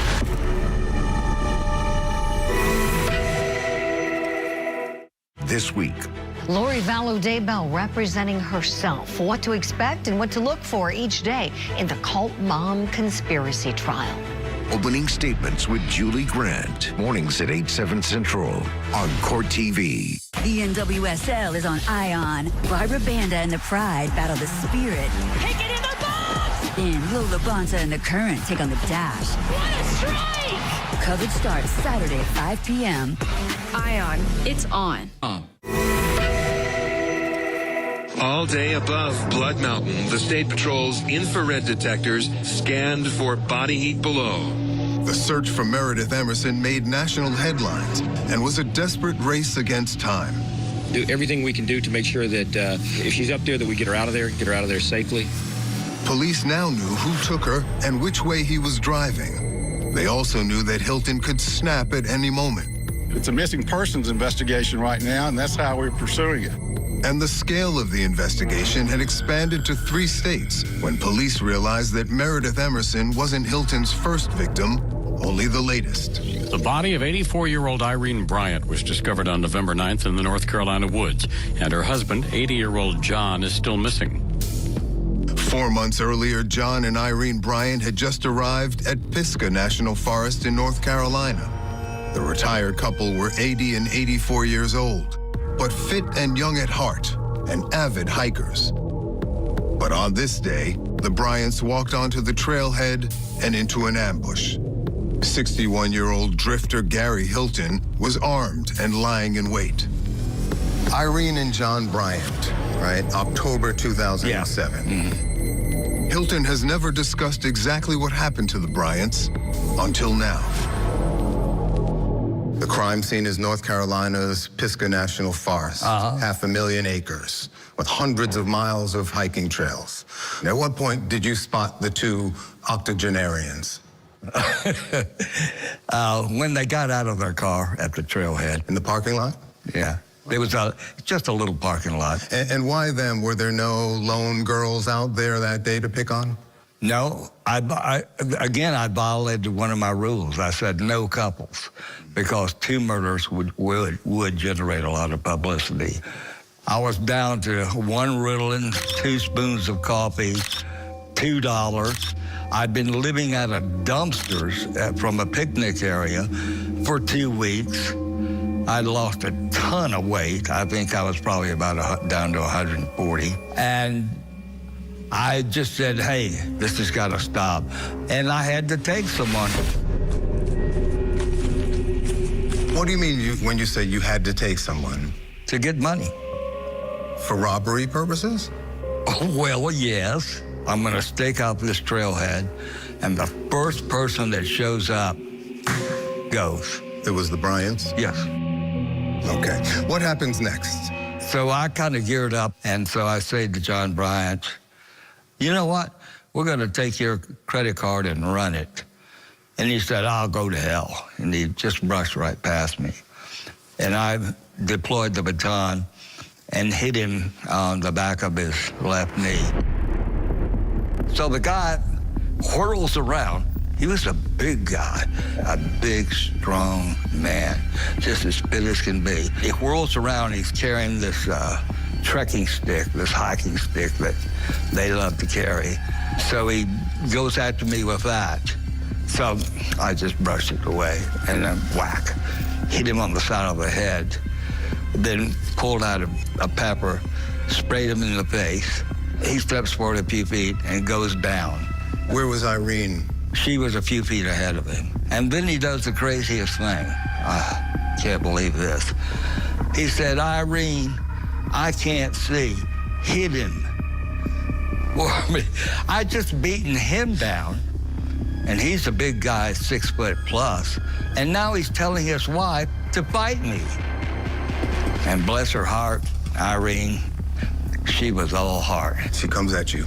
She springs right into a fencing position, you know, like on guard, you know, and pow, and stabs me in the chest. I go, ah. And I brush it to one side and whack, hit her with the expander. She goes down. Then I'm going to take him with me. Bryant never gets up, but he does another crazy thing. While he's sitting there, he pulls his wallet out, and he takes his credit cards out, and he throws them. Inexplicable. Did you abduct both of them at that point? No. I only abducted him. She wouldn't get in the van. So what'd you do to her? Well, I put him in the van, locked him in the van, closed the door, and I went back over to her a few feet away. She knew what was coming, and she said, "I'm not getting in the van." The police always tell you, don't get in the vehicle, you're as good as dead. And she says, "I'm not getting in the van." I gave her my Dirty Harry voice. I said, "You're not getting in the van?" She said, "No." And I immediately laid into her. I beat her, and her blood blew up. And it hit me in the eyes, and it turned my vision red. Oh, nasty. Nasty, nasty, nasty. Hilton dumped Irene Bryant's body near the trail and held a battered John Bryant captive in his white van. He masked his face with duct tape and used the Bryant's ATM card to withdraw his payday for murder and kidnapping. $300. There are easier ways to get money. There are. So you're It was all stupid, very stupid. I mean, yielding what, a few $100s over the course of 6 months? Very stupid. The smart thing to do would be to take people in parking lots, okay? What about getting a job and earning some money? Won't take anybody. I'm 61 years old. I'm sick with MS. I'm burned out. I have no resume. I'm going to walk into a phone room looking for a job as a telemarketer. Better than going out there killing innocent people, right? Well, robbing a bank was better than that. No, there's no practical way of working. Hilton then drove John Bryant deep into yet another national park, the Nantahala National Forest, to end his life.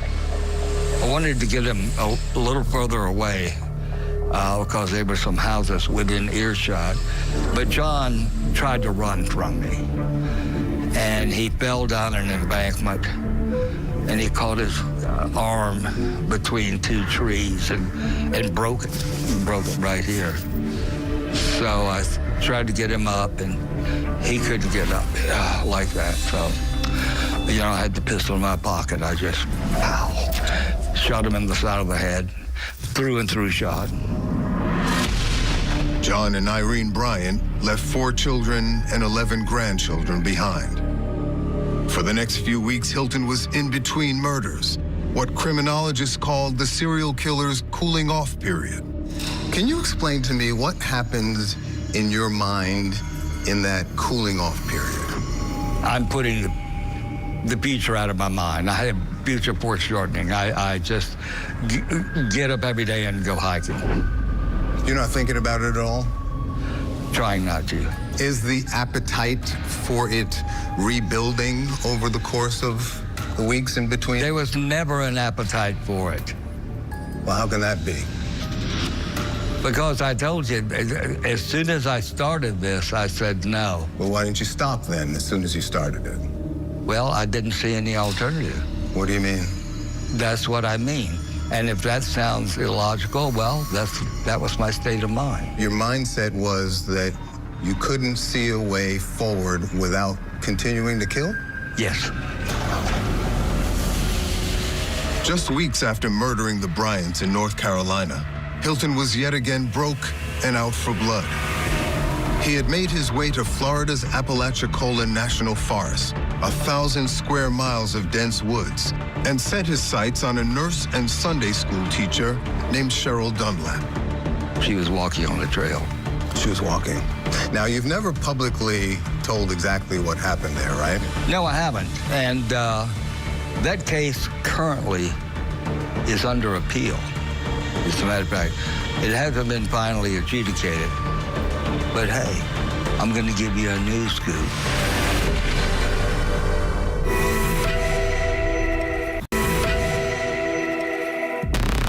This is Gary Hilton at an ATM machine in Tallahassee, Florida in December 2007. His face is disguised to hide his identity. He's robbing his latest victim. But that is the least of his sins. You have the power to haunt our dreams. Yes, sir. Turn them into nightmares, to worry about our daughters, to worry about our mothers, to worry about ourselves. Do you enjoy having that kind of power over us? You know, in a perverse kind of way, I do. The woman I killed in Tallahassee, that I have my current death sentence for, she was a devout Christian and a real wheel in the church. Cheryl Dunlap. Yes. Now, you've never publicly told exactly what happened there, right? No, I haven't. And that case currently is under appeal. Right. As a matter of fact, it hasn't been finally adjudicated. But hey, I'm going to give you a news scoop. I did it. So there you have it. You did it? Yes, I'm confessing to a murder on camera that I've never had before. You murdered... So I'm giving you something, David. You murdered Cheryl Dunlap. Yes, I did it. I did it. And I'll be glad to tell anyone I did.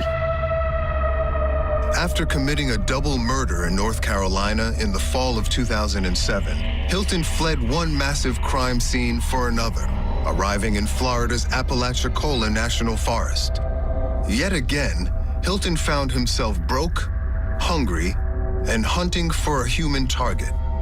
He was living out of his van and living out a fiendish killing spree.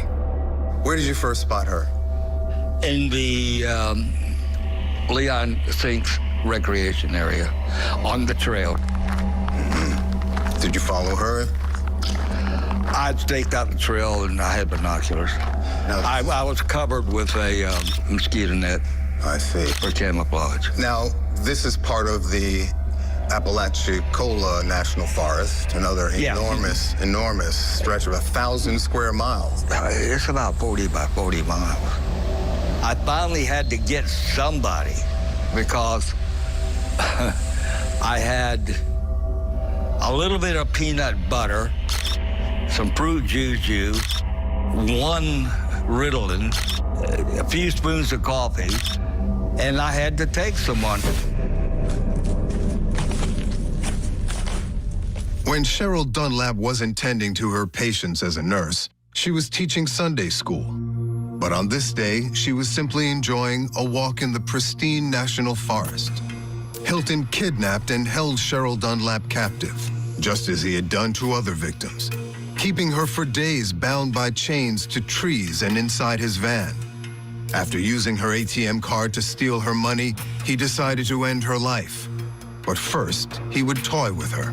I put all her stuff together that I'd taken, her car keys and her cell phone and everything, and said, I'm going to let you go. But first, I'm going to go into town and run your credit card just to make sure it's good. Did she seem hopeful? Did she believe you? I believe so. Okay. Tell me, how did Cheryl die? I said, come on, let's go. I'm going to train you to a tree. And I have a chain and a lock.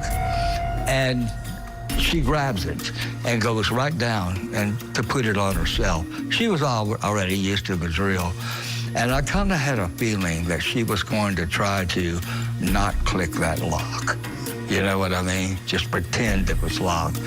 And as soon as she was down there and with her back to me, I had my pistol in a fanny pack there, a little .22, and I pulled it out and shot her in the back of the head. Hilton then dismembered her head and hands and burned her body.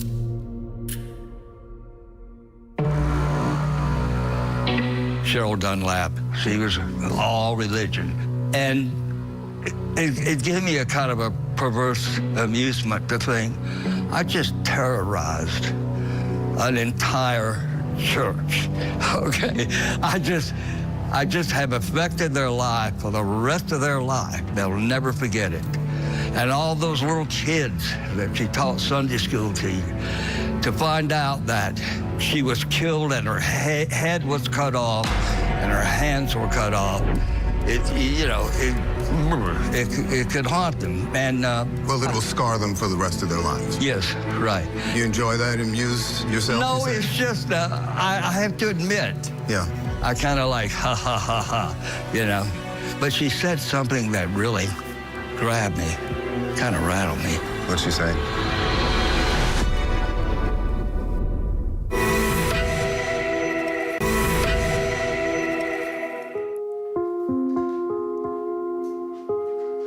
Cheryl was sitting here, and the girls that we mentored together were running through the room, and they were smiling and laughing, and Cheryl had the biggest smile on her face. She was so proud of them, and she loved them so much. She had her scrubs on. I love that picture because it was Cheryl. Cheryl Dunlap had lived a life of service. There's probably not a day that goes by that I don't think about her. No. Because she was really, we were like, you know, in each other's lives, you know, in a deep way. When she wasn't treating patients in her nursing job, she was teaching Sunday school. The thing that I miss most about Cheryl is her ability to listen. We spoke every day on the phone. Cindy Wechter and Laura Mayo were Cheryl Dunlap's best friends. I miss the thought that she was always praying for me, and I knew that no matter what was going on in my life, wherever she was and wherever I was, and even if we didn't talk, if something was going wrong in my life, she would know about it, and she would be praying for me. On December 1st, 2007, she disappeared. So I got a call and was told that she didn't show up for Sunday school, and they asked if I had heard from her, and I said, no. I said, but that doesn't sound like Cheryl. And I said, this is concerning. Dunlap's disappearance matched Hilton's M.O. She was last seen in the Apalachicola National Forest, just outside Tallahassee, Florida. Withdrawals were made from her bank account by a man wearing a makeshift mask of tape. And then 2 weeks later, her decapitated body was discovered by a hunter. Authorities also believe Hilton may be connected to yet another woman's disappearance in Florida. From the first time I saw him and from the first time I heard him speak, I knew that something was just not right with him. I just felt this sense of darkness and evil. The first time I heard the name Gary Hilton was, as Cindy said, wow, it was like there was no soul. But he was definitely an evil person. Hilton had never before confessed to Cheryl Dunlap's murder. We played part of his confession for Cheryl's dear friends, Cindy Wechter and Laura Mayo. How did Cheryl die? Gunshots in the back of the head. You were walking her, behind her? No, I said I was letting her go. Oh, that trick. Yeah, that trick. Yeah, he's a tricky guy. 17 years later, Hilton still recalls her final words that shook the hardened killer to his core. But she said something that really grabbed me. What'd she say? She said, before you die, ask Jesus to forgive you for what you've done. And Jesus said, kind of rattled me. That make you think twice? No. Did that make her more human? No, Do you? Oh, she was human. Didn't matter. Didn't matter. What I thought about was God's grace was right there with her. Even though she was facing death, you're telling him to ask for forgiveness? I think that's so powerful. She would start sentences off like, if my life is to be prophetic. And she would say that in a way that she knew certain things. And I don't think she knew all of this, but you know how there are times there are people that have a knowing? So when I heard that, it just brought me immense joy. And I was just so proud of my friend, just so proud of her. Back in 2007, there were few clues as to how Cheryl died, and Hilton might have gotten away with it if he hadn't had the urge to strike again. Just 1 month after killing Cheryl Dunlap, Hilton prowled another national forest, out of money and out of his mind. This time, it was Georgia's Blood Mountain, where another missing woman was fighting for dear life. Do you hate women? Yes and no. Yes, yes. But Hilton's final murder victim, Meredith Emerson, had a clever plan of her own that would lead to Hilton's capture and end the killing. Hi, I have this, the person of interest in that missing woman case is at this Chevron gas station. He's throwing stuff in the dumpster here. I can go take him down if you want. No, sir. Stay right there. Police are there? Yes. They got him. Gary Michael Hilton is finally about to face justice.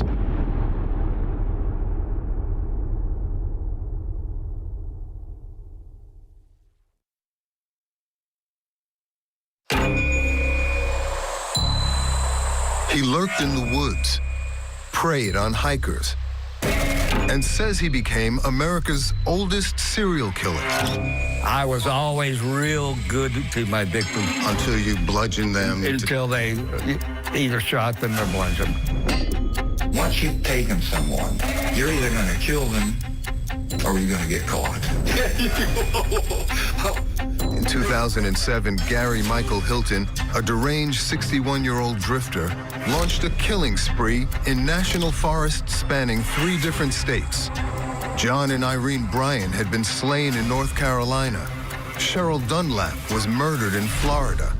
And on New Year's Day in 2008, a young woman named Meredith Emerson went missing on Georgia's Blood Mountain. You never intended to let her go? Never. Right. Now, Hilton's talking for the first time ever about his murderous midlife crisis. I'm going to give you a news scoop. I did it. Making news with a murder confession. Yes, I'm confessing to a murder on camera that I've never had before. And opening a window into the mind of a madman. Outside of crime, your life is utterly unremarkable. A complete abject failure. Except killing. Well, that started when I was 61. Did it really? Yeah, I knew that was coming. I set the record. I'm the oldest serial killer in American history. Isn't that amazing?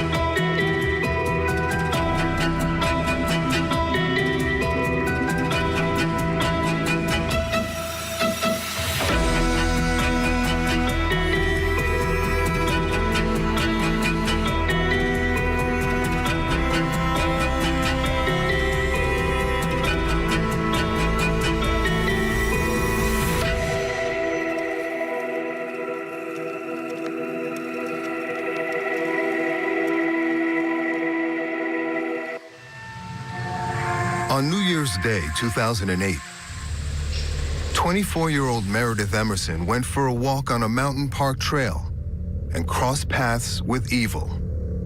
You told police that your MO was to lurk and sometimes watch with binoculars from a distance, just like a hunter would. Yeah. And were you doing that on this day? No, I was just coming down off the trail and boom, there she was. Meredith fiercely fought the attacker, but Hilton overpowered her and chained her inside the white van he lived in. And thus begins 4 days of living hell for Meredith Emerson. No. Yes. Sitting across from Hilton on Florida's death row, I'm staring at a real-life paradox.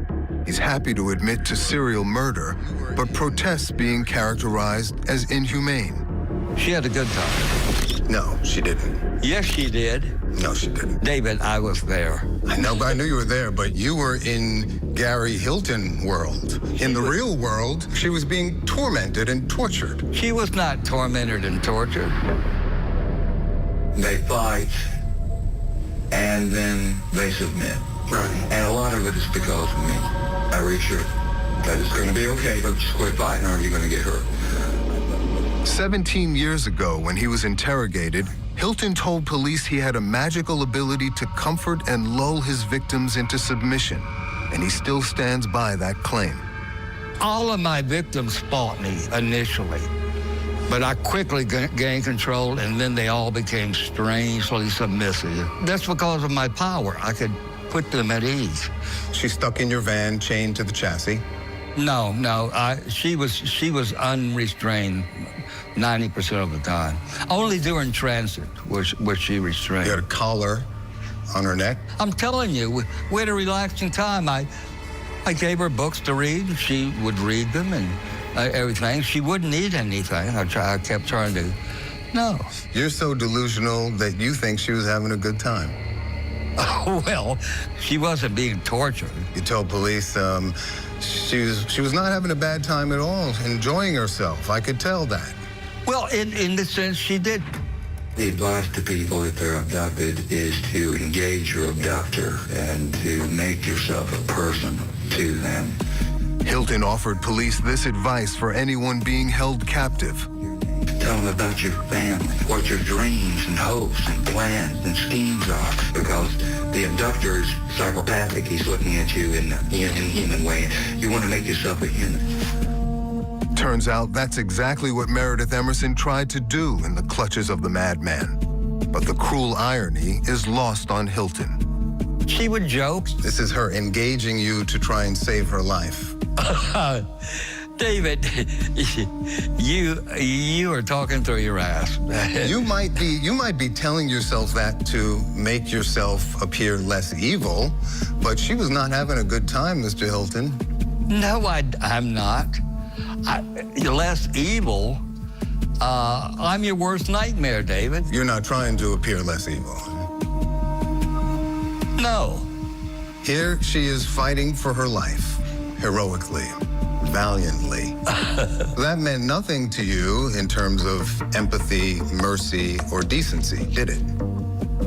Not at that moment. I was always real good to my victims. I treated them good. You think so?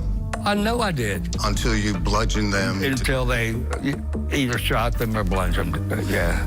But you have 0.0 empathy. First chance you get, you rape her. Yes. Paraphilia? That was, yes. Mm-hmm. Paraphilia is a fixation on sexual sadism, a condition Hilton admits drove him to rape Meredith Emerson, and yet he denies both the brutality and the gratification of the act. I didn't enjoy it. I just did it because I planned it. Come on. No. You expect anyone to believe that? Yes. You also told the police that you didn't force her. No. That seems ridiculous. You're forcing this whole circle. Oh, it was a rape, make no mistake, but I didn't physically overpower her or anything. No trace yet of a missing 24-year-old Gwinnett County woman. All day above Blood Mountain, the State Patrol's infrared detectors scanned for body heat below. But there's still hope for Meredith Emerson as news crews and search teams descend on Blood Mountain. We heard that there was a missing hiker January 2nd. It was in an area within the jurisdiction of my unit. Detective John Cagle of the Georgia Bureau of Investigation got the call to find Meredith Emerson. We learned that Meredith was a recent graduate of the University of Georgia. She was living in an area north of Metro Atlanta and had a job in marketing. She was an experienced hiker. She also had studied martial arts. So this is not somebody who would have just gotten lost on the trail. We all became very concerned that this was something more than an overdue hiker. We had hundreds and hundreds of volunteers just show up to help look for Meredith. We organized search teams to go on Blood Mountain and to search not only the trail, but off the trails. The search is on. That was a shocker. You told police you didn't like seeing that. You ridiculed the people who didn't know her but came out to help anyway. I ridiculed the people. No, I didn't. You see the candlelight marches for Meredith Emerson and other people, and people show up and they carry the people that don't even know the girl. I mean, 35,000 people a year get shredded, maimed, and beaten to death in car wrecks, okay? I mean, yeah, what I'm talking about is a virtual grief. An enormous crime scene. It's no wonder the police were stymied for so long. You watch this search unfold, right? Hundreds of searchers, helicopters, dogs, people walking the grid out there in the middle of nowhere. Did you just watch all that play out in amusement? No. I didn't know anything about that. You didn't? Nope. Hilton didn't know it, but he had just become the prime suspect and was about to become the prey. We began to interview people that had been on the trail New Year's Day and had seen Meredith. They began to comment that they had seen her talking with an older guy. The older guy was acting very strangely. So we began to put out a description of this person that had been seen with Meredith. And we got a call to our tip line from someone who says, I think I know who you're looking for. His name is Gary Hilton. After stalking and killing unsuspecting hikers in 2 other states, Hilton is now the one being hunted. The captive Meredith has a plan of her own. They fight, and then they submit. And a surprise in store for the aging maniac. She kept on fighting you, right, with her brains, outsmarting you with the bank cards. She didn't outsmart. She's got you running around. You think so, huh? Oh, absolutely. Did you not figure out what she was doing?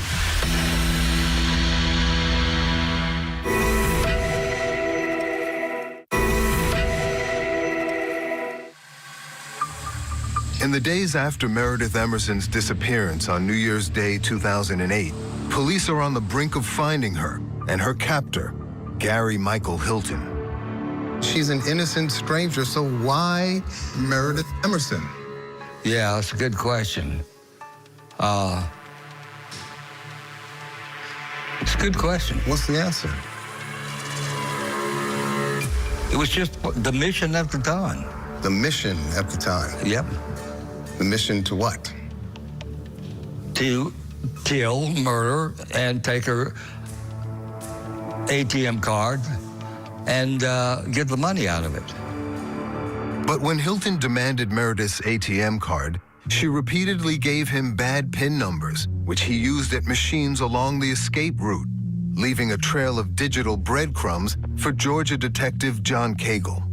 We found out that there, in fact, had been activity throughout the week. The first night, on January 1st, there was activity at a bank about 15 miles from Blood Mountain. And then another attempt at a bank about 40 miles south. And then the following day, there was another attempt about 70 miles southwest of Blood Mountain. So they're all over the place.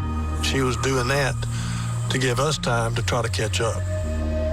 She kept on fighting you, right, with her brains, outsmarting you with the bank cards. She didn't outsmart. I knew what she was doing. How many times did she have you running to ATMs? One, I don't know, off the top of my head. Several times. 5 times, yeah. You gave the police a virtual roadmap as you tried to use her ATM cards. Mm-hmm. She knew this was the way to hold the window open for a rescue and to be tracked. You think so, huh? Oh, absolutely. Did you not figure out what she was doing? I think she miscalculated. Well, kept her alive for 4 days. You might have killed her that first day. Who knows? Thanks to Meredith, police now have a bead on Hilton. But they know that time may be running out for her because the killer could snap at any moment. We were getting closer to Hilton, but we seemed to be just a step behind. The longer these things go on, the less likely there's a good outcome. You told police there was never any plan to let her go. Right. I knew that if I let her go, I'd be identified. Mm-hmm. I knew she couldn't be let go. I knew she was doomed. Yep. I was as good as caught if I let her go. On the last day, you pulled the cruelest trick of all on her, right? You told her you were letting her go home. Oh, cruel? Very cruel. Pure evil. No? Well, what if I told her, today I'm going to kill you? Equally evil. Equally evil? Yes. You tie her to a tree, you bag up all her stuff, and now it's the iron bar, right? Yes. Solid iron bar. Struck her with that.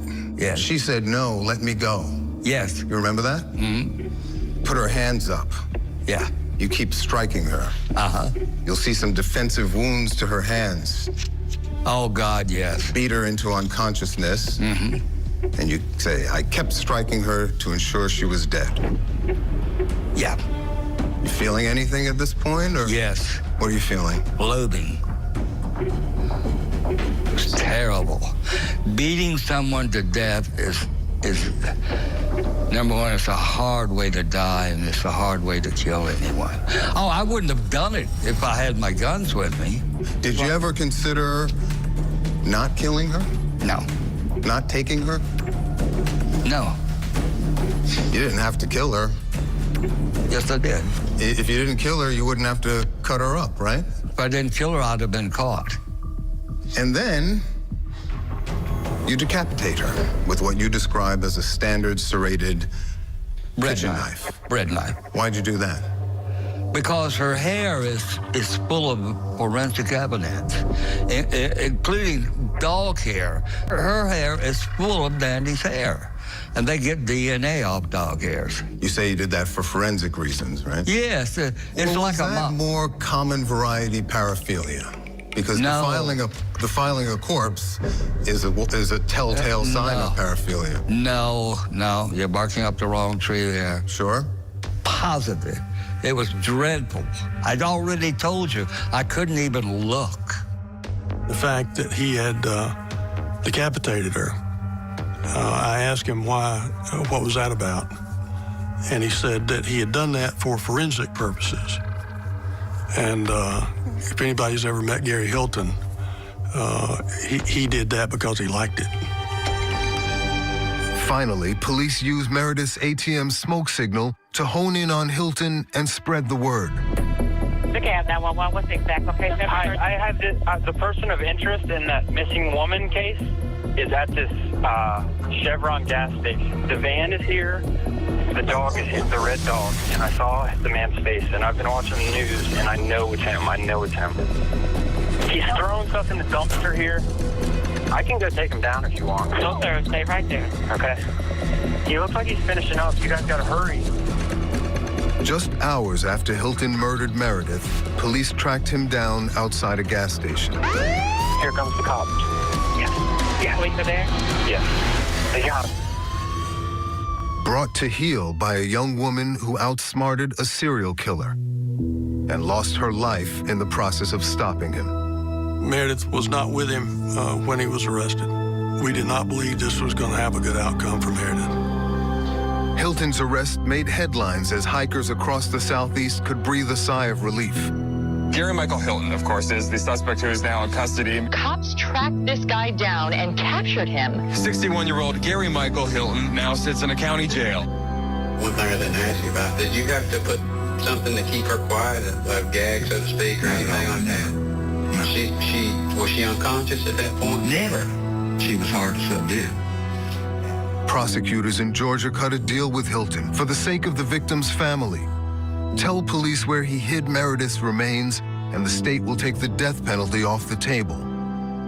Cagle then set out to bring Meredith home from a remote location in the woods. I found her clothes first, and I began to just on my hands and knees began to push back leaves and brush next to the tree. And I went probably 15 feet, maybe 20 feet doing that until I was able to uncover the leaves that exposed her head. I had another agent with me, and I said, I told him to stay with Meredith because we're not going to leave her. The Emersons were finally able to lay their beloved and brave daughter to rest. They had a memorial service for Meredith in Athens, Georgia. and thousands of people came that didn't even know Meredith. Her friends, her family were all alike. They were all just good, solid people. And so it was a tough time for the family and the friends and the hiking community. But to authorities in Georgia, there were still unanswered questions. Why did Gary Hilton kill these people? And what set him off? Listen, I know as well as anyone, I'm a crime expert, and I know that serial killers never, ever start when they're 61 years old. And they don't wake up and start killing people. It doesn't happen. So how do you account for that? Well, let me finish. It's never happened in the past, and it's never going to happen again. I set the record for, I'm the oldest serial killer in American history. And I understand that the probability, that I have been killing people before is perhaps 90%, So I can understand someone not believing me, and trust me, nobody will believe me. My best friend of 10 years was visiting me a couple of weeks ago, and he still was not sure. My legal team is still not sure. You maintain, but contrary to common sense and logic and statistics, let me answer that with a saying that I've come up with. You must always leave room for the exception. So you maintain you must always leave room for the coincidence. All these years later, Hilton remains perversely proud of his crimes. But this deranged serial killer's reign of terror is over. And now Gary Hilton is the one in chains and about to finally face justice. I believe he is nothing more than a bully and a weak-minded coward who preys on others.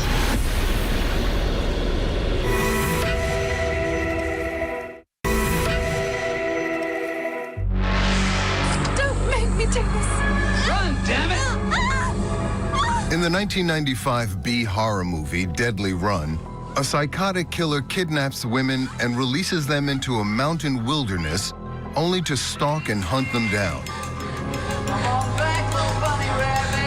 Gary Hilton is listed on the movie's IMDb page as an uncredited member of the crew. The film's producer, Sam Rail, says Hilton even embellished the screenplay with detailed ways of tormenting the female characters. Some scenes were filmed near Blood Mountain, where Gary Hilton abducted 24-year-old Meredith Emerson in 2008. Back in '95, you helped make a movie called Deadly Run. Is that art imitating life or life imitating art?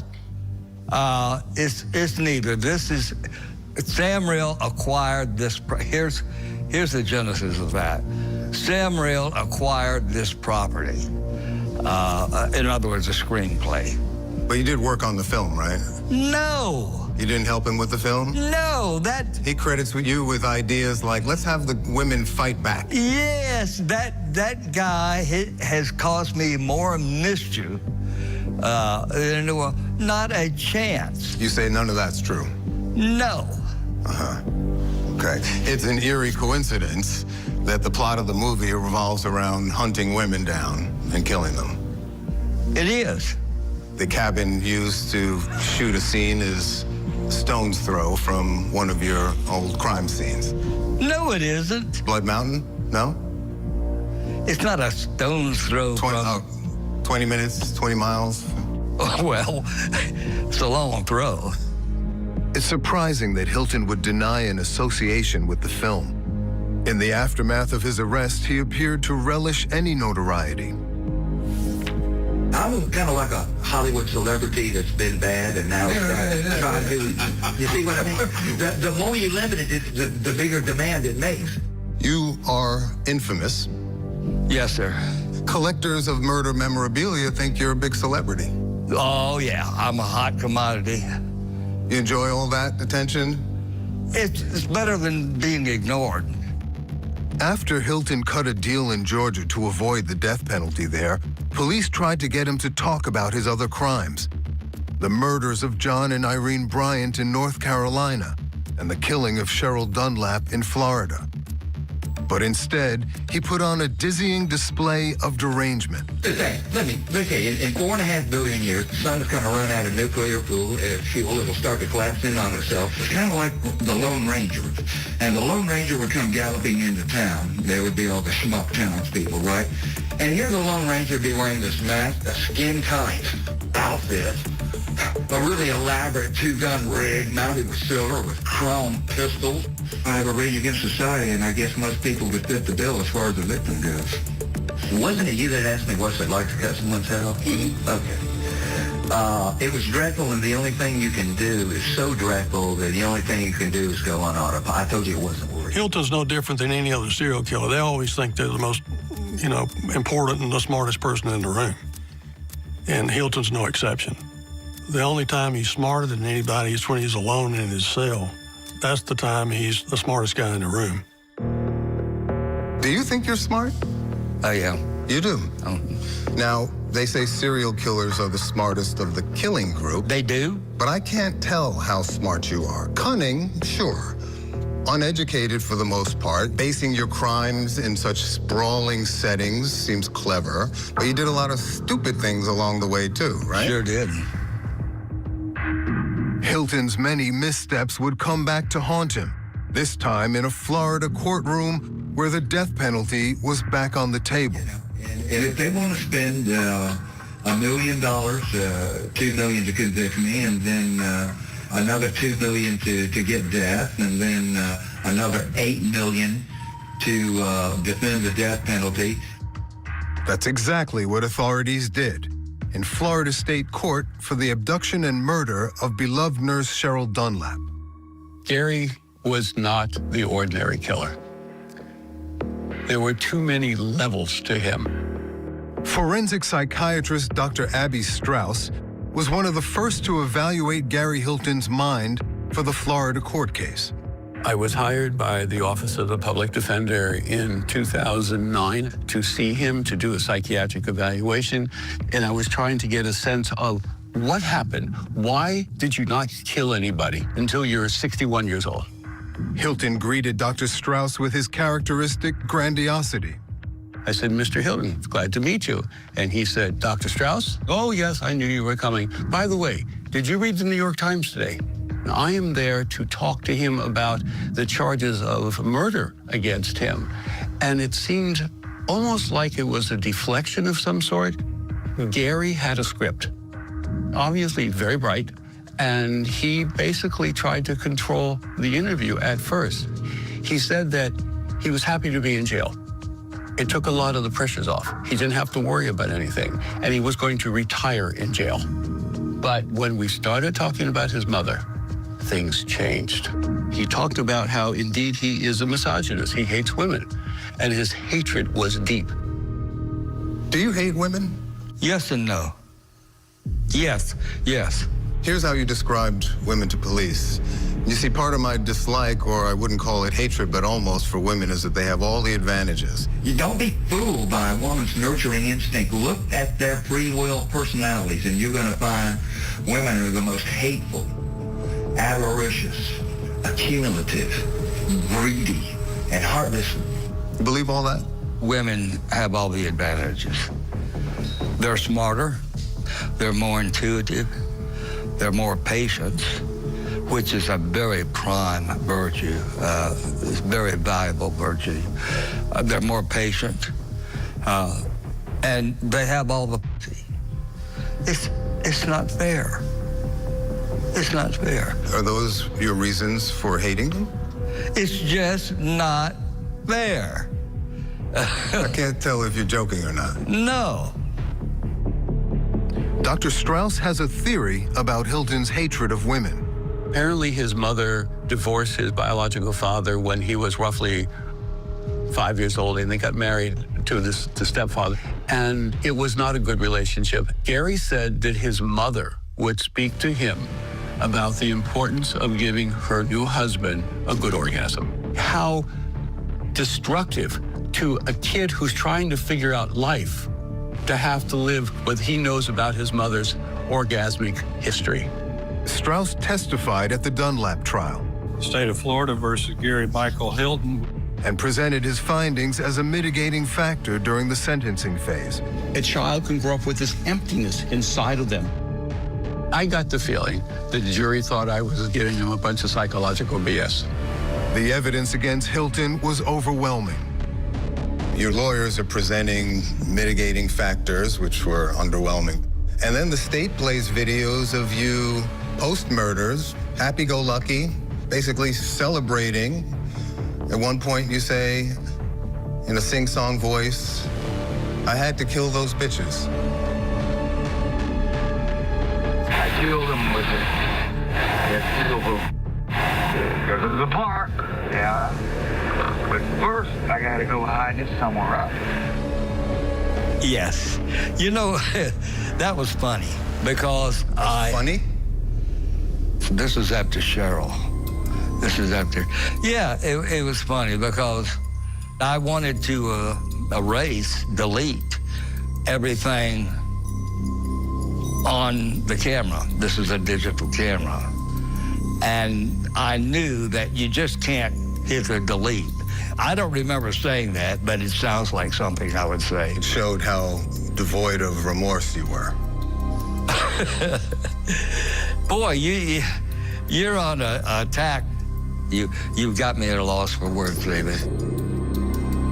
In 2011, Hilton was convicted of first-degree capital murder in Florida, where he'll face the death penalty in the killing and decapitation of this woman, Cheryl Dunlap. He also pled guilty to the murders of Irene and John Bryant in North Carolina. Their family took to local media to express their outrage at the serial killer. He beat my mother to death. He shot my father in the head. He murdered two people for no reason other than the trophies of their clothes and the $300 he got from their bank card. The Bryant's children say they don't believe that Hilton is sorry. No empathy, no mercy, no decency. Well, I think let's not go that far. Although, let me tell you, Meredith is the one that really gets to me. She was 24 years old. I stole over 50 years of her life. She was such a great girl. Just graduated from a fine school, Georgia, and had a bright future. And I took it all from her. Just, it's terrible. It was terrible. You said about Cheryl Dunlap, the community went absolutely nuts over this. Sure, she's a nurse and she teaches Sunday school to fifth graders, but you'd think I killed Mother Teresa. Hey, look, it's just another murderer. So many, there's a million murders. This is how you're discussing the murder victim? You waxed poetic about Meredith and your regrets over her loss. And here, you're deriding Cheryl? It's just nothing. What do you... I don't know how to answer that. Having terrorized and taken the lives of others, Hilton is now about to reveal the one thing that terrifies him. You said death is like a roaring fire. It can induce a blind panic that will make you trample your best friend to get away with it. Very true. And Gary Michael Hilton is about to meet his fate. The idea of your own death still frightens you. Yes. You're 78 years old now, right? Time is short. I guess you could say that it is against me.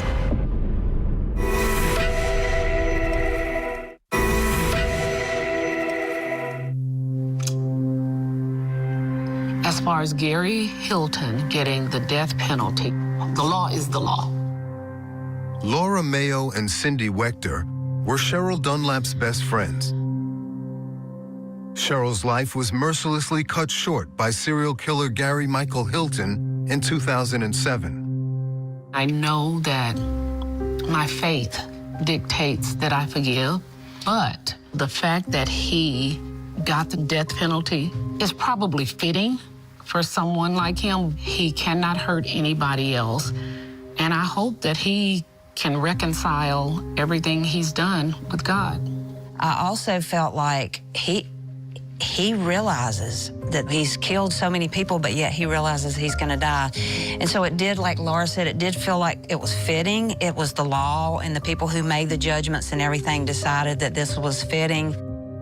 Back in 2008, Hilton taunted investigators and dared the courts to charge him with capital murder. I'm telling you right now, I'm going to dig my heels in and get around to executing me 17 years from now when I'm 78 years old and I'm decrepit and anything. Hey, they can do it.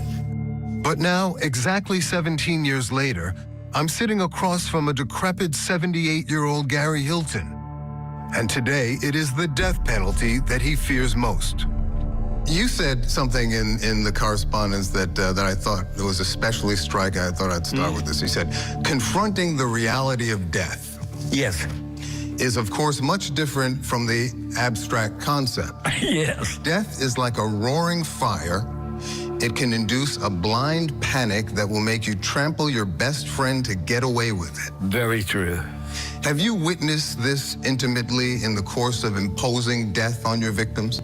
No, their death was, to them, completely unexpected. And yet, what surprises me about that statement is that even after all the cruelty and killing you've done, the idea of your own death still frightens you. Yes, and for that, I'm ashamed and I feel guilty. Because the way you struck down those innocent people, you would think that life is cheap to you. But that's right. Does that just apply to other people's lives, not your own? No, it applies to their lives too. Does it apply to yours? Yes, and when I say I want to live, well, they wanted to live too. I know they did, and I know what I took from them. He wants people to remember how big a serial killer he is when he dies. We'll see what the look on his face is when they bring him in to be executed. Detective John Cagle once helped bring Hilton in, and now hopes one day to see him off. I look forward to being there for that. To stave off execution, Hilton has been appealing his death sentence for years. His latest effort is now pending at the U.S. 11th Circuit Court of Appeals. It's unclear how his stunning admission to the Dunlap murder earlier in our interview will impact his appeal. I'm going to give you a news scoop. I did it. You did it? Yes, I'm confessing to a murder on camera that I've never had before. You murdered... So I'm giving you something, David. You murdered Cheryl Dunlap. Yes, I did. I did it. And I'll be glad to tell anyone I did. Why'd you wait so long to confess to this crime? You know, you have lawyers and they pound it in you, not to say anything. But as I told you before, I'm to the point where I don't care. I don't care. There's nothing they can do to me. Hilton may finally be on the brink of his long overdue demise, but 17 years on, will nature take him before the state of Florida can put him to death? You're in poor health, you say? Yes, very poor health, because I'm going to die soon. Is that why you're here today? Well, yeah. Time is short, but hey. And then there's the question of other victims. No prior murders? No prior felonies committed, violent felonies committed against persons of any type. Until you're 61 years old. It's unbelievable. It's very hard to believe. Isn't that amazing?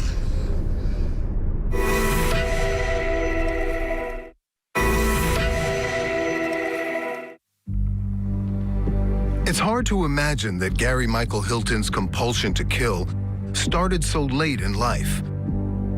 And some in law enforcement suspect that Hilton could be behind similar unsolved murders. For former Georgia detective John Cagle, there's one outstanding case that hits close to home. The 2004 disappearance of Patrice Andrus, a hairdresser from Cumming, Georgia. Patrice had been abducted from her hair salon that she had. In his lengthy interrogation with investigators, Hilton revealed that he liked to visit beauty salons to hustle money for a fake charity. That's where that beauty shop comes from. So they're working on Saturday, and that's primarily. That's their day. That's when the owner is going to be there. That's the busiest time of the week on any beauty shop. It's Saturday morning. Do they tend to give up good money as Yes. women in there? And, It's what? Patrice's remains were found near the same wooded area where Hilton hid Meredith Emerson's body. The remains of Patrice Andres were recovered 3 miles from the Dawson Forest Wildlife Management Area. The loose connection to a beauty salon or a hair salon, and then the proximity of the forest where her remains were recovered, kind of reopened our thoughts. No prior murders? No prior felonies committed, violent felonies committed against persons of any type. Until you're 61 years old. It's unbelievable. It's very hard to believe. Isn't that amazing? When I started doing this, after having all these fantasies and everything for so long, I found that I didn't like it at all. It wasn't anything like the daydreams. The reality, no. And I dreaded it. And then putting it off. Procrastinating it. Because the impulse was in you? No, I didn't.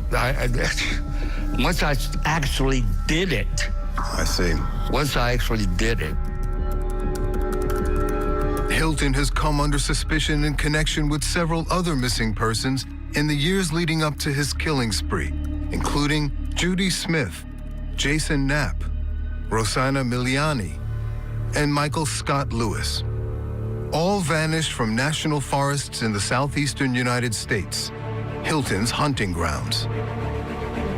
But he has never been charged in connection with these or any other attacks. When I started out, if anyone saw me in the area, or even worse, with the victim, it was an abort decision. However, by the end of the whole thing, my mind was just ragged, disordered. And as a result of these crimes, or some kind of descent into madness? Not into madness. I was already mad. Right. Were you taking these chances to amuse yourself or increase the challenge involved? No. Is there anything that could have happened to prevent you from murdering these people? Is there anything we at large could have done to stop this? How would you advise us with respect to all the other Gary Hiltons out there? Couldn't help you on that. Yeah. That's a good ending question. Thank you, ma'am. And with that, Gary Hilton's first and likely last interview comes to an end. If he has any secrets left, he may now take them to the grave. While the families and friends of his victims continue to pick up the pieces of their lives from the carnage left in his wake. For Detective John Cagle, the Meredith Emerson case would finish a long career in law enforcement. This was the last case I worked at GBI. I retired in April 2008. There are people, even to this day, 17 years later, that remember this case and are still struggling with it. As for Laura Mayo and Cindy Wechter, the last thing they want to do is think about the man who took their dear friend Cheryl Dunlap's life. When I think about Cheryl, I do think about her life. I don't think about just a random something funny. I would get in her car for lunch. And her car would be a mess.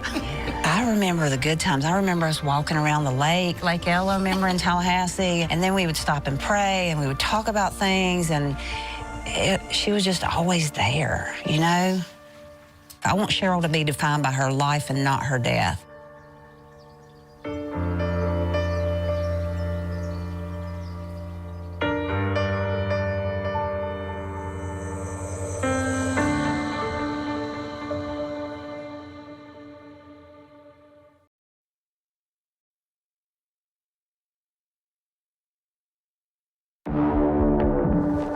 You know, I'm not a monster.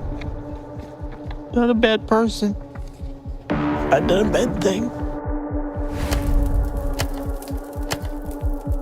The state said you and Roberson were lovers, and that when you felt jilted, you lashed out by setting the fire. You say it was a cry for help and a way to escape a desperate situation, an abusive situation. A live-in babysitter sets the house ablaze and then escapes, killing 4 young children and their parents. I did it. I struck that match and I set that fire. But it wasn't to kill anybody. It wasn't. Those innocent babies. Michael, Dale, Gary, and Rita, all choked to death by that smoke in terror. I ran to the bedroom and I told him the house is on fire. God help me. I tried to get them out. Almost 50 years later, Indiana's longest-serving female inmate, Sarah Cindy White, answers for setting that fatal fire and saving herself. You got yourself out the window. I fell out. I'm assuming I can't remember. How do you explain the fact that you remember everything up to then and then everything after that? I can't explain it. I really can't. 3 psychiatrists told the court that you're a pathological liar. You lied on the polygraph you took. You lied at the sentencing. You lied about setting the fire. Yes, I did. Yes, I did. But am I lying today? No. I set the house afire, not meaning to kill anybody. God knows I didn't mean to kill him. Now, she's making accusations of her own and pointing the finger at one of her victims. He says, if you run or try to get away from me, he says, I will drive by and I will kill her. But the only evidence is her own word. Would you believe you? Yes. Would you forgive you? No. Would you free you? That's a good question.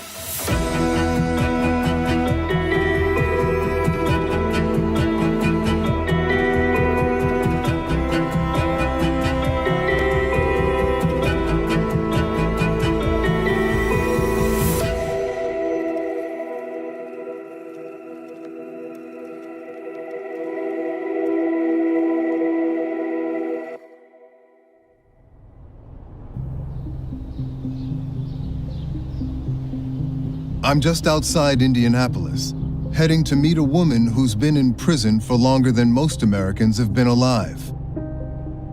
And yet, a half-century of incarceration isn't enough to live down her one and only crime, the murders of a family of 6 by arson. Now, more than anything, Sarah Cindy White says she just wants to be believed. With growing calls to release Indiana's longest-serving female inmate, White has a controversial story to tell. Thank you, guys. I want to hear her out and get a glimpse into the mind of this convicted murderer.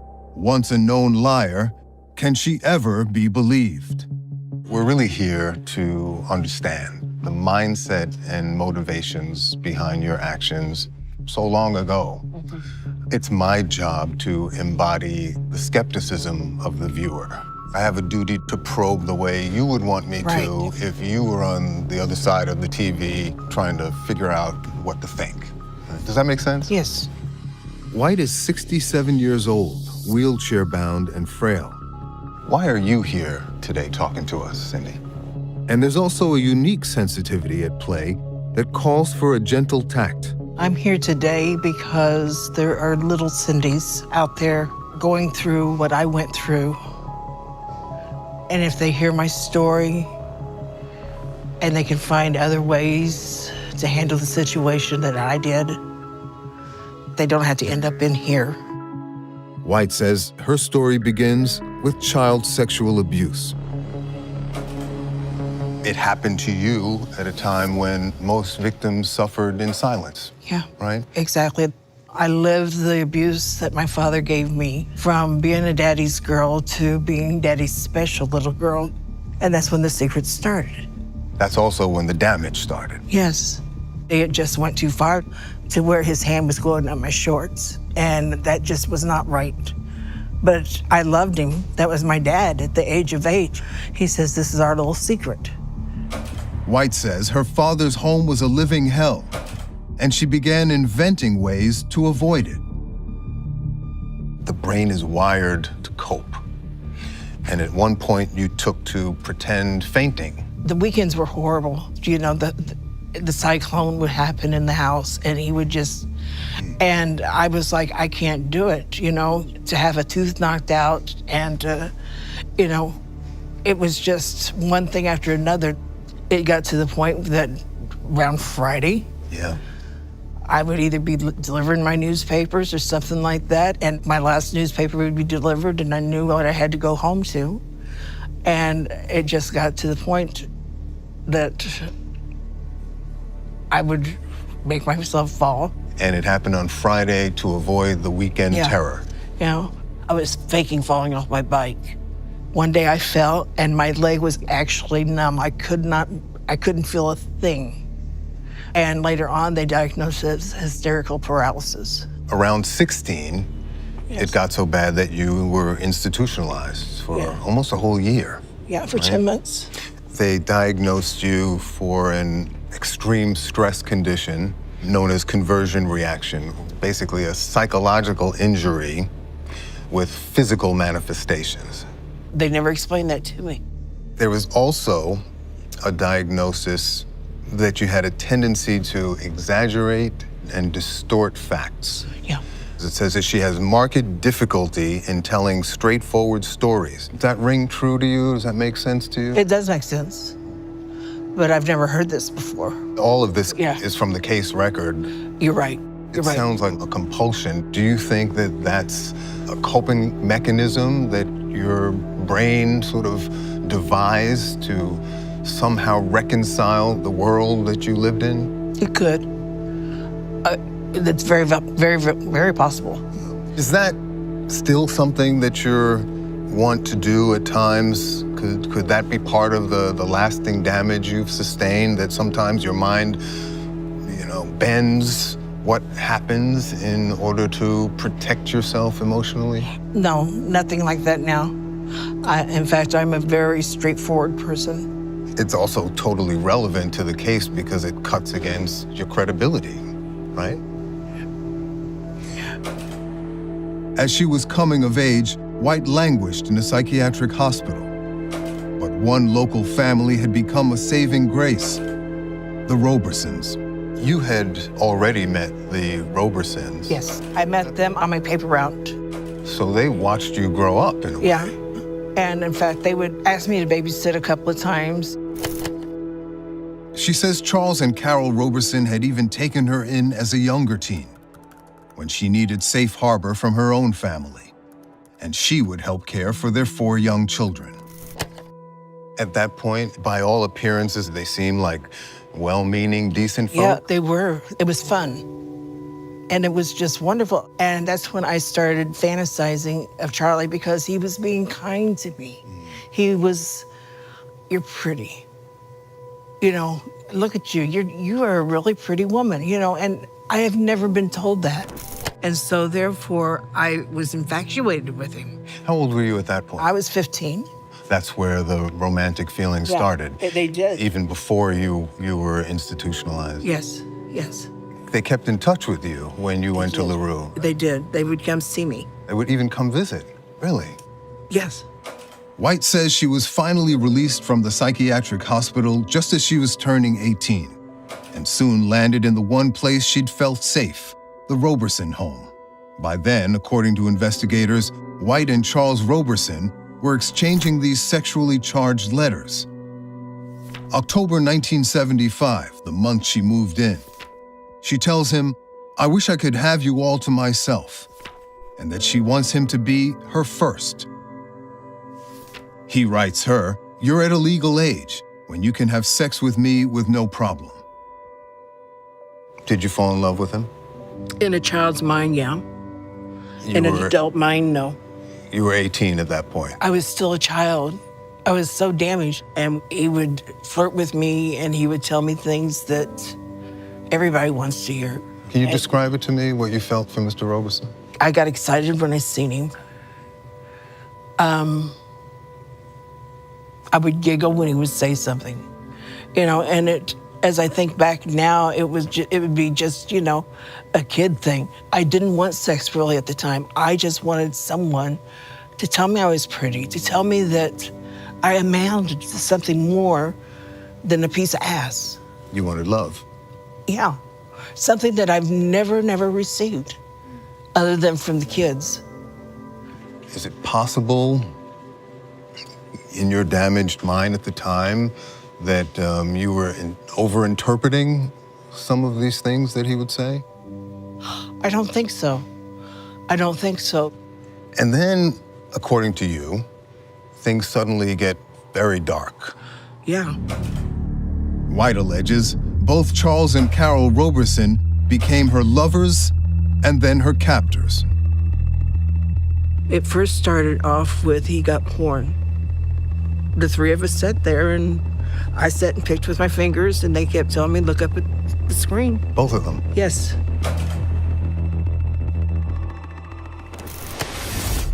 It was to the point that I didn't know what else to do. But did it never cross your mind, Cindy, that if I light this match, I could kill everyone in the house? I didn't contemplate on it that long.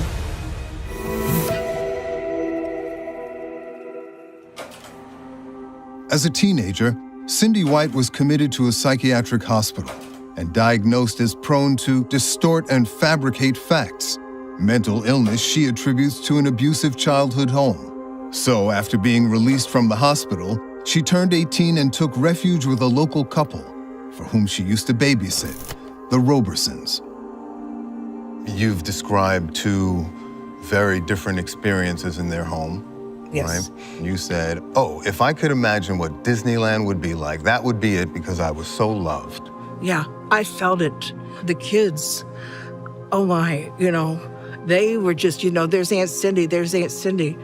And I mean, they would come running. They'd see me coming on my bike. The four of them. The four. And you know how puppies are when they see you and they're like jumping up and down, wanting to be picked up. So excited. That's exactly what I got. Wow. And I loved every bit of it. The Robersons' young children, Michael, Dale, Gary, and Rita, had known White for most of their young lives as a trusted babysitter. What were your duties? What did you... I would help Carol clean. Carol was a clean freak. She.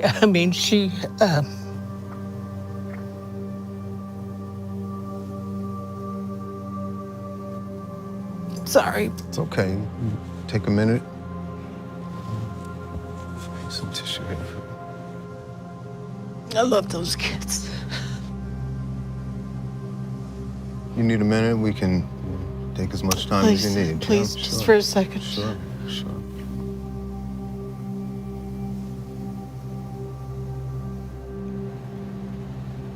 All right. The kids, we would go, the school wasn't very far from the house, and I would take them at least once a day. That was their little reward for being good. And we would go and play on the recess Playground. activities, yeah. And we'd play in the sprinkler before it got too cold. And, little kid stuff.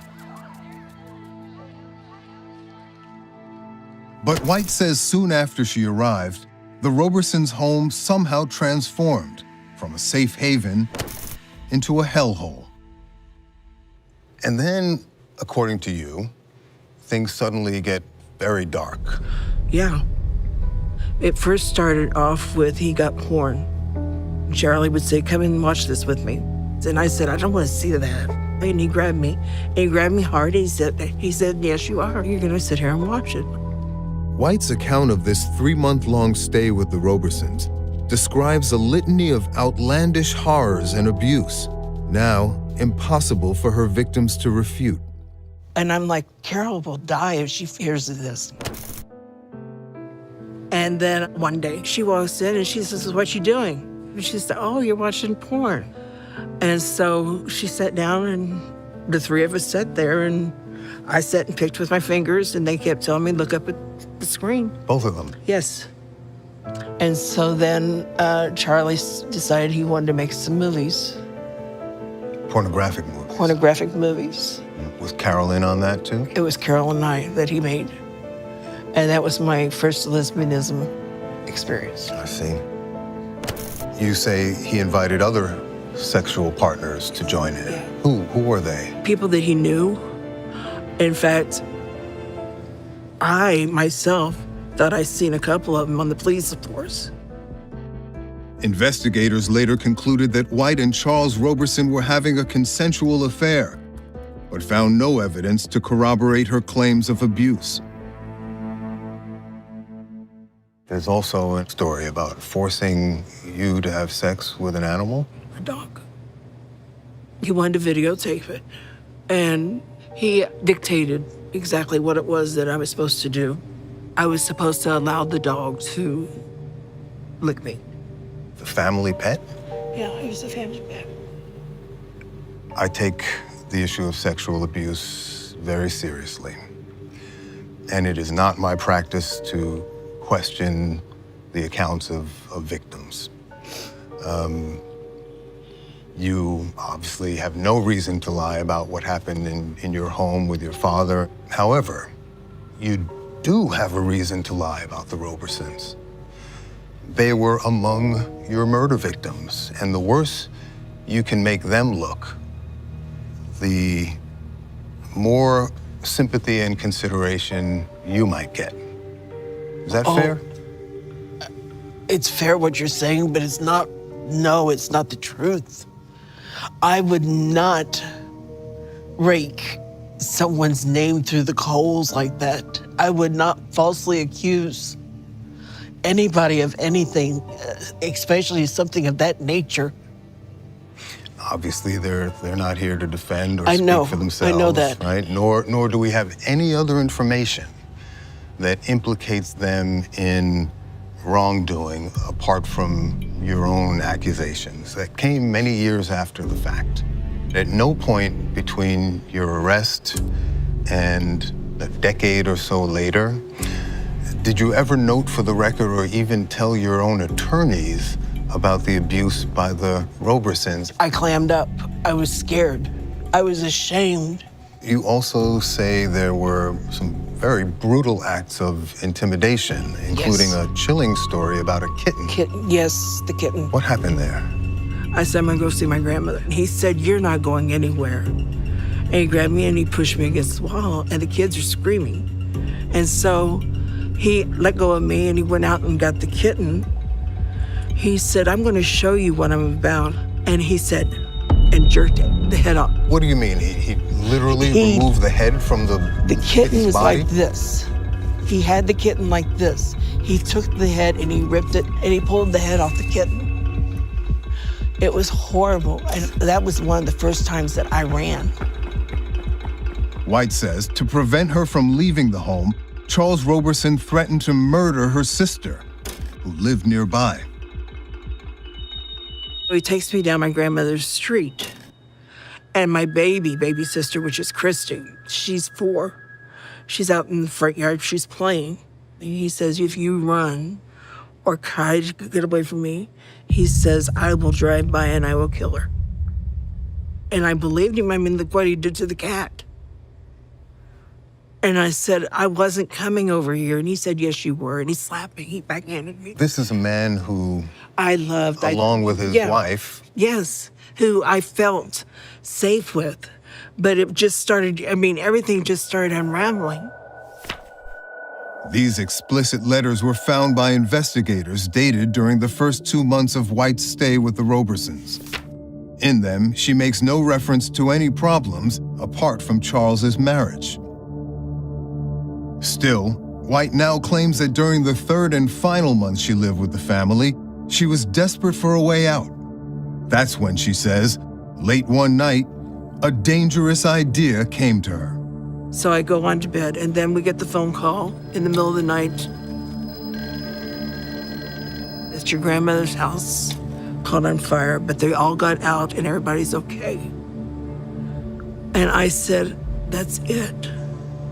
If I set a small fire, one to smoke it up to where everybody gets out, I can leave. So, by your account, all this leads up to New Year's Eve, right? December 31st, 1975. Cindy, in as much detail as you can remember after all these years, tell me what happened that night.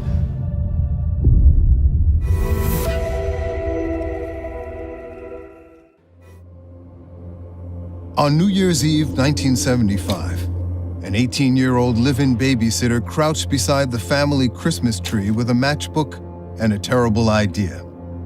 Asleep in their bedrooms were Charles and Carol Roberson and their 4 small children, Michael, Dale, Gary, and Rita. New Year's Eve, right? December 31st, 1975. Now, this is going back 50 years or so. How much can you remember about that period? I remember everything. You do? I do. I've got a very good memory as far as that goes. Cindy, in as much detail as you can remember after all these years, tell me what happened that night. It was below freezing, snowing, and we had went shopping, and I had gotten a pair of the footy pajamas. We had all gotten some throughout the day. And I had those on, and I got ready to unplug the Christmas tree because they had went on to bed. And I said, that's it. If I set a small fire, one to smoke it up to where everybody gets out, I can leave. At that point, that you're so desperate, you're about to light the house on fire. Yeah. Wouldn't it have been better to just walk out the door and take your chances? I couldn't take my chances with my family because he showed me what he was doing. He showed me what he was about.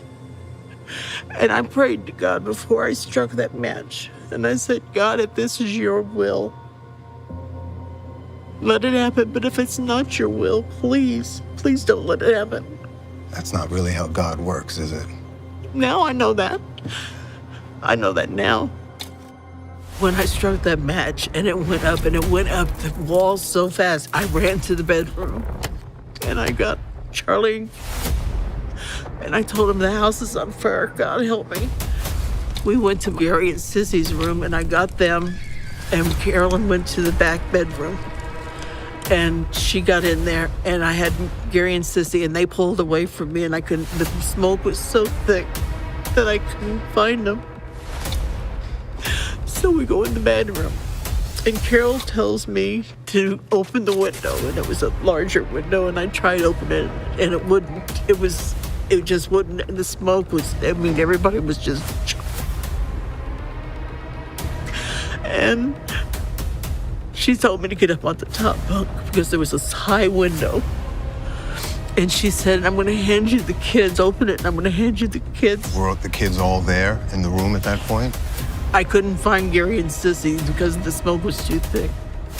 So I got up on the top bunk, and the next thing I know is I'm laying on the ground, and I don't know how I got out. Your memory fails. I don't know how I got out. Right at that point, you remember everything up to that point. Yes, and I want to know how I got out because it was a small window. I tried to get them out. You got yourself out the window. I fell out. I'm assuming. This is what I'm assuming. I don't know for a fact. I don't know. I can't remember. How do you explain the fact that you remember everything up to then and then everything after that? I can't explain it. I really can't.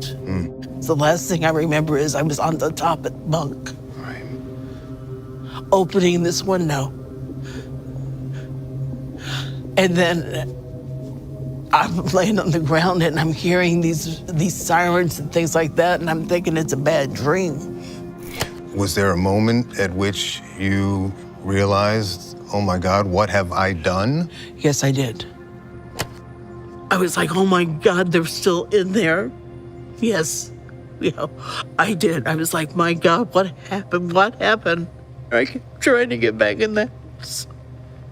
I kept trying to go up there and get in the house, and they wouldn't let me, and they left me standing there. The neighbors had to restrain you. Yes. It was a lost cause at that point. Were you, at that point, racked with the feeling, I'm responsible for this? No, I didn't, not until I was in the hospital and I had a chance to just put things together. At that point in time, no. Prosecutors later argued that White set the fire when she felt jilted by Charles Roberson, then immediately abandoned the house and the family to burn. White insists that's not true.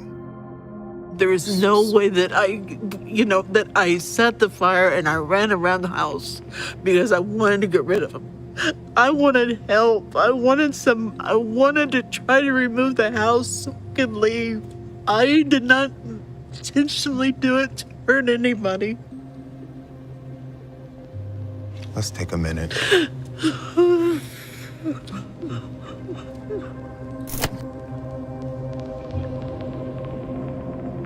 I wish to God it had never happened. But if it happened, I wish it could have been in this day and time. Because, number one, it would have never happened because people would have known the right questions to ask. And I'm not blaming them, but I am because I done what I only thought was right. And how could I say setting a fire was right? Because it was to the point that I didn't know what else to do. Did it never cross your mind, Cindy, that if I light this match, I could kill everyone in the house? I didn't contemplate on it that long.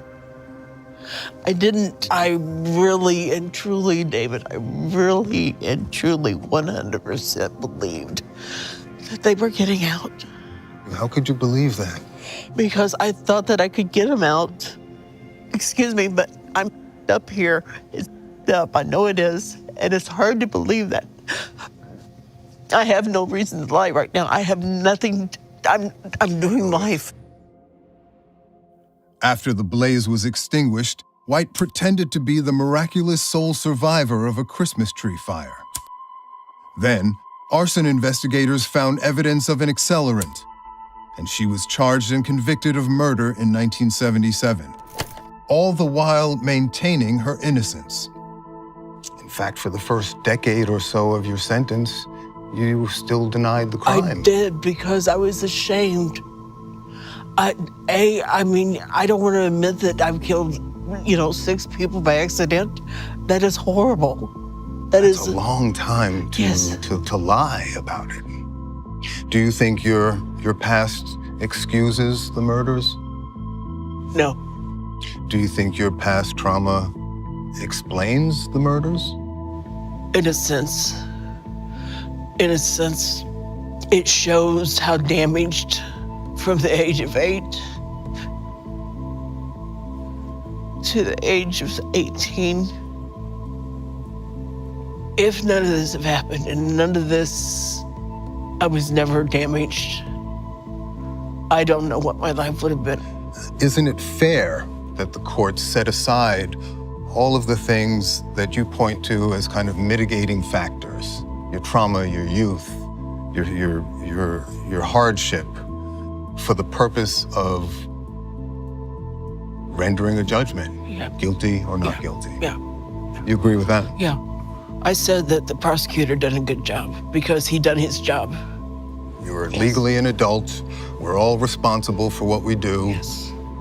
3 psychiatrists evaluated you during the trial and told the court that you're a pathological liar.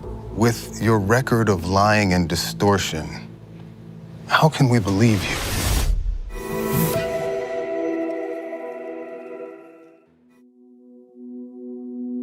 She's had a lot of years to think about this and to think what would sell. Johnson County, Indiana prosecutor Lance Hamner represents the people of his jurisdiction, including 6 members of a family burned to death when Cindy White intentionally set a house fire 50 years ago.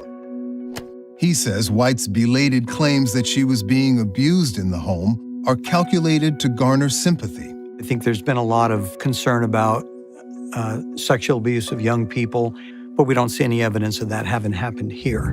What we see is that there was an affair going on, and it looks to me like she was angry when that affair ended. She could have walked away. She didn't walk away. Setting fire to a house with a bunch of sleeping people in it is not going to get you out any better than if you just simply walked away and called the police. It took her 10 years to come up with this story, and it seems awfully convenient that you've killed off the only two people who could rebut that.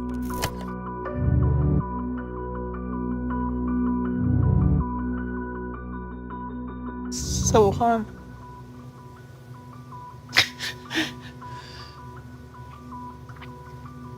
And I'm like, if one person would say, Cindy, I believe you.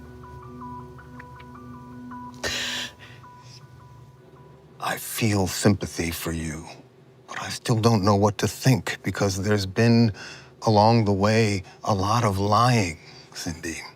Consistently, it harkens back to that diagnosis, the propensity to distort and lie and exaggerate.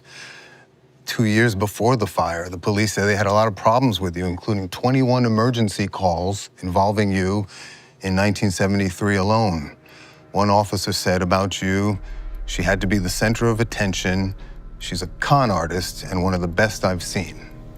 I had to be the center of attention to stay away from my home. I was faking falling off my bike so I could stay in the hospital, so I didn't have to go home. Those are the incidents? Yes. I see. 3 psychiatrists evaluated you during the trial and told the court that you're a pathological liar.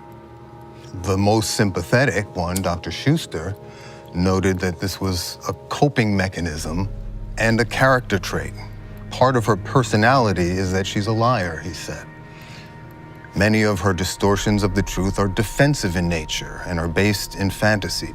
You lied on the polygraph you took. Mm-hmm. You lied at the sentencing, pleading your innocence in a dramatic outburst. The state said you and Roberson were lovers, and that when you felt jilted, you lashed out by setting the fire. You say it was a cry for help and a way to escape a desperate situation, an abusive situation. Either way, an entire family was slaughtered. With your record of lying and distortion, from a time perhaps when you were a different person, how can we believe you? I can't give you a pill to do it. There's not enough time to try to convince you. What I can say is this. I have no reason to lie. Back then, yeah, I did. I did. I lied about falling off my bike. But am I lying today? No. You lied about setting the fire for a long time. Yes, right? I did. Yes, I did. And then you finally confessed your crime. Yeah. That's a long time to lie about something so consequential. Yeah. Yeah. How do you account for that? Maybe if I lied and let him believe that it was the Christmas tree, then maybe I could get out. To get out? You lied to get out? Yeah. I wanted my freedom because I couldn't tell the truth right then, the whole truth.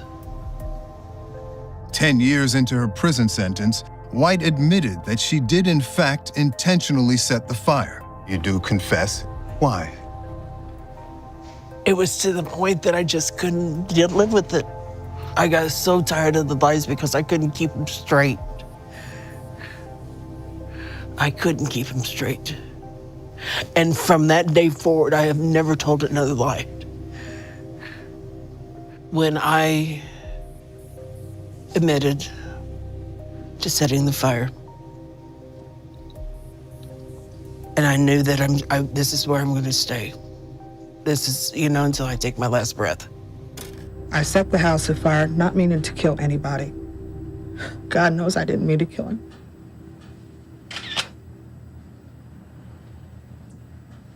I'm sorry. Sorry. If I could bring back those lives, I would.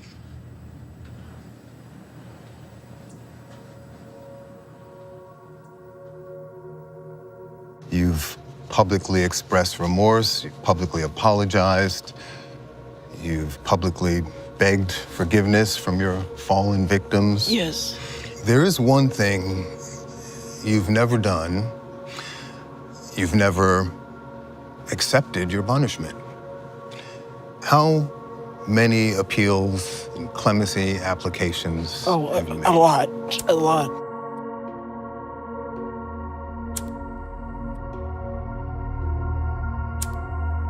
I count at least 10 between 1978 and 2016. What does that say about your contrition or remorse?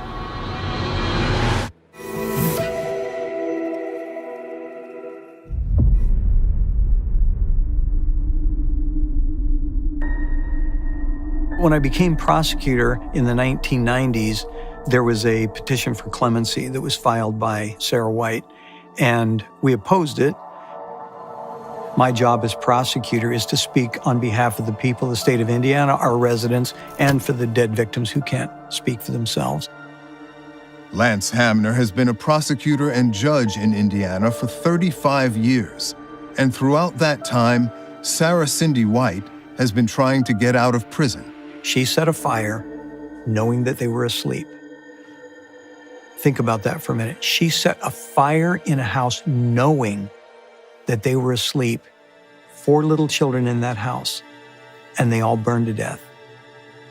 I don't see how anybody gets clemency for that. You've made an admirable life for yourself in prison. 4 semesters of college at Martin, a GED, you're a licensed cosmetologist, certified in health occupations, certified in accounting, certified in business math. You've learned sign language. Yes. You tutor deaf people. Yes. You are certified in blood pressure technology. Yes. You've also, on a regular basis, engaged in various treatments and therapies, right? Survivor 1, 2, and 3, incest survivors group, grief group, anger group, one-on-one therapy. Are these, in your mind, part of your atonement, acts of contrition, remorse, expressions of remorse? Yeah. How so? In order for me to move on, because I'll never forgive myself, I do all these things that you listed to try to make a difference in someone else's life, to show them, to tutor them, to help someone. Service to others. Yeah. I wish I'd died instead of them. I do. And it's not the fact because I'm here. It's not. It's because, especially the kids, those innocent babies, if I could give my life for this, I would. 7-year-old Michael. 6-year-old Dale. 5-year-old Gary. And Rita, who was just 4. All choked to death by that smoke and terror. If I could give my life for this, I would. Doesn't matter. I'd probably done better if I'd got. I know it doesn't matter because they can't come back.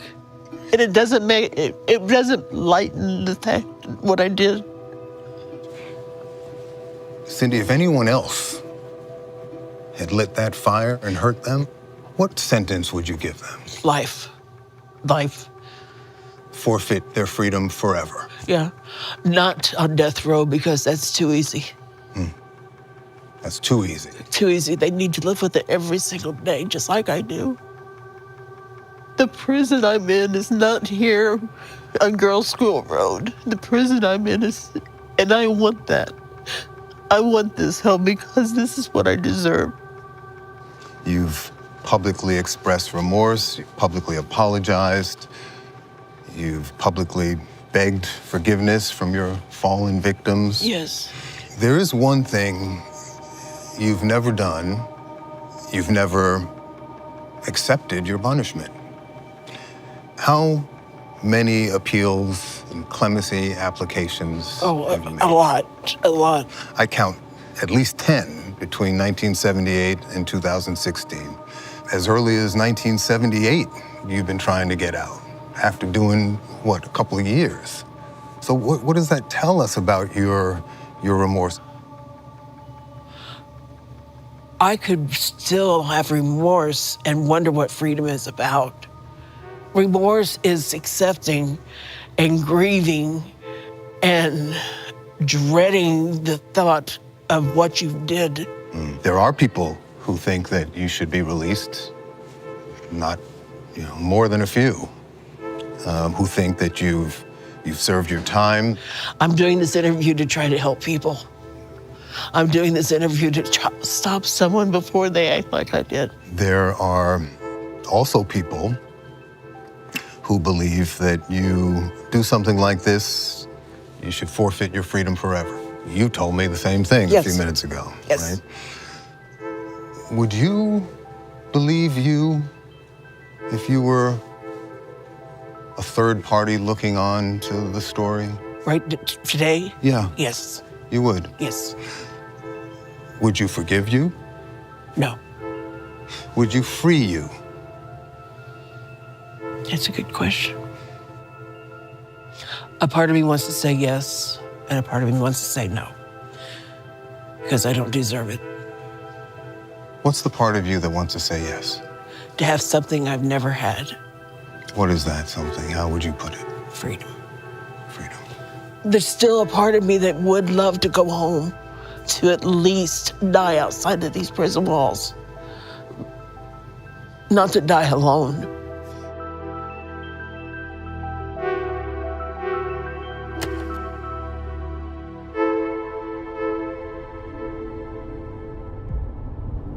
As I left the interview and drove away from the prison, I turned my back on a woman filled with lies, regrets, and pain. She told me she was still contemplating one last bid for clemency in what is now her 50th year of incarceration. Whether or not she's ever released, Cindy White will have to live and die with the burden of the 6 lives she took in that fateful decision a lifetime ago.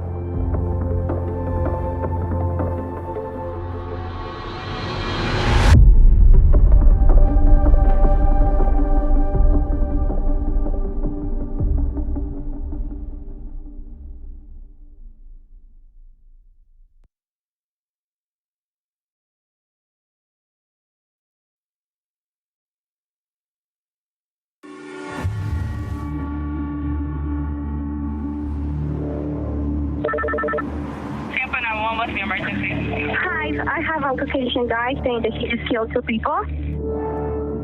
It sounds like you became enraged, right? I guess you could say that, but I was also intensely in fear. You can be in fear and be enraged at the same time, dude. Would you agree with that? No, you're dodging the question, David. You're dodging the question. I'm not here to be interviewed. You've agreed to be interviewed. In 2017, Devon Arthurs was a psychotic young killer with a head full of hate and a hair trigger.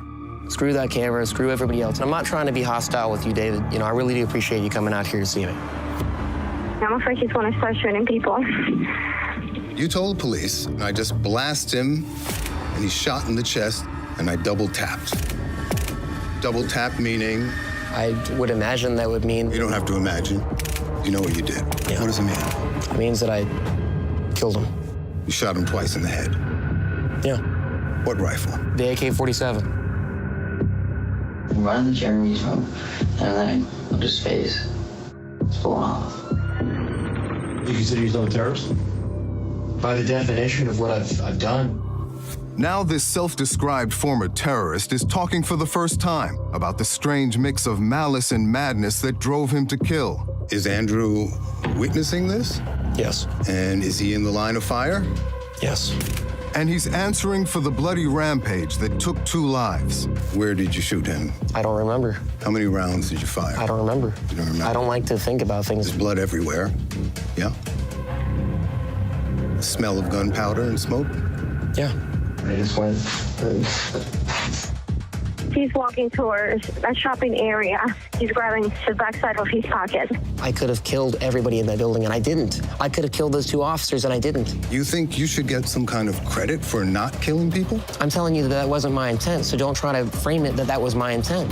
A deeply disturbed mind on display for all to see and under the influence of violent online extremists. Let me ask you this. Did you say that you're sane or insane?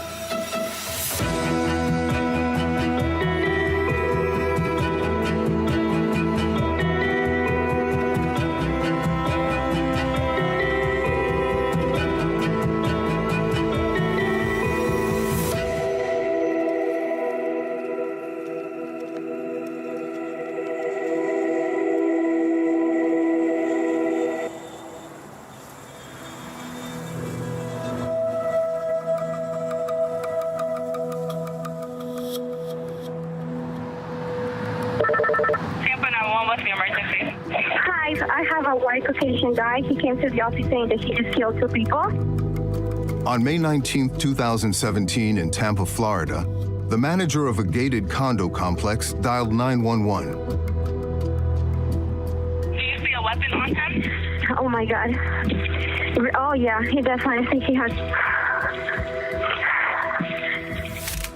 18-year-old Devon Arthurs had just snapped, shooting and killing 2 roommates with a Russian Army rifle. The double murder shocked and confused the Tampa Bay community.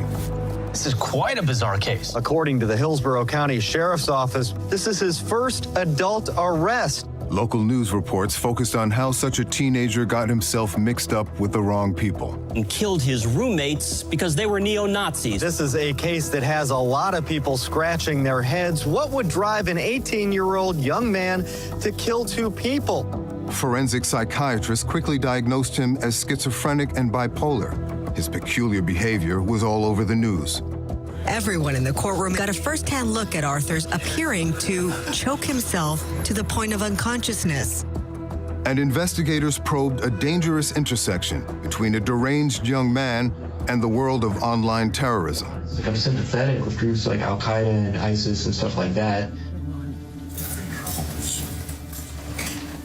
Arthurs pleaded guilty to 2 counts of second-degree murder and met his punishment. I will adjudicate him guilty.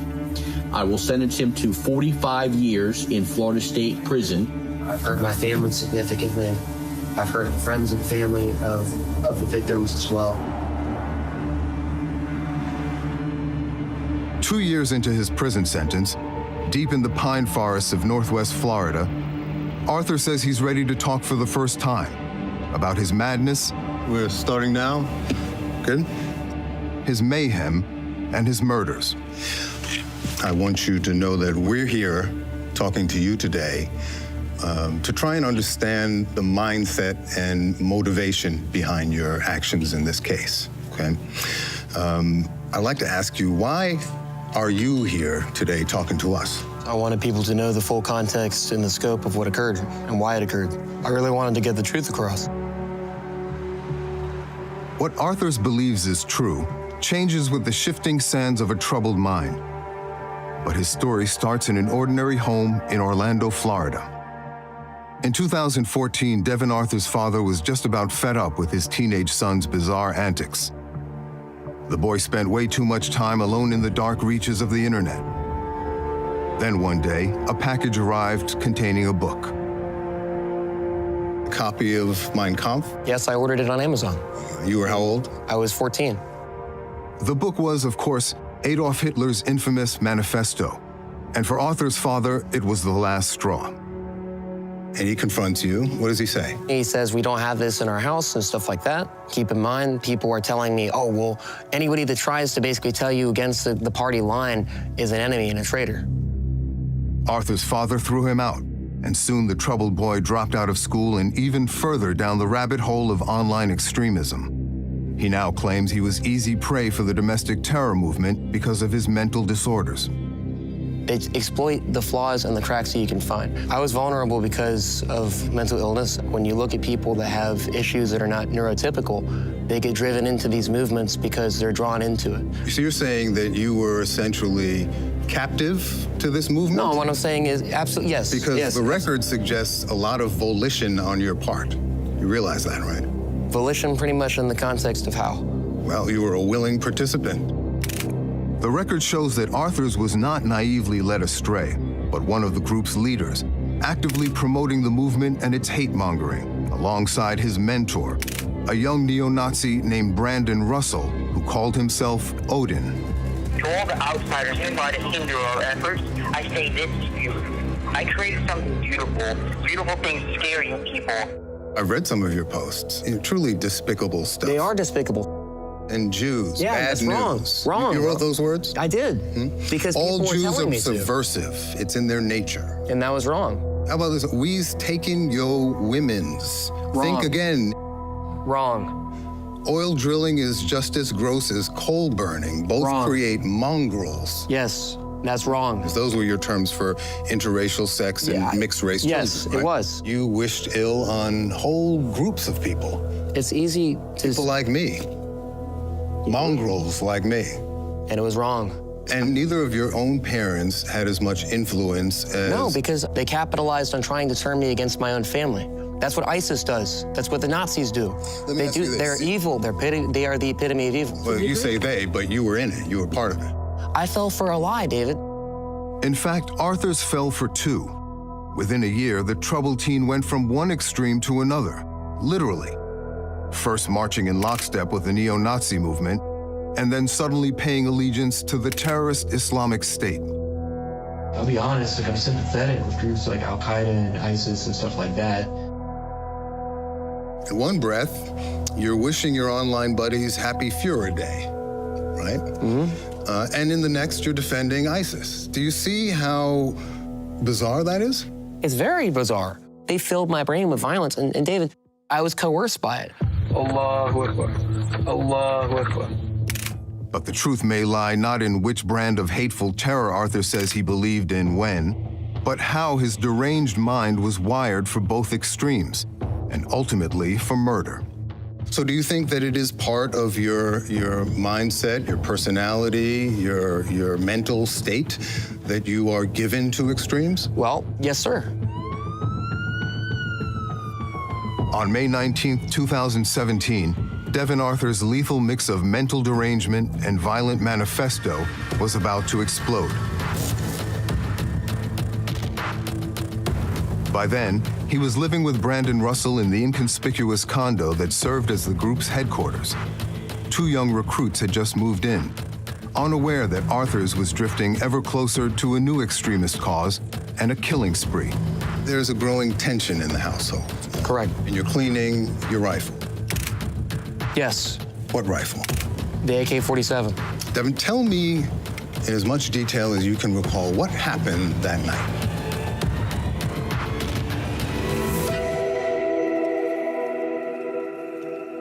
Officers entered the apartment to check for victims. They discovered two deceased white male subjects.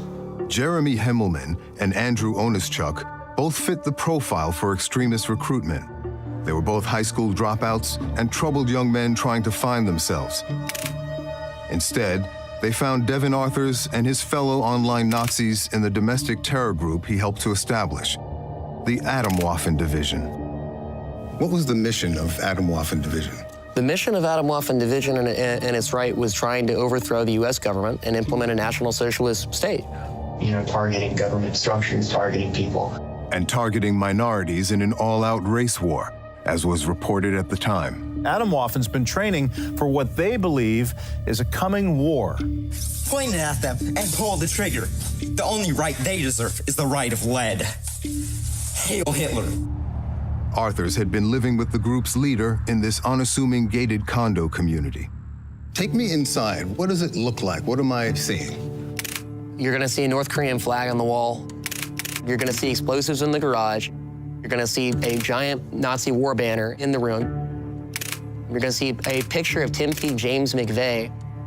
Timothy McVeigh. Yeah, and you're gonna the see Oklahoma bomber. Yes. You're gonna see different books that pertain to bomb making, the Anarchist Cookbook, the Turner Diaries. All required reading for terrorist groups. Yeah, you know, basically crazy books utilized by crazy people. Inside, the group amassed guns and bomb-making materials. Arthurs had helped lure young recruits into the fold. I've seen correspondence where you're recruiting and screening recruits for racial purity. When was that? I'm just saying, like, you deny that? I'm denying that wholeheartedly. People who are applying are offering up their ancestry for vetting. Offering up their ancestry for vetting. That's right. There's one particular young man who has who says he's got Caribbean blood, and you're asking him about the nature of that. You ask him if he's 1/8 native. None of that rings a bell? None of it rings a bell. It's all in the record. At one point, we know Arthurs even seized the leadership of Atomwaffen, even though he continues to try to diminish his role in the group. At one point, you were the acting leader. No, I was deny not. that. You were writing posts saying, I am in charge in Brandon Odin's absence, and positioning yourself explicitly as the acting leader. And what operations did they conduct during that time period? You're saying that you did not position yourself as the acting leader? I took advantage of that vacuum of power. On May 1st, 2017, two young recruits, Himmelman and Onischuk, arrived at the Florida Hate Group from their homes in Massachusetts, unaware of the dangers that awaited them inside. By the time they had moved in, Devon Arthurs had drifted away from the online neo-Nazi movement. He was still ranting and raving on the internet, but increasingly for an entirely different violent movement, ISIS. And now you're soaking up Islamic extremist propaganda. You say, I'm sympathetic to groups like Al-Qaeda and ISIS and stuff like that. So now you've gone literally from one extreme to another. Yeah, it was silly. It was dumb, man. Is it true that you pledged allegiance to ISIS? I never actually physically went over there. I mean, if you want to say that I supported it, yeah, I mean, absolutely. And you're drifting ideologically from the strictures of far-right fascism. Correct. And you have converted to Islam. Correct. And your house guests were especially annoyed by your newfound religious practice. Correct. And they even say that you tried to convert them. Is that true? I had discussions with them about it, but I never tried to convert them. But there was a lot of different headbutting pertaining to the difference of ideology, yeah. There's a record that suggests that they were trying to get out of this. One of them writes to the other one, wake up so we can leave the hole. Don't want to listen to this cuck pray for another minute. Wow. All right, so he was basically offended by somebody praising God. And you were offended that you were being ostracized online and perhaps in real life because of your newfound faith. Correct. And your Nazi friends, both online and in real life, are pretty fed up with it. Oh, yeah, absolutely. Is that fair? Yeah. Arthurs began calling himself Khalid and preaching his new brand of ISIS terror to Himmelman and Onischuk. And that was not what the newcomers signed up for. There's a growing tension in the household. Correct. It's Friday, May 19th. Yes, sir. And you're cleaning your rifle. Yes. What rifle? The AK-47. At some point, Jeremy makes the fatal mistake of, according to you, ridiculing you and your faith. He holds up my Quran. He threatens to throw it at me. And he said, I found your book of sin or fairy tales on my dresser. Emotions that he's going to throw the book? Yes. But he doesn't throw it. Well, because he ended up being shot.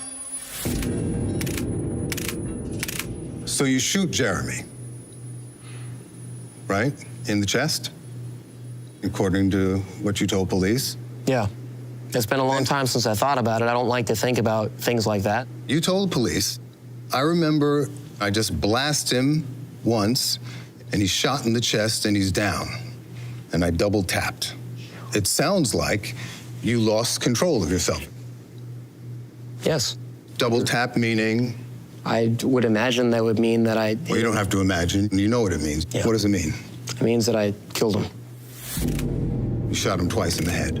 Yeah. After shooting him in the chest. Is Andrew witnessing this?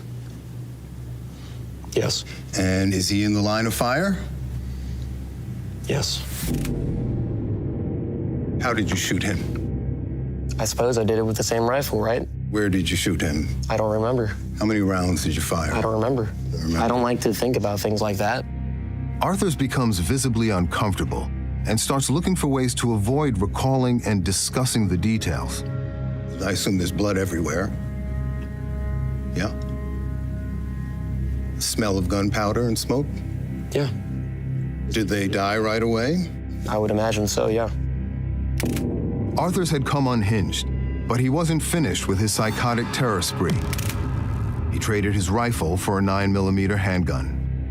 You call your father. I love you, Dad. You won't be hearing from me again. He thinks it's a joke. My mother tells me to put the gun down immediately. That wasn't enough to snap you out of the red zone? It kind of did. It did? It did. Well, you didn't put the gun down. Well, did I shoot anybody else? Well, did I discharge the weapon? You picked up another gun. Did I put in my hands on anybody in that building? You leave the condo and you go to the leasing office, right? Yeah. Did I kidnap anybody in that building? To announce the murders? Yes. Did he say he just killed those people, or he's about to? Yeah, he said that he killed 2 people. He said that he killed 2 people. He's aggressively walking. I'm afraid he's going to start shooting people. And he's going to that plaza? She's walking towards the plaza. Then you leave the leasing office and you take hostages at the local smoke shop. Why? I tried suicide by cop. You were trying to kill yourself? Yes. By taking hostages? As I press him, Arthurs gets increasingly agitated as he struggles to justify his murderous actions and a hostage standoff with police. Yes. Police would attack him. David, I understand what you're doing, and I respect that. That's your job. Well, I'm just asking And I understand questions. that. David, I understand that. Please hear me out. Please, I'm talking to you as an... Screw that camera, screw everybody else. I'm telling you personally that when it comes down to it, I had no intent to lay my finger on those people or to hurt those people. You didn't? I let them know that they were going home. That's in the deposition. Would you like to reflect on that? You said to one of the hostages, why shouldn't I kill you? That doesn't sound like you're comforting them. To scare them so that they wouldn't try to rush at me. If they had rushed at me, I wouldn't have shot them or hurt them. But it has a question, David, and I just want to, and this is a question for the viewers, all right? If I was inside that smoke shop, right, I have nothing to lose at that point. I have nothing to lose at that point in my mind. I'm thinking that I need to die because it's over, and I can't bring this to myself to put this through my families, all right? Now, the point is that, listen, I could have killed everybody in that building, and I didn't. It didn't run through my mind. I could have killed those 2 officers, and I didn't. I told them to leave the building as soon as they entered the building.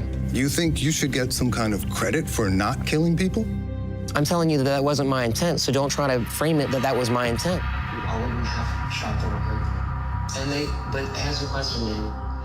The case was all over the news.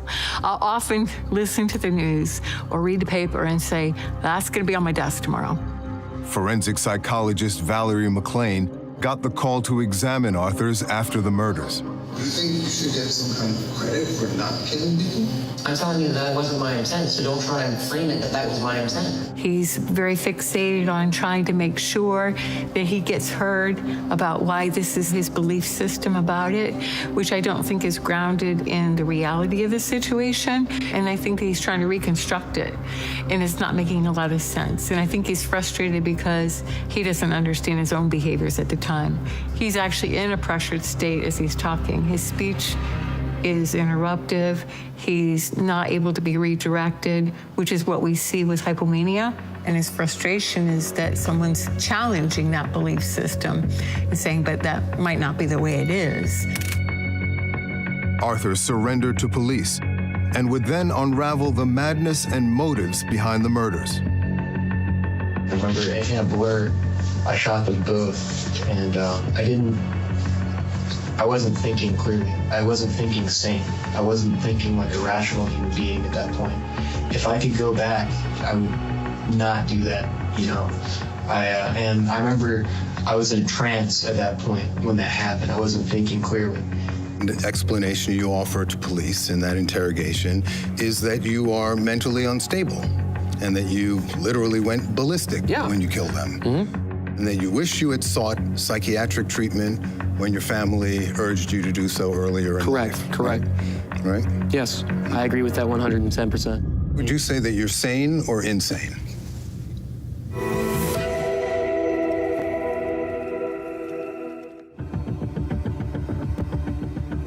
It took a double murder and a hostage standoff with police to burn off 18-year-old Devon Arthur's violent rage. Sir, can you state your name for the record, please? My name is Devon Sean Ryan Arthurs.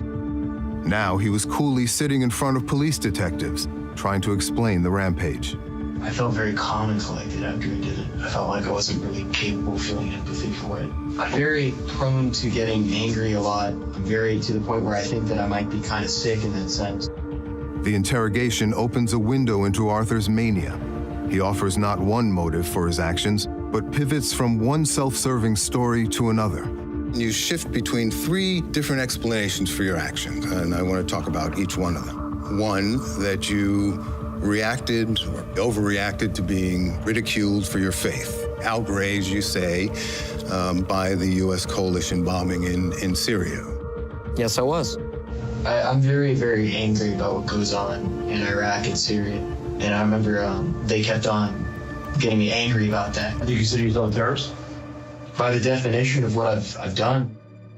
You also said that you were sympathetic to Al-Qaeda in that interrogation. You say, To be honest, like I'm sympathetic to groups like Al-Qaeda and ISIS and stuff like that.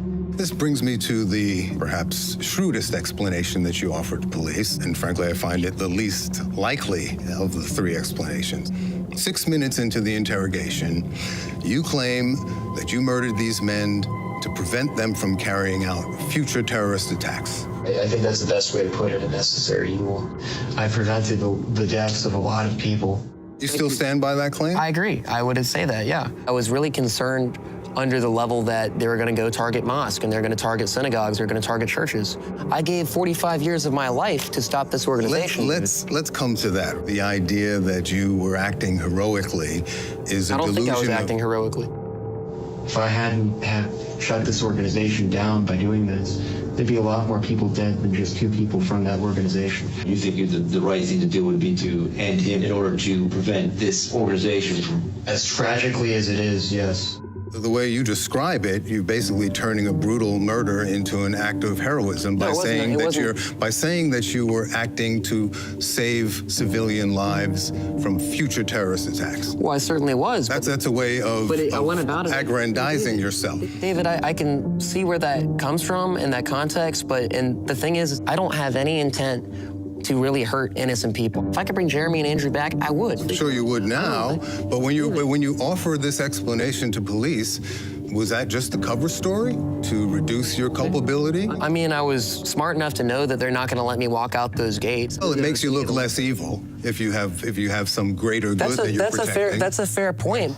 I gave 45 years of my life to stop this organization. We definitely see some of the grandiosity coming out with Mr. Arthur's belief that he had that role and he had that mission, he had to stop the organization.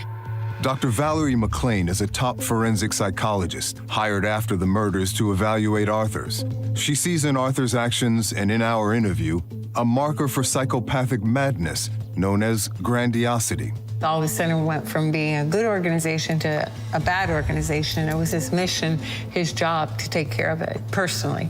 I think that there is a tremendous amount of rationalization about his actions to create a situation that would justify why he did what he did. And he again promotes himself into a more grandiose role of being a savior. Are you familiar with the term grandiosity? Oh, yeah, when you feel like almost a messianic type. Yes, an unrealistic sense of superiority. At its worst, it becomes delusional. Correct. Delusions of grandeur, where the person adopts false beliefs that sometimes revolve around. The Holocaust never happened. You know, the synagogue down the road is controlling Wall Street. It's delusional. It can also be a marker for schizophrenia and bipolar disorder. And I've been diagnosed with that. I was like, my animosity was like up to here. My hatred was up to here. And I already had those thoughts in my mind in the sense of like, these people are worthless. These people are the worst, you know. I was working my way to the most likely explanation for the murders and the most candid of Devon Arthur's explanations to police. That you are mentally unstable and that you literally went ballistic when you killed them. It sounds like you became enraged, right? I guess you could say that, but I was also intensely in fear. You can be in fear and be enraged at the same time, David. Would you agree with that? I don't know. I could think about it. You've never, well, I mean, you said to police, no, you're dodging the question. I'm not here to be interviewed. You've agreed to be interviewed. You want to ask loaded questions, and that's fine. Well, they're all loaded questions. They are. Well, thank you for admitting that, but I appreciate it. But all right, listen. You told police that you wish you had sought psychiatric treatment when your family urged you to do so earlier in life. Correct. My family's been telling me, like, you know, go to a hospital, try to get this stuff sorted and stuff like that. I wish I had listened to my family. It's like, I wish I had followed what they were recommending me to do. Yes, I agree with that 110%. It sounds like there was some awareness that you were out of your mind. It was unfortunate, and I'm liable for this as basically somebody that I should have received that. I should have gotten treatment, David. Would you say that you're sane or insane? I honestly don't know. It's an honest answer. And it's a question that would delay justice in the double homicide for 6 long years, while doctors and lawyers debated Arthur's mental competence and the reasons for his murderous rage.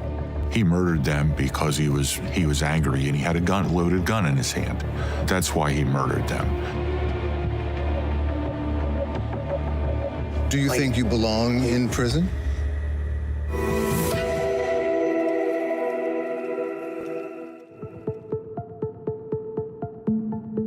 After Devon Arthurs was arrested for the brutal execution of Andrew Onischuk and Jeremy Himmelman, his guilt was not in question, but his sanity was, and quickly became local news fodder. Former Tampa neo-Nazi accused of shooting his 2 roommates to death is expected in court in the next few hours. Doctors are expected to reveal their findings about Devon Arthur's mental state.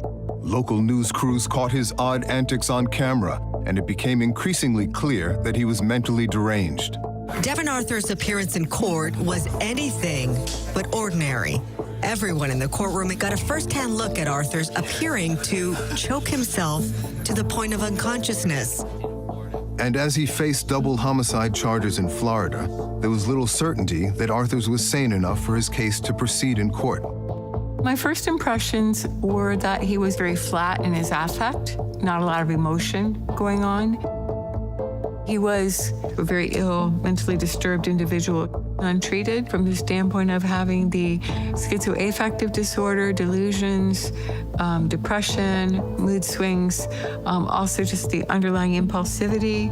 Arthur's defense hired one of Florida's top forensic psychologists, Dr. Valerie McLean, who argued the young man would need prolonged treatment before he could be considered legally competent. Hi, Dr. McLean. This is Judge Ward. I've got Mr. Peacock with the defense. Good afternoon, Doc. Tell me what conclusions you would currently have with regards to the statutory criteria for determining competence with regards to Mr. Arthurs. I do not think that at this point in time that he is competent to proceed. As the case progressed, there were psychotic symptoms that he was exhibiting, believing that when seeing the actual deceased victims and communicating with them, self-injurious behaviors, specifically choking behaviors. He would actually grab himself by the throat, and you could see he was actually closing his throat off with the breathing. I saw it as in a way to basically cease thinking, cease feeling. Your Honor, on May the 19th of 2007. It's difficult to tell with somebody who has what appear to be legitimate mental health issues, how much of it is being exaggerated and how much of it is legitimate. It was my personal belief that he was competent to stand trial based on the criteria for competence. In speaking with officers, he confesses a number of times to the murders of Mr. Himmelman. But prosecutor Ron Gale saw in Arthur's courtroom antics the specter of justice delayed and denied by lengthy psychiatric treatment for a man who quite simply flew into a rage and decided to kill. So is it possible he felt, based on what he did, that Andrew and Jeremy were in the room with him? That may be something that anybody would experience who had done what Devon Arthurs did, not necessarily related to his mental health. He murdered his roommates for the oldest reason for murder that we have, just because he was angry. They made him angry, he had a gun in his hand, and he used the gun in anger to kill his roommates. For 6 years, the victims' families waited, not knowing if Arthurs would ever be held to account for his crimes, as doctors and lawyers argued over his sanity and competence. I know I had multiple conversations, specifically with the Yaser family, to the effect that I was not sure we were ever going to have him found competent by a court. I just was not sure that we were ever going to get there. The local community and media were gripped by the debate. Judge has determined that former neo-Nazi Devon Arthurs, the man who claimed he killed his roommates in 2017, is incompetent to stand trial. The court said Ultimately, the court sided with Arthur's defense and sent him to the state's only criminal mental health facility, the Florida State Hospital in Chattahoochee. In fact, it took years to establish that you were even competent mentally to stand trial. You know, these are typically tropes of people with schizophrenia. Well, here I am in a psych prison camp, and I've spent years at Chattahoochee receiving mental health treatment. I want to be able to get the proper help. I think that I would much rather be at a mental hospital where I should have been. I feel sick, and I feel like I'm not right in the head, and I feel like once I get there, like if I can, I just want to talk to the doctors and be like, look, like I need to be isolated and I need to be transferred to like a hospital or something like that to get the right meds, to get the right things, you know, for me to be thinking properly. Were these statements about your mental illness in the interrogation, was that a ploy to set up an insanity defense? No, I really wanted to go to trial. I wanted to basically go and get this taken care of. I took the competency test when I was at Chattahoochee to come back, and I knew that I most likely would get a life sentence. But the point is that I know I'm gonna get life, but I wanna give my piece. When I gave my piece in court, when I gave that piece, I said, I wanna be an advocate against extremism. Yeah. I feel like I can try to better myself, make myself a better human being, and make the lives of those around me better as well.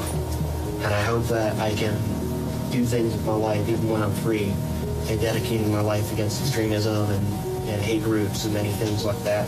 You also repeatedly asked to talk to the FBI, basically offering yourself as an informant. Absolutely. Well, in the context of stopping terrorism, yeah, absolutely. Well, was that a bid for leniency? It was a bid to prevent it. If I could get like a meeting with an FBI agent or something like that, I could shut down like not just Adam Buffum, but several other organizations to get some kind of plea bargain for what I've said and what I've pretty much prevented from happening. So did you really kill those men to stop and save future civilian lives? Or were you just trying to save yourself from the wrath of Florida justice? I would say that the wrath of Florida justice was going to be implemented no matter what. And if I was going to spite the state of Florida, if I wanted to spite society, I wouldn't have said anything. Well, it's an interesting question because the men that you murdered, right, they were kind of on the fringes of the group. So if you were trying to stop the group, why wouldn't you have targeted the leader? I didn't premeditate this crime of passion. It was wrong. I'm again like David, like I'm. Yes, heat of the moment, that rings true. What doesn't ring true is that you were acting for some greater good to save future lives. How about target no one and call the authorities? Yeah, you're right. But the problem is that you're right about that in that context. A lot of people ask me that question, and it's a reasonable question to ask. The problem is What's the answer? The problem is that they weren't doing anything, David. Who wasn't? The law enforcement. I mean, it would have been better if they would have just gotten through the system and caught and maybe go to jail or something like that for what they were planning. In 2023, 6 years after murdering Jeremy Himmelman and Andrew Onischuk, Devon Arthurs finally emerged from a psychiatric hospital and returned to court to face punishment for his crimes. In a similar situation, causing such pain for so many people, including the victims' families. The families of his victims had patiently and painfully waited for justice. Devon likes to use the American flag as a doormat. Like when you enter your house, they would, wipe on it, stomp on it, spit on it. Jeremy and Andrew, every morning before work, picked up the flag, they hanged it back up. Now, he'd finally have to face them. Can I speak directly to Devon? He can hear you. Do you think about the victims' families? They got life sentences.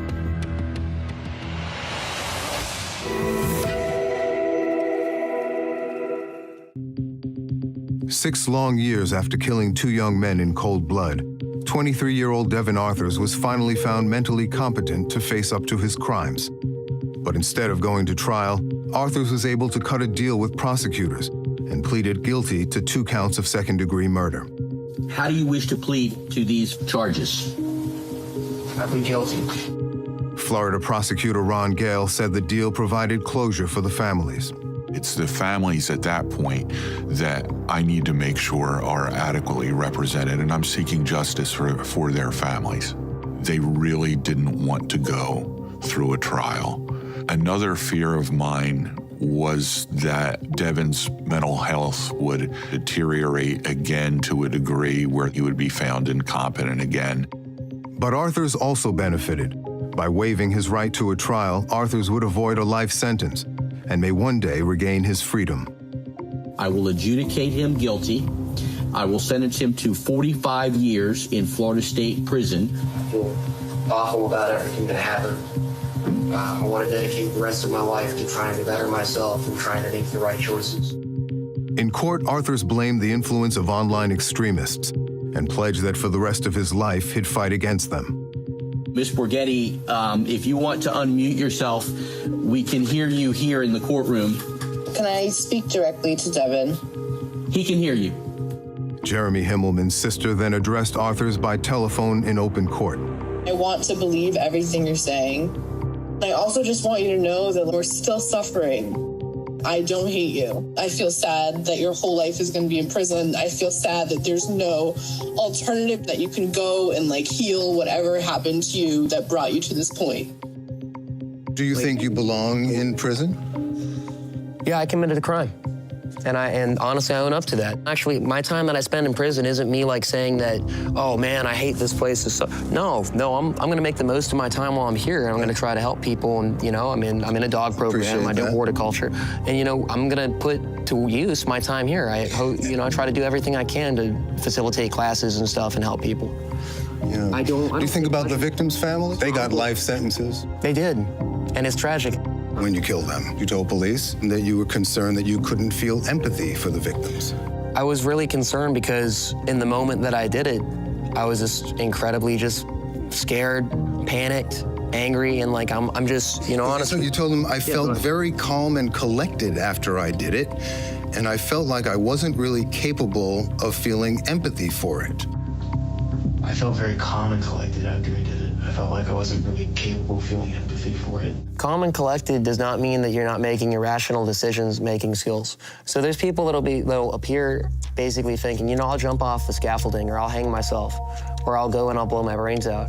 They might appear stoic when they do so, but their line of thinking itself is delusional. Yeah. So unfortunately, that's what I was really trying to say in that context.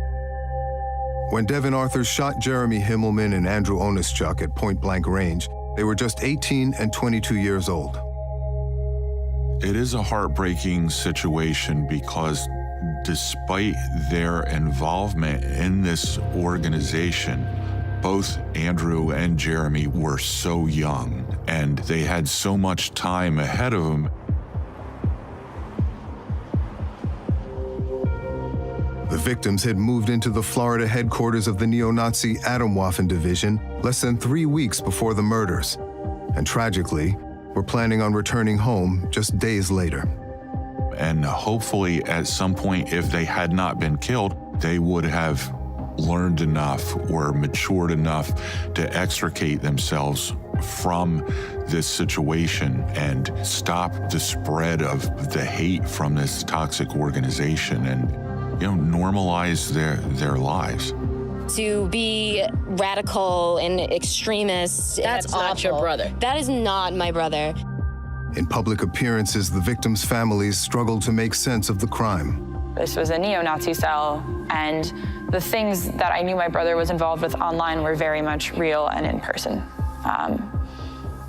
which made the whole thing infinitely worse, because it's one thing to lose a brother and a child, it's another to be hit with this.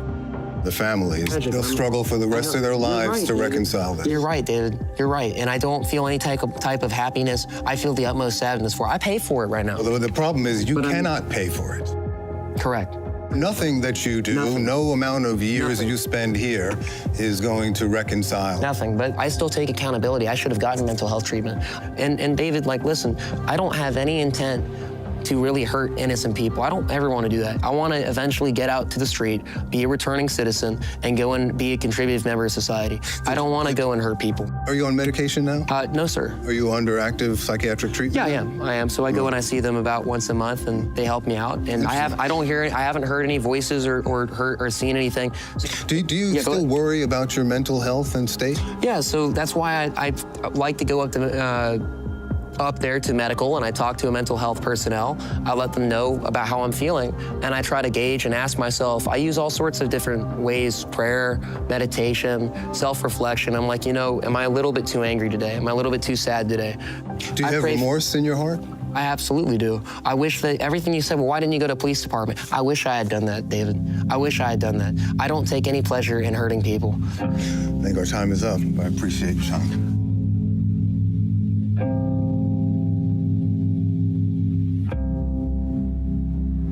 I left Devon Arthurs to his manic mix of revision and regret. Even with 4 decades awaiting him behind bars, he has hope for eventual freedom. Hope that he robbed in an angry instant from his victims and the families who loved them.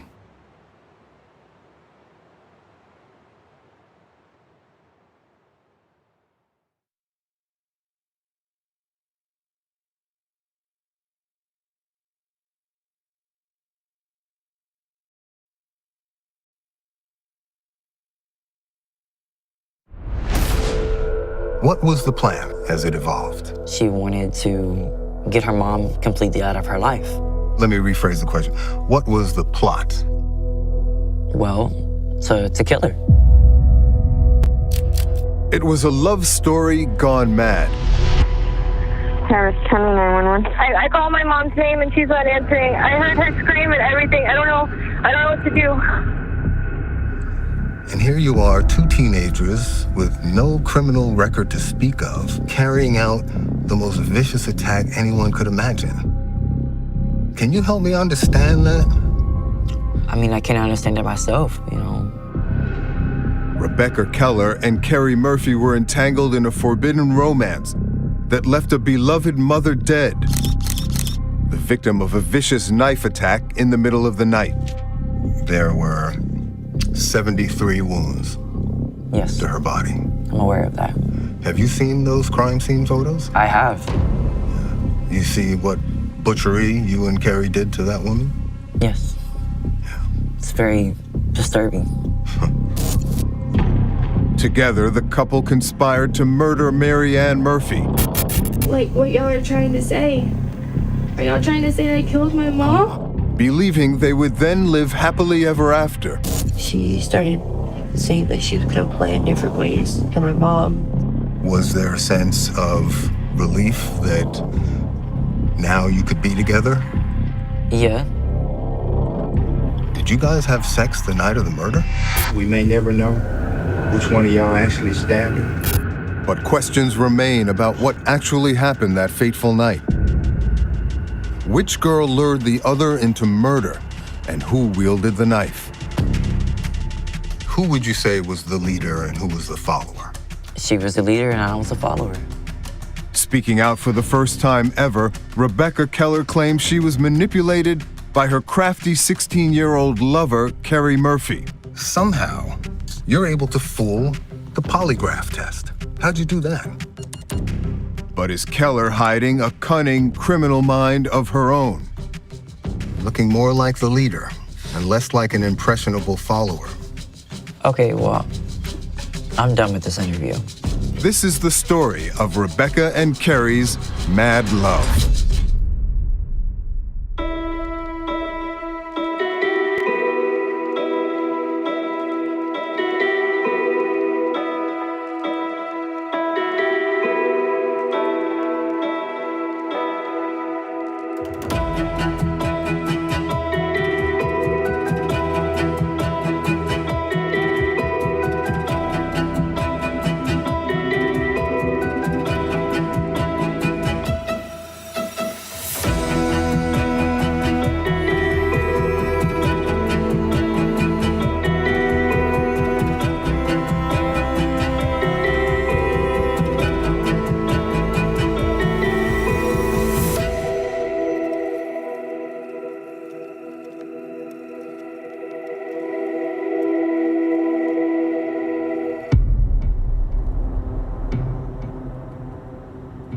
Today, deep in the heart of Texas, I'm investigating a case where a tempest of young love turned deadly.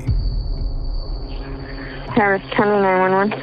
Somebody just broke into my house. I called my mom's name and she's not answering. I heard her scream and everything. I don't know what to do.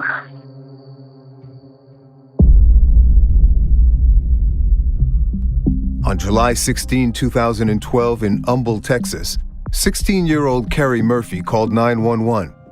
Her mother, Mary Ann Murphy, had been stabbed 73 times in the middle of the night.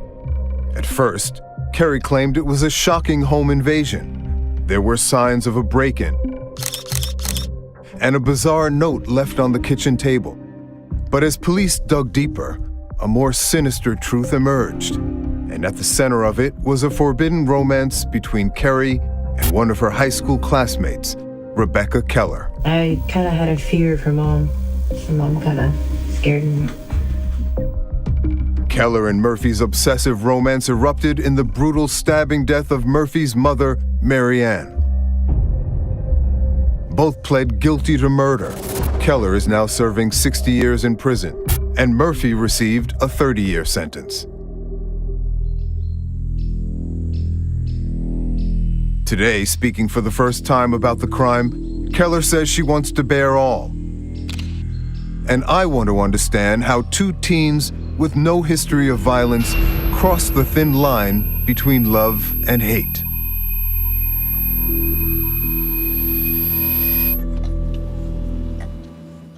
Good morning. Good morning. How are you, Rebecca? I am actually good. Good. So your birthday's tomorrow? Yes. And you're turning how old? 33. 33 years old. Yes. Wow. I feel so old. So it's been, 13, 14 years? Actually, this October will be 13 years. 13 years, right? Since teenage, Yes. Rebecca Keller's life changed forever. Yes. Right? I'm going to ask you to reflect on that girl, that teenager, right? I don't even know who that person is anymore. I believe this is your first ever interview. Yes. Right? So no one in the public arena has ever heard your account of what happened and why. So tell me, why are you here breaking your silence with us today? Because I feel like the truth needs to be set out. Rebecca Keller's truth begins just outside Houston, in a small town called Humble.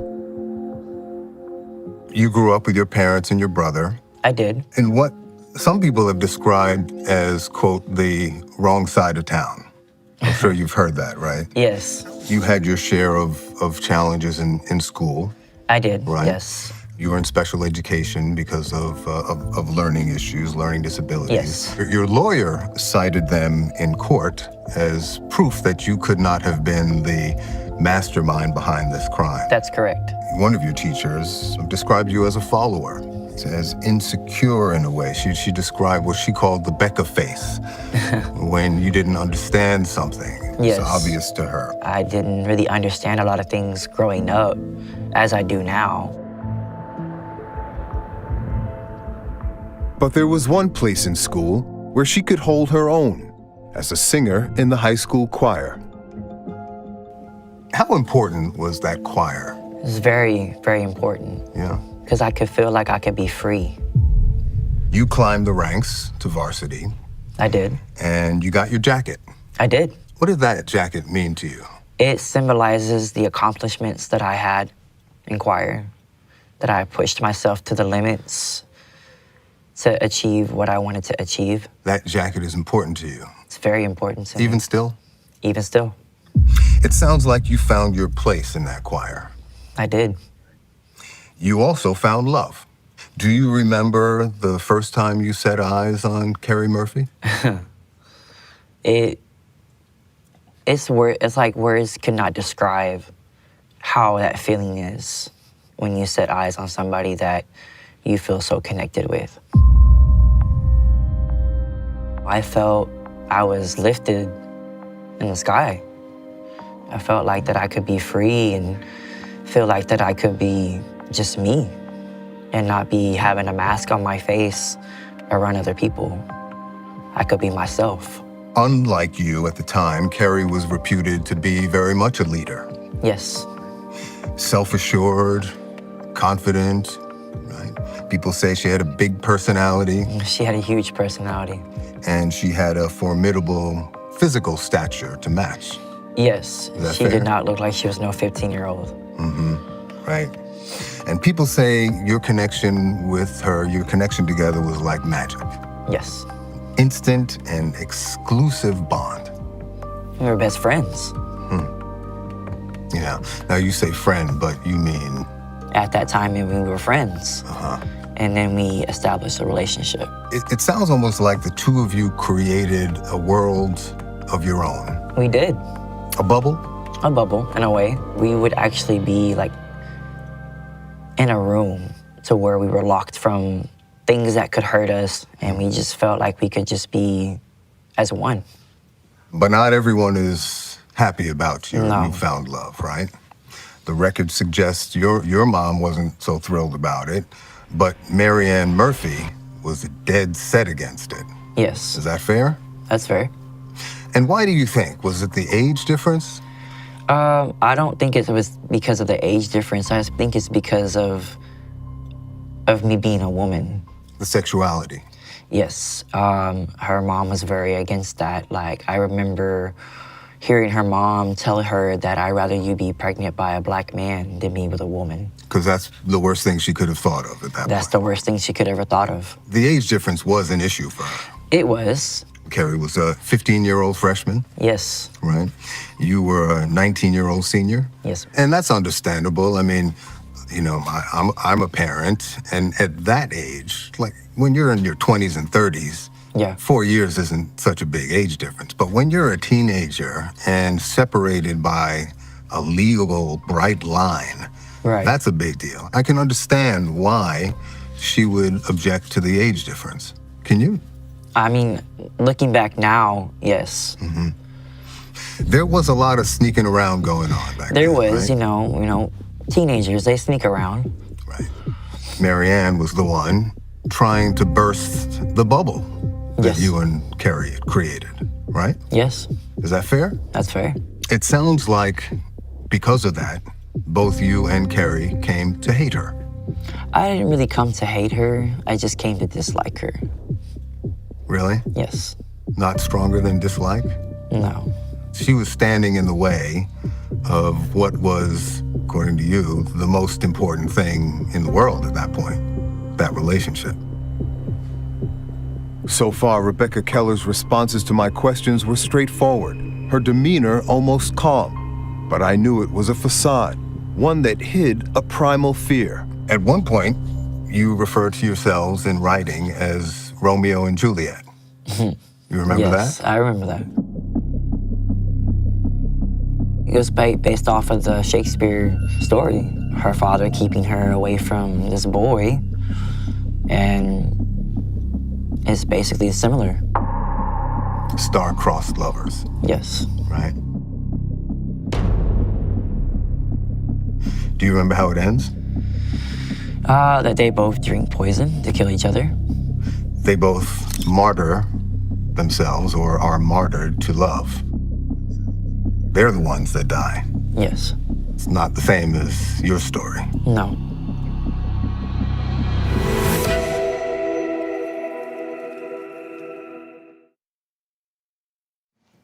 There's Dawn and Marianne.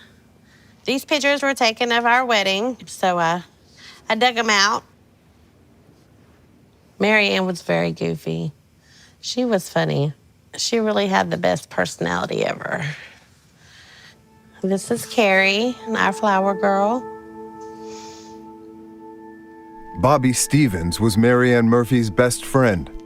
Back in 2012, Mary Ann was concerned about her teenage daughter Carrie's relationship with an older high school girl, Rebecca Keller. I talked to her every morning on her way to work and every day on her way home. And Mary Ann did not like the idea of Carrie and Rebecca being friends. There was an age gap there. By May 2011, Keller had graduated high school, while teenage Carrie Murphy was continuing to see her against the wishes of her parents, Mary Ann and Don Murphy. Don Murphy catches you in the family home a couple of times. Twice, from what I can remember. Including once in the shower. Yes. Mary Ann catches you a couple other times, including once in bed with Carrie. How many times were you in the room? Multiple times. How many? Dozens of times? At least every night. Every night? Every night. Were you just blatantly ignoring the limits that they were setting for their 16-year-old daughter? It wasn't that I was ignoring it, but I was going based off of what she wanted to do. What Carrie wanted? Yes. Why wouldn't you tell Carrie, Carrie, this is not a good idea. I'm a little older, I'm a little wiser. Your parents are setting these limits. We should respect them. I've actually had multiple conversations with her about that. Yeah. And she just refused. But you also refused if you were going to be over there every night. I did. After almost a year of her daughter sneaking around with Rebecca Keller, Mary Ann decides enough is enough and calls the police. There's an arrest for trespassing. Yes. Mary Ann is now escalating the obstacles. Yes. And to boot, technically, you were an adult and Carrie was a child. Yes. But in my mind frame, I wasn't. My mind didn't really develop as well as everybody else's mind did. So that's why I was more hanging around younger people, because my mindset, not because of my age. Mm-hmm. So that's why me and Carrie became very close friends. You know, I may have been 19 physically, but mentally I was like 14, 15. Did you understand at 19 what a bright line that is in the law? No, I didn't. But you knew that you could get in big trouble. I knew, yes. Right? Statutory rape. Yes. Right? Child sexual abuse. Yes. You were committing those crimes. Right. Then, Mary Ann Murphy confiscated her daughter's phone. And that was a big deal for you. Tell me why. Because I felt like it was cutting off my communication with her. You were also worried about material that you had sent or exchanged with Carrie. I was. What kind of material? Like sexual text messages, pictures. So under the law, that could be considered child pornography. Yes. I freaked out, you know, because that's basically throwing all my life away. So in order to avert child sexual abuse charge, you turned to murder. Yes. It turns out the two teenagers had already been plotting to murder Carrie's mother for 3 months. You know, Carrie's the one that came to me asking me about everything and how to do everything, and I was like, I really don't know, but... Everything meaning? Like getting rid of her mom. Killing her mom? Yes. And who started hatching the plot to kill her? Was it you, or was it Carrie, or was it both of you? Well, it was mainly Carrie. Mainly Carrie? Yes. But you were involved. You I was don't involved, deny that, yes. right? You don't deny that? I don't deny that at all. Mm-hmm. And who would you say was the leader and who was the follower? She was the leader and I was the follower. No doubt about it? No doubt about it. When Mary Ann Murphy threatened to hack open Carrie's phone, the young lovers' premeditation turned into panic, and the murder plot thickened. What was the plan as it evolved? She wanted to get her mom completely out of her life. Let me rephrase the question. What was the plot? Well, to kill her. To kill her? To kill her how? Any type of way. And I know there were a lot of different stories later told to police by both of you. But let me ask you this, in as much detail as you can recall. Rebecca, tell me what really happened that night.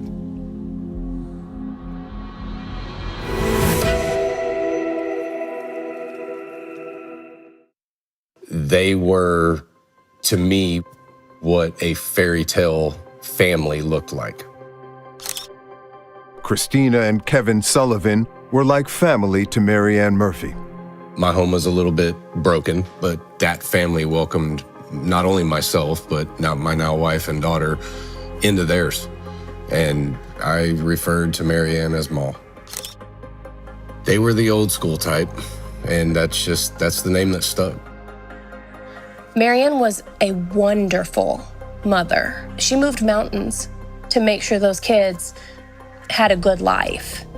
And she taught me how to be a good mom. How does this happen to the world's greatest mom?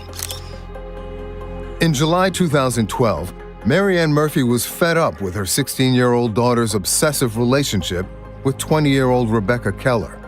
And the young lovers were fed up with her getting in their way. The plot to murder the doting mother began with, of all things, Mexican food and margaritas. Mary Ann was going to go out to dinner for what you and Carrie described as a last supper at a Mexican restaurant. I gather you weren't invited to that. No, I didn't even know they went to a Mexican restaurant. That was a typical July 15th to go get 55-cent margaritas with Ma. Mary Ann would joke that she could have 2 margaritas for cheaper than a Dr. Pepper. It was just a normal evening, a normal summer night, hanging out and talking and chatting. Carrie actually was getting ready for back to school. She and I were shoe shopping while we sat at the table that night. At the time, it didn't seem like Carrie was acting strange. After dinner, the Sullivans stopped by the Murphys' house before calling it a night. And Mary Ann eased into a deep sleep. That's when the young couple sprang into action, and Rebecca Keller arrived at the Murphy home where Carrie was waiting. To this day, only the killers know exactly what really happened next. And both have a reason to lie. And I know there were a lot of different stories later told to police by both of you. But let me ask you this, in as much detail as you can recall. Rebecca, tell me what really happened that night. Well, I get there, I'm waiting for her to open the door. It takes her a little while. Once she's opened the door, we get everything set up. Her mom's in there asleep. You get everything set up, meaning? Get the knives and the clothes and everything like that, and the bags and everything. So I can, whenever I leave, I can take the clothes after the attack. Mary Ann is in bed in a deep sleep? In a deep sleep, yes. Having been drugged? Yes. With Benadryl. Anything else? As far as I know, it was just Benadryl. I get there into the room, in the living room, and she's got everything set up on the table. The gloves and everything, and all I did was give her the knife. I said, well, okay, let's get this done. You said, let's get this done? Yes, because I was scared. I was scared out of my mind. But also determined? Yes, because I wanted to get it done and over with. At this point, is the idea of eliminating Mary Ann more of a reality in your mind? Yes, at that time, yes. Like I said, I was scared out of my mind. You have the knife in your hand. I have the knife in my hand, I hand it to her. Then, she goes into the room, comes back out. Well, wait a minute. She goes into the room. Where are you? In the living room. You're in the living room. Are you able to see into the room? It's dark at the time, but I can see. Down the hallway? Down the hallway, yes. The door's open? The door's open. You can see both figures? I can see her, but I can't see her mother. You can hear, though. I can hear. What do you hear? I hear her mom snoring. 2 minutes pass, she comes back out. 2 minutes? Yes. So wait, what happens between the snoring and her coming back out? She just walks back out. Did she say anything when she came out? She was in tears. Carrie was? Yes. Had she struck her mother at that point? No. There was no blood on her at all. Marianne was still alive? Still alive. What's the conversation between the two of you at that point? I ask her what's wrong, why she's crying. She says she's scared. So I guess I calm her down, and tell her, this is what she wanted to do. You giving her a little pep talk? A little bit of a pep talk, yes. Do you remember what you told her?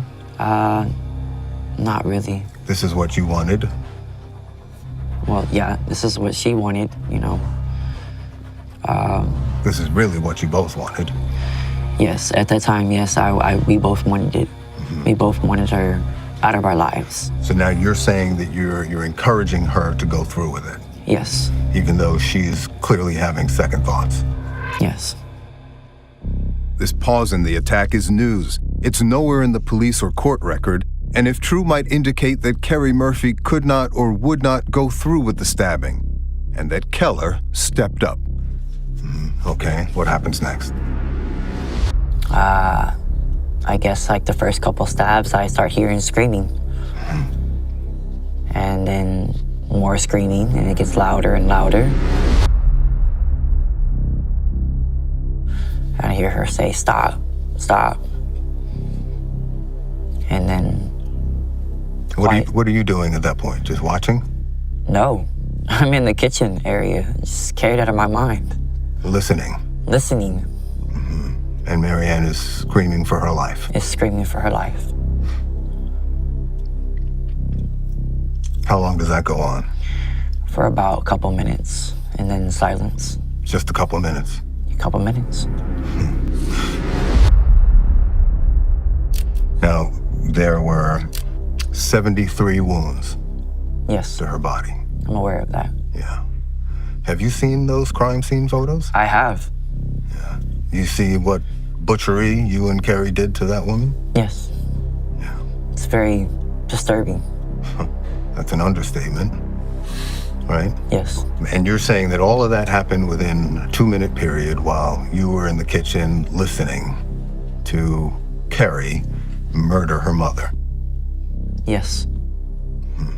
You never went into the bedroom? No. And took part in that attack? No. Never? Never. You didn't ever stab Marianne Murphy? No. All Carrie? All Carrie. And you're just the accomplice? Accomplice, yes.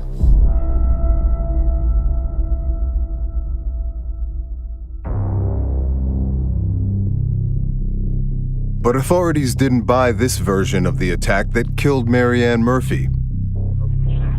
Harris County 911.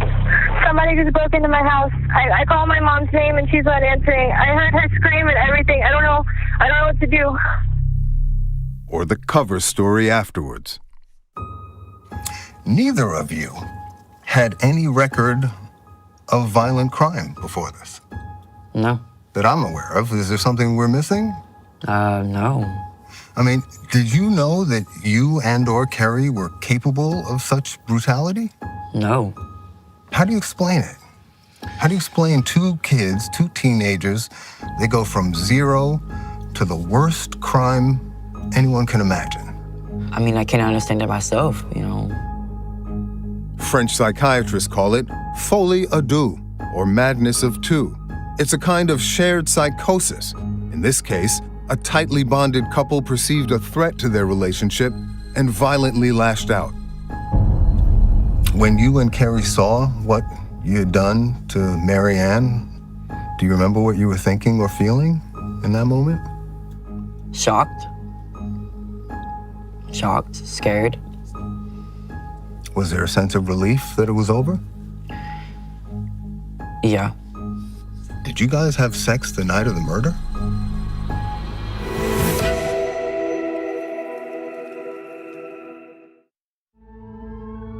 73 stab wounds, 2 young lovers, and 1 beloved mother left dead in cold blood.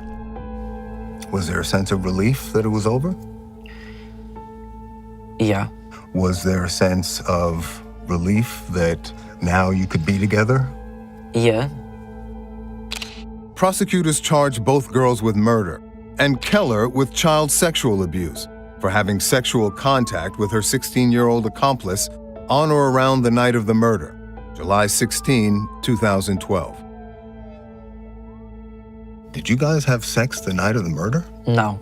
That night we didn't have sex. You weren't celebrating the crime? No. After that, I left.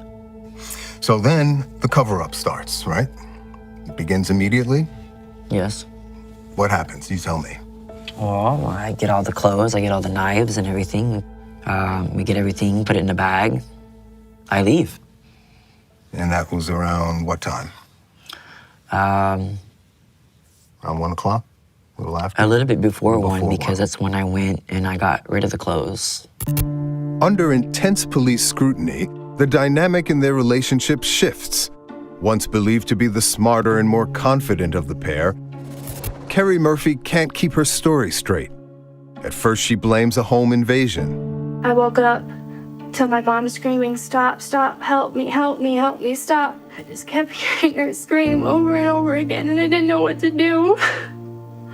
And I got really scared. I heard 2 men in the kitchen. I just heard like a man's voice go, "Shut up, shut up." She tried to put it on blame on 2 guys in the beginning. 2 black guys? One was supposed to be Mexican and one was supposed to be black. I see. Okay, well, I have to say that the number of times that both of you try and point the finger at unnamed black guys is amazing. Like I explained to him in the car, the only suspicious thing, because he asked me about suspicious movements or anything. And I had noticed this African-American man like staring at my table. She started telling me, "Yeah, I'm gonna tell my brother that these 2 guys, these 2 black guys, they were driving by the house." Are you guys racist, or was that just a tactic to embellish your cover story? Well, no, I'm not racist. Neither one of us are. So why are you pointing the fingers at unnamed black men? I wasn't. When police tell Carrie Murphy her version of events doesn't make sense, There seems to be something that doesn't add up. Okay, but you are not being truthful. Yes, I am. her story changes, and she claims that she conspired with a high school classmate, Zain Ahmed, to scare her mother, but instead, he stabbed her. I met him through an ex-boyfriend at the mall. What's his name? Zain. Zain Ahmed had nothing to do with the crime. It took police only 48 hours to arrest Carrie Murphy. I'm so scared. But Rebecca Keller, who is perceived to be unintelligent and insecure, proves clever and cool under police interrogation, skillful in lying and pointing the blame elsewhere. No, I didn't have any knowledge about that. That's why I said that Zain, the last time, I was here, Zain wasn't home.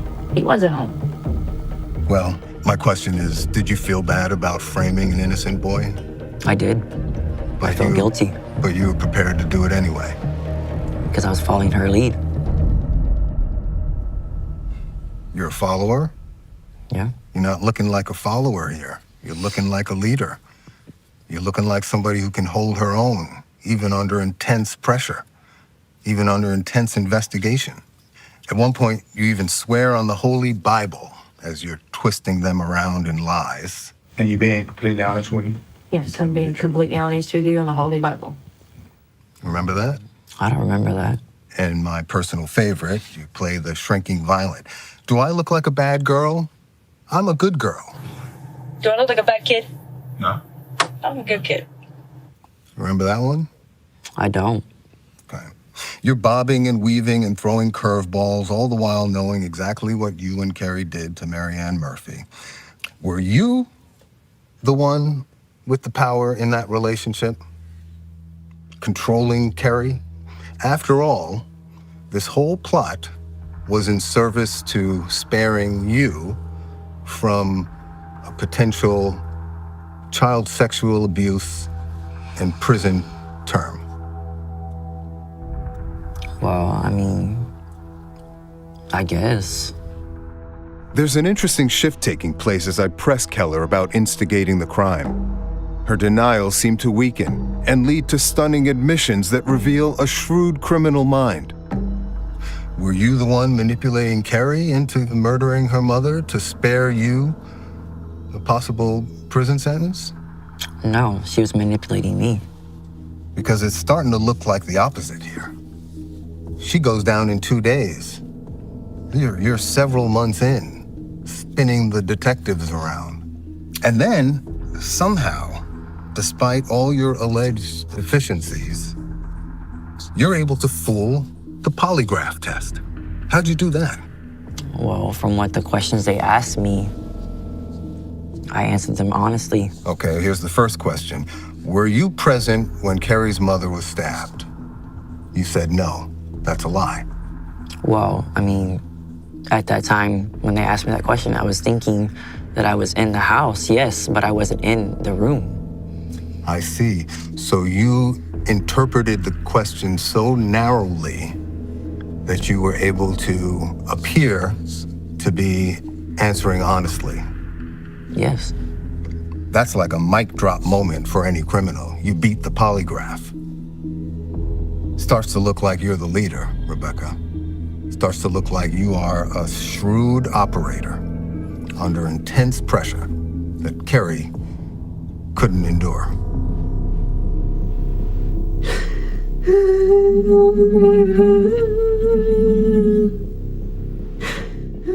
It takes investigators 4 long months and 5 different interrogations to break through Keller's deflections and defenses. Finally, we get to that 5th interrogation, sitting in that room with your varsity jacket on. I feel like the walls are caving in. We may never know which one of y'all actually stabbed her. At that moment, are you worried that Carrie is cooperating with the authorities against you? No. You're not? Finally, Rebecca Keller, sporting her varsity choir jacket, is about to sing and serve up her teenage lover. She started saying that she was going to plan different ways to kill her mom. The walls are closing in on you. By October, now you're straight up throwing Carrie under the bus at every turn. And when the questions intensify, Keller can't stand the heat. Okay, well, I'm done with this interview. Oh, you're done? Why?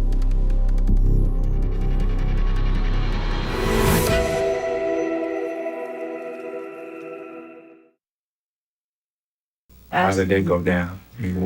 She wanted you to do something? She asked me, she said that she asked if I could do her a favor, and I asked her what kind of favor.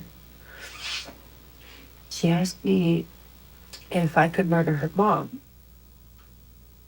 In her 5th and final police interrogation, 20-year-old murder suspect Rebecca Keller pointed the blame at her teenage girlfriend, Carrie Murphy. I heard her mom saying, "Stop, stop."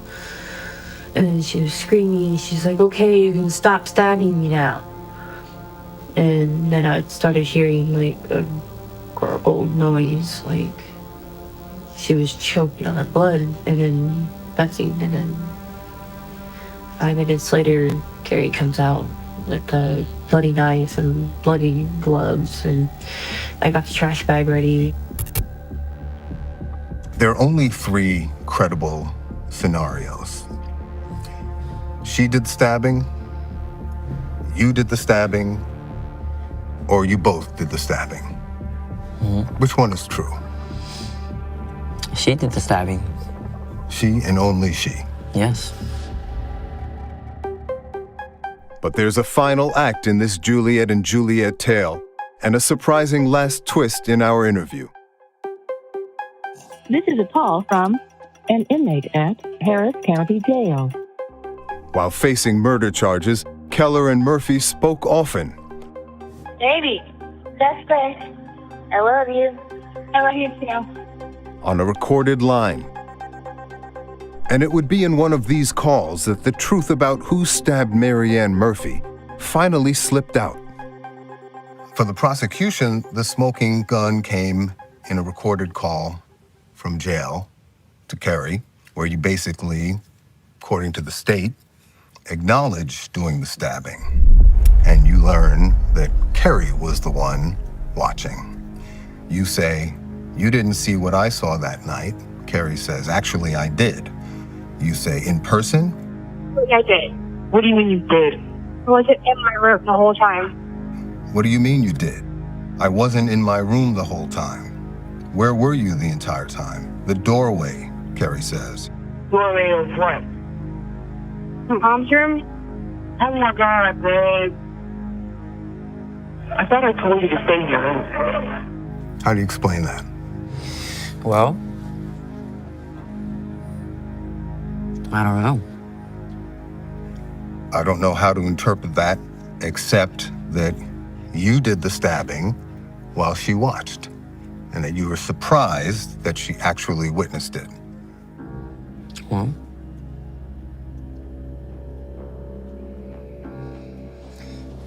I mean, I really don't know. You can't explain that? No. Do you remember that phone call? I don't. It was a key piece of evidence in the case. Oh, I remember it being the key evidence, but I don't remember that conversation at all. You don't remember that? Because there's hundreds and hundreds of phone calls. If Keller hoped to change the narrative of the murder, she seems about defeated. But 13 years later, she's still unwilling to take responsibility. You later told someone that you began stabbing Mary Ann and blacked out. And when you emerged, Kerry told you you had gone, quote, overboard. Is that what really happened? Not from what I remember, everything that was going on. Is it possible that you did the stabbing in a state of blackout? No, not really. This whole idea of blacking out, going into a kind of frenzy, going overboard, that would explain those crime scene photos, right?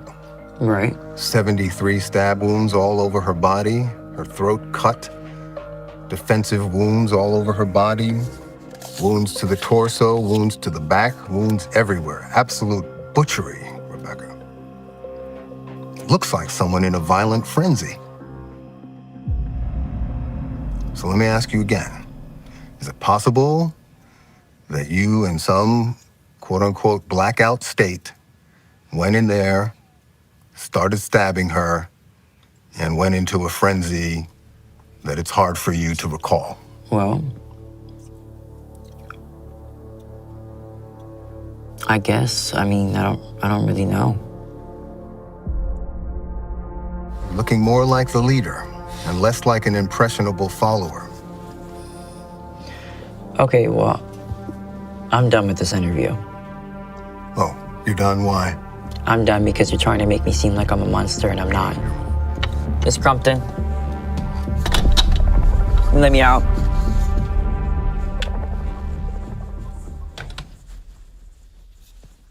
Ultimately, authorities concluded that Keller was in fact the stabber, and she pled guilty and accepted a 60-year sentence. Her accomplice, Kerry Murphy, also pled and was sentenced to 30 years. For the people who loved Mary Ann Murphy, neither sentence was enough. When the plea agreements came out, I wasn't happy with them. I don't think that's near enough for what they did to such a wonderful person. I feel like there's no amount of time you can put someone in jail or prison to justify the beautiful life that was lost. Kerry and Rebecca thought that by removing Mary Ann, they could be together and live happily ever after. Morons. And you think, how on earth did you idiots think this was gonna work? Did you think you were gonna ride off into the sunset and pin it on somebody else and no one was gonna figure it out? This is your mother. Today, as they sit in separate Texas prisons, The mad love between Rebecca Keller and Kerry Murphy is long gone, but their victim is dearly missed and forever remembered. If I could say something to Marianne, I'd just tell her I love her and I miss her.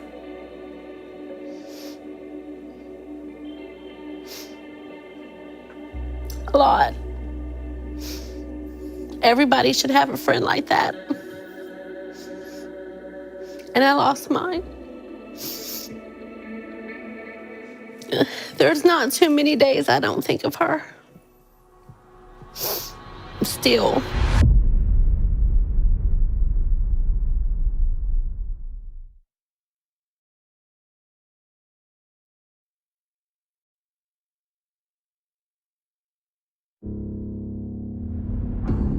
In the fall of 2017, you get a good job offer to take care of a severely disabled man, 65 years old. He would allow you to live in his apartment rent-free, and you would take care of him day and night. Yes. You weren't getting paid, so... I did it all out of the kindness of my heart. You really did? Yes, I did. Baytown 911 was the address of your emergency? All I did was give. Because you're a caregiver. Yes. You say that this was your passion. Yes, it's my passion. A disabled senior citizen is murdered on his caretaker's watch. Hi, we're at the property at Providence at Baytown, Briarwood, 1711 James Bowie. I'm with the leasing office. We believe one of our residents might have passed away. He was trying to scheme to get his SSI benefits. She now claims her abusive common-law husband forced her into the brutal crime. When you realized he was after the old man's disability checks, what did you do? Or were you in on that too? He told me if I didn't help him, then I was next. And you did help him? Yes, I did. But was Alicia Keator really a victim herself or a cold-blooded co-conspirator? I watched the 2.5-hour police interrogation of you. We don't kill people, we sell drugs, that's why. You don't look at all like a woman who's just been saved from a sadistic killer. How do you explain that? You can't. You're looking more like a hardened criminal who doesn't really care. Are you really the victim of domestic abuse or a dangerous sociopath? Participating in the murder of the man that you were taking care of. Well, we call it that. So much for your career in caretaking.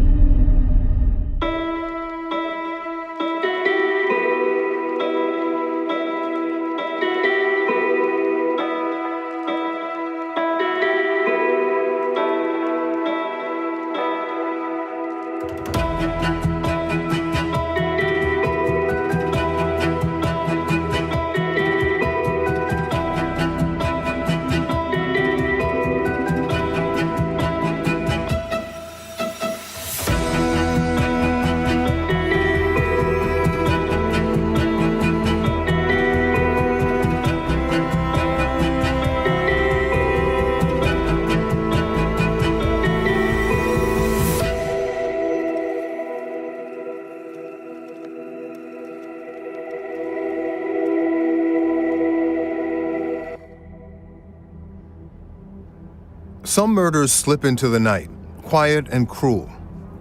This was one of those cases.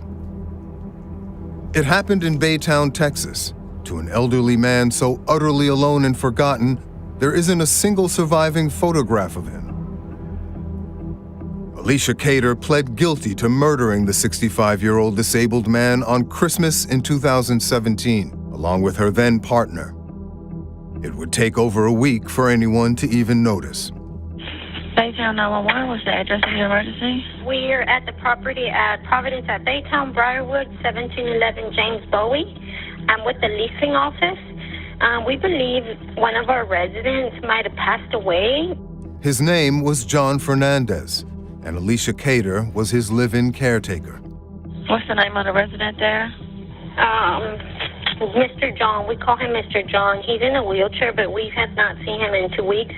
And we opened his unit, and there's a very strong smell, but nobody wants to. None of our workers have the courage to go in.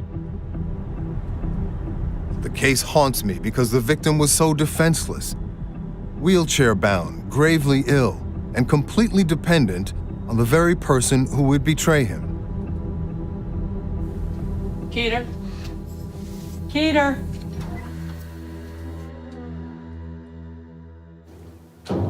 Today, Keator is telling her story for the very first time. Right here? Yes, right there. Good morning. Good morning. How you doing, Alicia? Good, how are you? And I want to probe the mind of a convicted murderer who broke the sacred trust between caregiver and patient.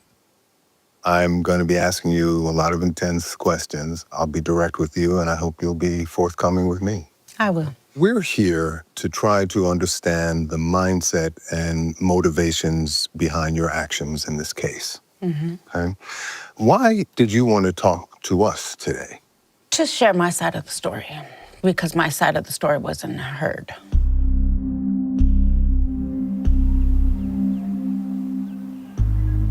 Keator's story began 700 miles northwest in Taos, New Mexico, and it didn't start well. You told detectives at one point that you had no family. I don't, because of the fact that my mother, she just gave me up. To the state? To the state. And I've been a ward of the state since I was 8. I see. Your defense attorney reported that there were volumes of records. Yes. Pertaining to you from the state child welfare agency. Yes. It was boxes and boxes on boxes of information. My childhood history. What happened to you as a child? I was raped by my mother with a curling iron plugged into an outlet turned on. And my stepfather sodomized me when I was younger. And with that, they took me and put me in a foster home. They said it was the worst case they had ever seen. It sounds like a rough start to life. Yes. But from the record, it looks like you were motivated to do good and to build a career in caregiving. Yes. In nursing homes. When I was going to school to be a certified nurse's assistant, I noticed that some of the elderly weren't being taken care of. They were just left in their diapers or got bed sores, not moving them to certain sides. And I had a passion. It's been my passion all my life to work in nursing homes. You say that this was your passion? Yes, it's my passion. Still is? Still is. I regard caregiving as a very noble profession. You have to be a special kind of person. Yes. To take You on really that do. work, right? Yes, it's a lot of work. There is a special trust between caregiver and patient, Right. right? How would you describe that trust? It's genuine, kind of like a child gives their mom love unconditionally, and I would say no ulterior motives, nothing like that. It's just genuine and from the heart. Pure care. Pure care. But her unconditional love and care would be belied by her own criminal past. We know you have a violent past of your own, right? And a long pattern of preying on vulnerable people. You also have a long history of grifting. Were you setting up the grift under the guise of caretaking for a vulnerable, disabled man?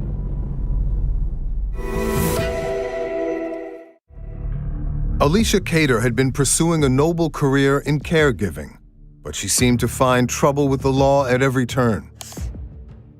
A traumatic childhood had led to drug addiction, petty crimes, and eventually violence. Were you in the drug trade? I knew how to go about selling it and breaking it down and all that stuff because I grew up in a family like that.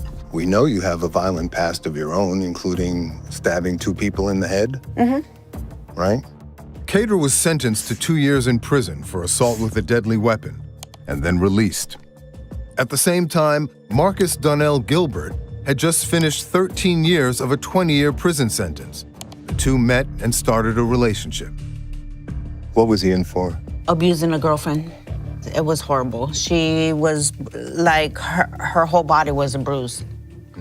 It was horrible. Her eyes were swelled shut. Her lips were busted open. Did you know about that when you got with him? No, I didn't. According to what you and your lawyer have said, you were basically trapped in an abusive relationship. Yes. Controlling, possessive, like me and you talking right now, wouldn't go down. He wouldn't allow it. He would take my phone every morning, keep it, make sure I didn't contact anybody, make sure anything. So, controlling, abusive? Very abusive. Violent? Violent, yes. But in the fall of 2017, Alicia Keator got an opportunity to get away from Gilbert and get back to a life of purpose. You get a good job offer to take care of a severely disabled man, 65 years old, wheelchair bound, right? Bedridden. Diabetic. And he would allow you to live in his apartment rent-free, and you would take care of him day and night. Was that the deal, basically? Yes, it was. Mr. Fernandez needed round-the-clock care? Yes, he did. And you needed a place to stay at the time? Seems like a good match, right? 65-year-old John Fernandez was wheelchair-bound and feeble. He needed help to get in and out of bed and to the bathroom. But those who knew him say he always had a certain spirit about him. Every day whenever I was walking up, he'd be sitting about where I am, and he'd greet me before I even made it up to him. He'd say, "Hello, beautiful. How are you doing today?" And we'd chit-chat about how our days were going. Postal worker Lindsay Miller had worked this route for years and says Fernandez brought a little cheer to the hard-scrabble streets of Baytown, Texas. I looked very forward to seeing John every day. He knew how to make someone smile, for sure. He'd crack jokes and everything else. Fernandez had no family to rely on, no cherished photos framed on a mantelpiece. In fact, he was so isolated and alone that we could not find a single image of him. So we asked Miller to sit down with sketch artist Lois Gibson to help create a portrait of the kind and gentle man she remembers. Was he white, black, Mexican, Chinese? He was Hispanic. Hispanic? Okay. And how old do you think? Just ballpark it. What does he look like? Around 60. Okay, 60. And he was fat, skinny, or average, or muscular? He was probably between skinny and average. Got that. And you don't have to know exact height, but was he short or tall, or do you know if he was 6 foot? Or I have no idea. He was in a wheelchair. Okay, there you go. He never stood. He was so trusting. He trusted everyone, which was probably one of his downfalls. I mean, he thought everybody was a friend. And that's not the case, obviously. Fernandez survived off the kindness of neighbors and his monthly Social Security income. He couldn't pay for home care, so he needed somebody who would care for him in exchange for housing, someone he could trust. You weren't getting paid. No. Right? I did it all out of the kindness of my heart. You really did? Yes, I did. He would allow you to live in his apartment rent-free, and you would take care of him day and night. Was that the deal, basically? Yes, it was. Keator claims her own intentions with her new patient were honorable. But Marcus Gilbert saw a very different kind of opportunity. While you were there taking care of John, it sounds like Marcus was scheming to take advantage of John. Yes. He was trying to scheme to get his SSI benefits, right? I guess you could say. Get a PIN number, get a card, this, that, and the other. When you realized he was after the old man's disability checks, what did you do? Or were you in on that too? I never came up with the idea to go in with him on taking the SSI money or the card or none of that. That was solely on him because he was trying to hit a lick, so he called it. He was trying to? Hit a lick. What does that mean? So he's trying to come up with some quick money so he can do drugs. Within weeks, Gilbert had taken John Fernandez's ATM card. but still needed his PIN number to steal his Social Security payments. Fernandez found himself locked inside his bedroom with Marcus Gilbert and a third accomplice refusing to give them the PIN number. Christmas Eve, right? Yes. The shakedown of John escalates with a violent effort to intimidate him into giving up the PIN number. Yes. You told police Fernandez was laying on the bed, scared, curled up, crying, begging, and asking Gilbert to leave him alone. Yes. Is that I what you- remember that. Is that what you witnessed? Yes. I remember that like it was yesterday. When that went down, Alicia, were you helping them or were you helping John? I was trying to figure out how to help John without dying myself. You were afraid for your own safety. I was in fear of both of our safeties, mine and John's, because I didn't know what Marcus was capable of. All this led to Christmas Day 2017. Fernandez would make one final appeal to his caregiver for protection, but it would fall on deaf ears. Even when he directly appealed to you for help on Christmas morning, he said, "I'm terrified. I think he's going to do something to me. He's going to hurt me. Please don't allow him to hurt me." You remember that? Yes, and that's when I was looking for a phone to call his parole officer and I couldn't find one. Christmas 2017. In as much detail as you can recall, Alicia, tell me what happened.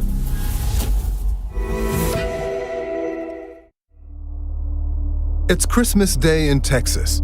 Family and friends are gathering to open presents and drink eggnog. But a very different scene is playing out in John Fernandez's home. Marcus Gilbert, high on meth, is about to take his threats to the next level. Alicia Keator claims that at the time, she was scared for her own life. But is that really the whole truth? In as much detail as you can recall, Alicia, tell me what happened that night. Well, Marcus went into the bedroom, had me go in there with him, and said, if you don't give me the PIN number, then he said, I'm gonna kill you. Did you try and get John to just give him the PIN number? It's more important that you stay alive? Well, John wasn't listening to anybody. That number was gonna go with him to his death. I see. Marcus, his eyes were black, he looked demonic. Something came over him and he grabbed a hold of John and shook him a little bit and told him, give me the PIN number. And he wouldn't do it. He wouldn't give up that number for nothing. John is terrified. He knows now. He already knows what's going to happen. What's going to happen. I'm at the foot of the bed, and he had thrown him on the floor, kicked him in the head. He grabs the medical gloves, puts them on, grabs the extension cord, cuts it from his electric chair, and ties his feet up with it. And then he bounds his hands, shoves a bed pad in his mouth, duct tapes his mouth shut and his eyes shut. Puts him underneath the bed, covers his feet up with a laundry basket and blankets, gets out and padlocks the door. You tell investigators that Gilbert told you to do nothing and just watch, right? To which you said, what? According to you telling the police, you said, okay. That makes it sound like you stood by and did nothing to help the man that you were caring for as your patient. Right. Did you ever go in and try and calm Marcus down or call? There was no calming him down. When he got his mind set on something, that's exactly how it was gonna roll. Fernandez was dead, or so they thought. But then a half hour later, while cleaning up the crime scene, Gilbert and Keator hear muffled sounds from John's bedroom. So you hear a noise from John. Now you guys know he's not dead, right? He's in there fighting for his life, trying to get the tape off, trying to breathe. He unlocked the padlock. He said, he's trying to get out, he's trying to get out. And I said, well, let him get out. And he hit me upside the head and told me, to help tie his feet together. With the duct tape? Yeah, with the duct tape. And to do his hands with the duct tape. Right. And you did help him with the duct tape? Yes, I did. Mm-hmm. Were you not hysterical, crying, screaming that the man in your care was just murdered for nothing? No, I was crying and shaking and trembling. This time, Gilbert, with Keator by his side, finishes the deadly job. John Fernandez was gone. You help clean the scene, and then you flee together. At that point, were you not looking for a way to escape from Marcus and get yourself to safety? At that moment in time, I didn't know what to do because he was in control of everything. But the evidence suggests otherwise. Video surveillance shows both killers calmly preparing to leave the scene of the crime. You know, we see the video of you two packing up to leave after the murder. You don't seem at all the slightest bit under duress. Very relaxed, going back and forth, carrying stuff to the car. Have you seen that video? I haven't seen anything that they had. I see. Because I was in county, so. I see. They didn't show me anything. Well, there is this video of the two of you after the murder packing up to leave, and you seem cool as a cucumber. Together, Keator and Gilbert flee the crime scene. And 5 days pass before neighbors realize they haven't seen Fernandez for a while. His shadowy caretaker and her common-law husband are now long gone. Baytown 911, what's the address of your emergency? Hi, we're at the property at Providence at Baytown, Briarwood, 1711 James Bowie. I'm with the leasing office. We believe one of our residents might have passed away. What's the name of the resident there? Mr. John. We call him Mr. John. He's in a wheelchair, but we have not seen him in 2 weeks. And we opened his unit, and there's a very strong smell, but none of our workers have the courage to go in. Once we made entry into the apartment, we could see where a padlock was on the door. We observed 2 mattresses that was pulled back, and Mr. Fernandez's body was found next to a bed.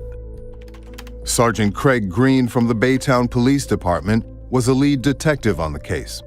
We could observe that his hands and feet were tied by cords, and also his face, his eyes, his nose, and his mouth were duct taped. When I got here to deliver the mail, the day they found him, the cops were here.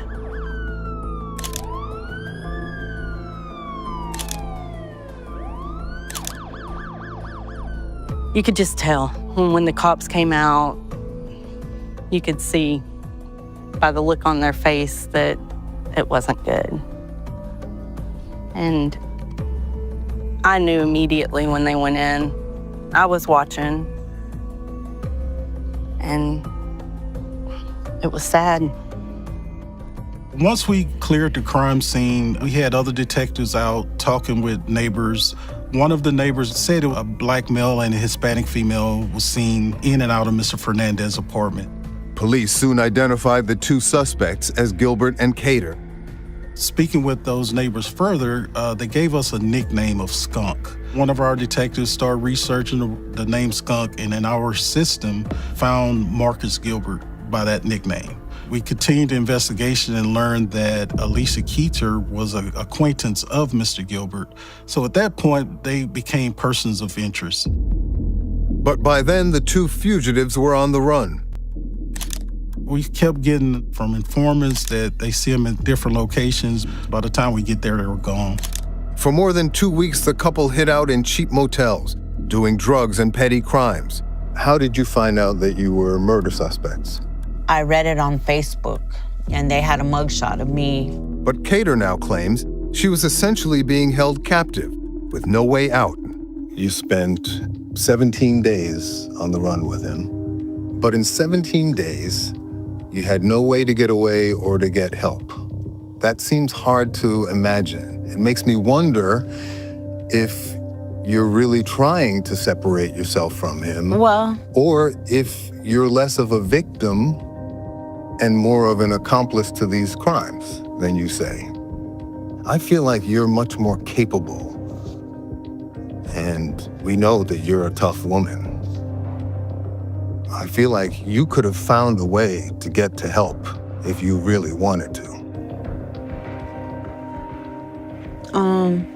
I can see how that looks. But when you're in a situation when you have your hands tied, where you can't get a hold of anything and every move is constructed by somebody, what are you supposed to do? Finally, the police caught up with the suspects at a roadside motel and placed them under arrest. You later said that Marcus had beaten you shortly before the police arrived, and that you wished that they had gotten there sooner, right? You must have had a sense of relief, if not rescue, at that point? Yes, and I was scared at the same time not to move or to breathe because I had guns at my head. Sure, but at least you were being removed from the clutches of this madman, right? Yes. All along, Keator insisted she was a victim and a hostage of Gilbert's. But in police custody, she doesn't act like it.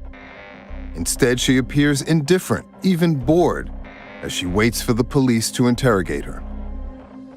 I watched the 2.5-hour police interrogation of you. You don't look at all like a woman who's just been saved from a sadistic killer.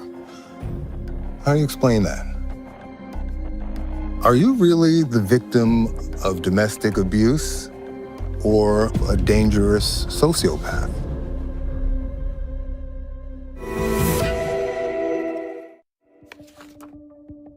You know these horizontal wrinkles?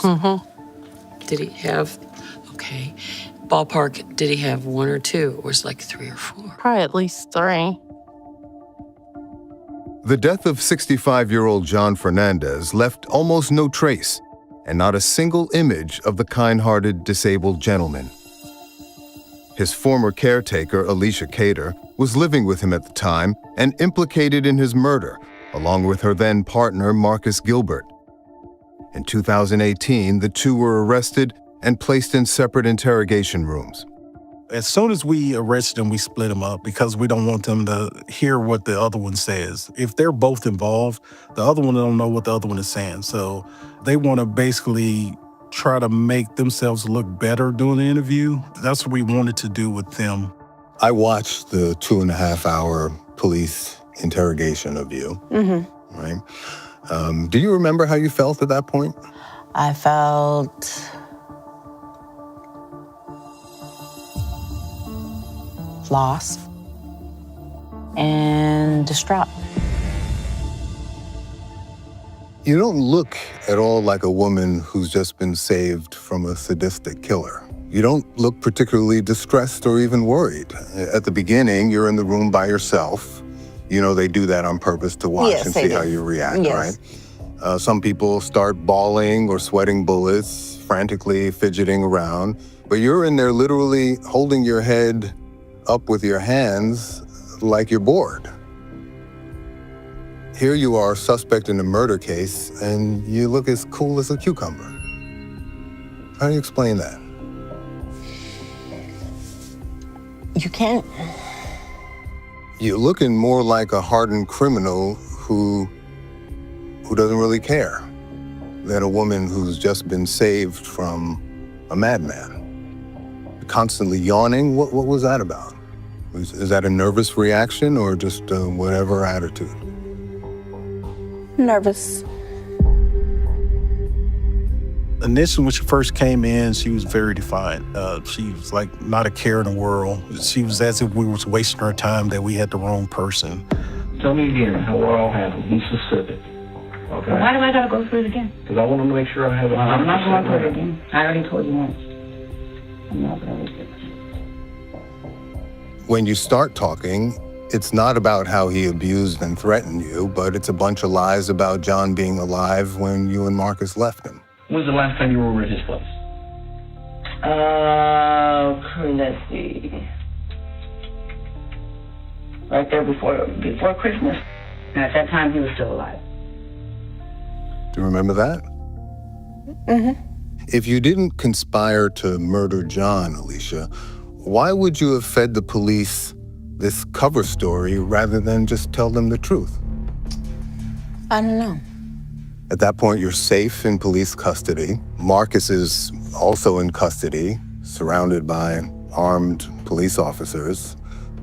I don't understand why you wouldn't have just told them what you knew at that point rather than repeat the cover story that you knew was not true. Because I was trained to say that versus what I'm able to tell you now.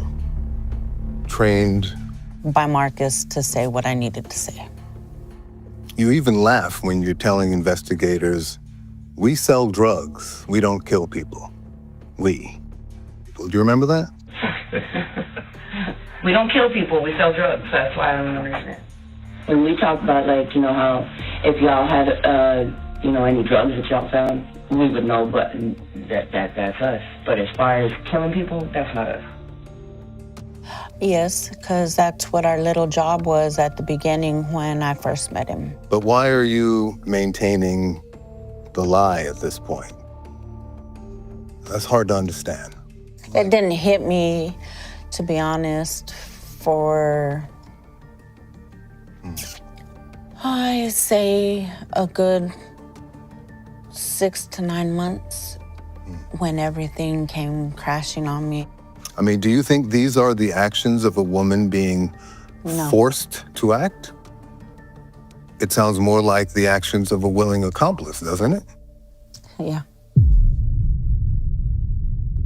I can sense that Keator's defenses are beginning to crumble in our interview. But during her interrogation, she held fast to her lies until police showed their cards.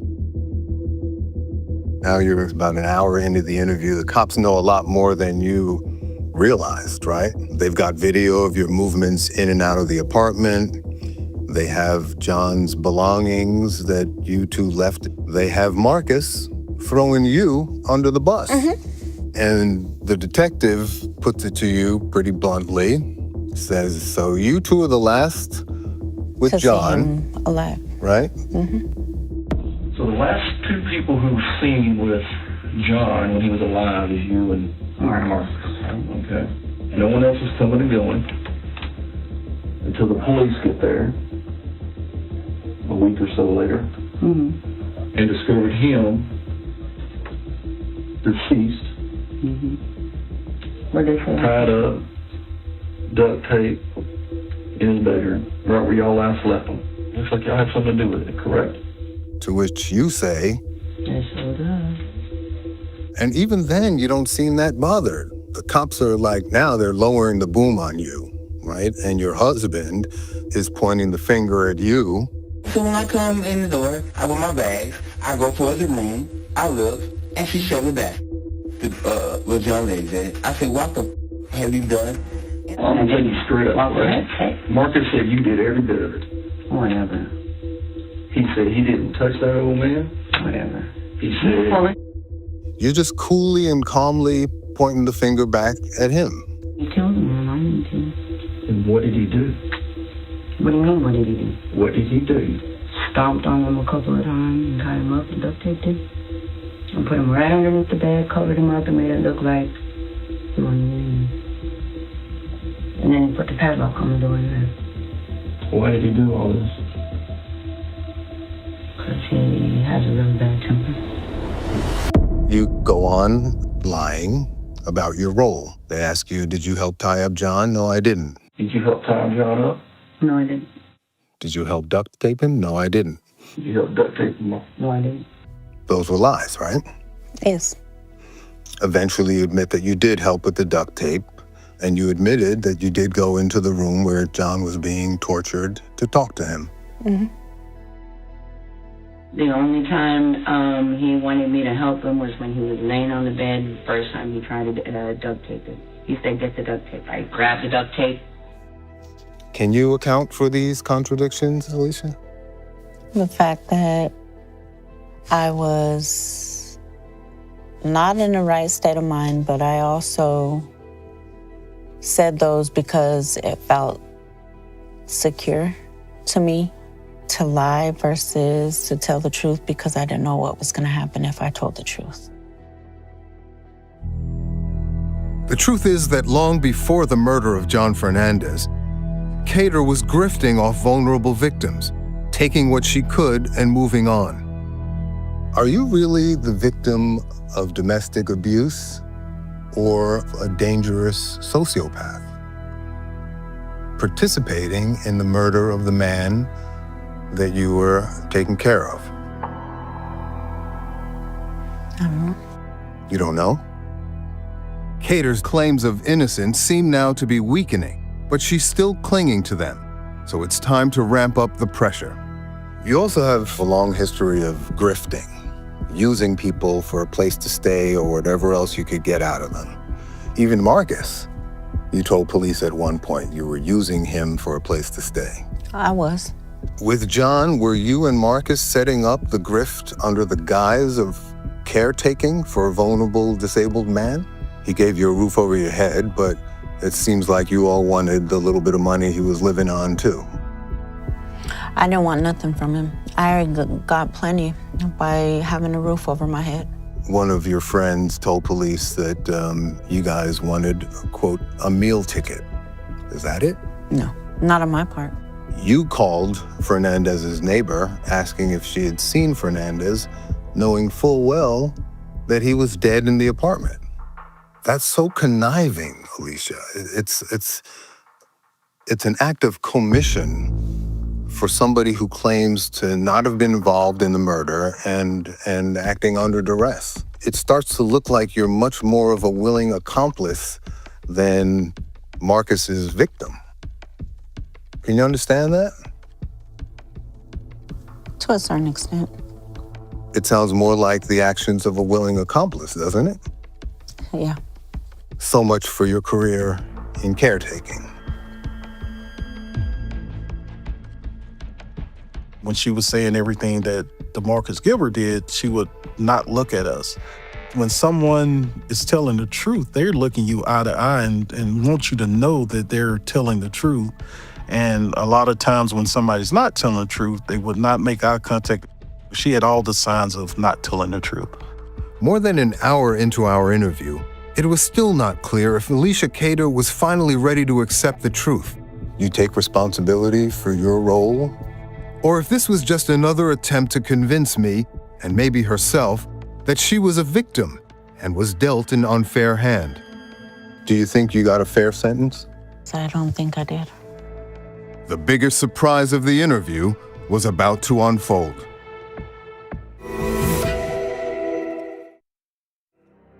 He covered his head like that and then stomped on him and then took it off the first time. And then the second time he hits him right here in the chest and then he covers him up and stomps on him again. Under the harsh light of interrogation, Alicia Keator finally admitted that Marcus Gilbert, with her help, had killed John Fernandez. I was already terrified of it as it was. But then Keator claimed she was only helping because she was under threat by Gilbert. I think after we confronted her about her involvement in the murder, that's when she started portraying herself as a victim and that she only did things because she was afraid of Gilbert. There's been 3 or 4 times where we've gotten into it and he's tried to choke me to death. I think she tried to minimize her part. Still to this day, I don't know if she told the exact truth of her complete involvement. We know that she was involved, but as far as everything she did, no, I think she left a lot out. At best, you watched and stood by while your patient was lying there with a diaper and hospital socks, being tortured. At best.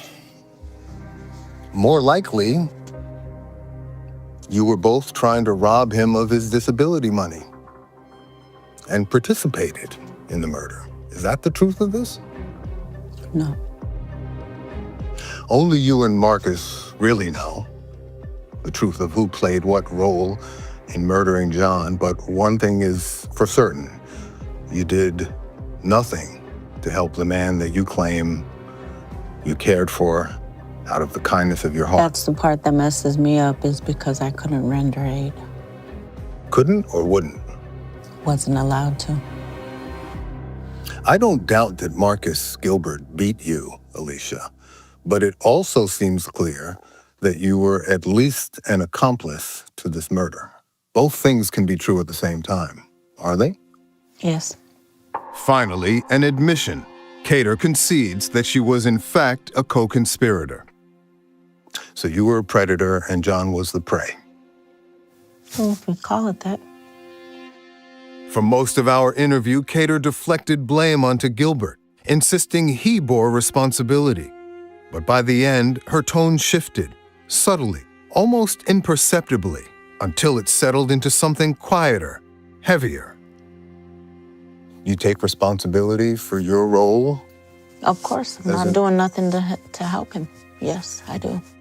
It was as if she had finally resigned herself to the grim truth that the blood on her hands belonged to the very man she was meant to protect.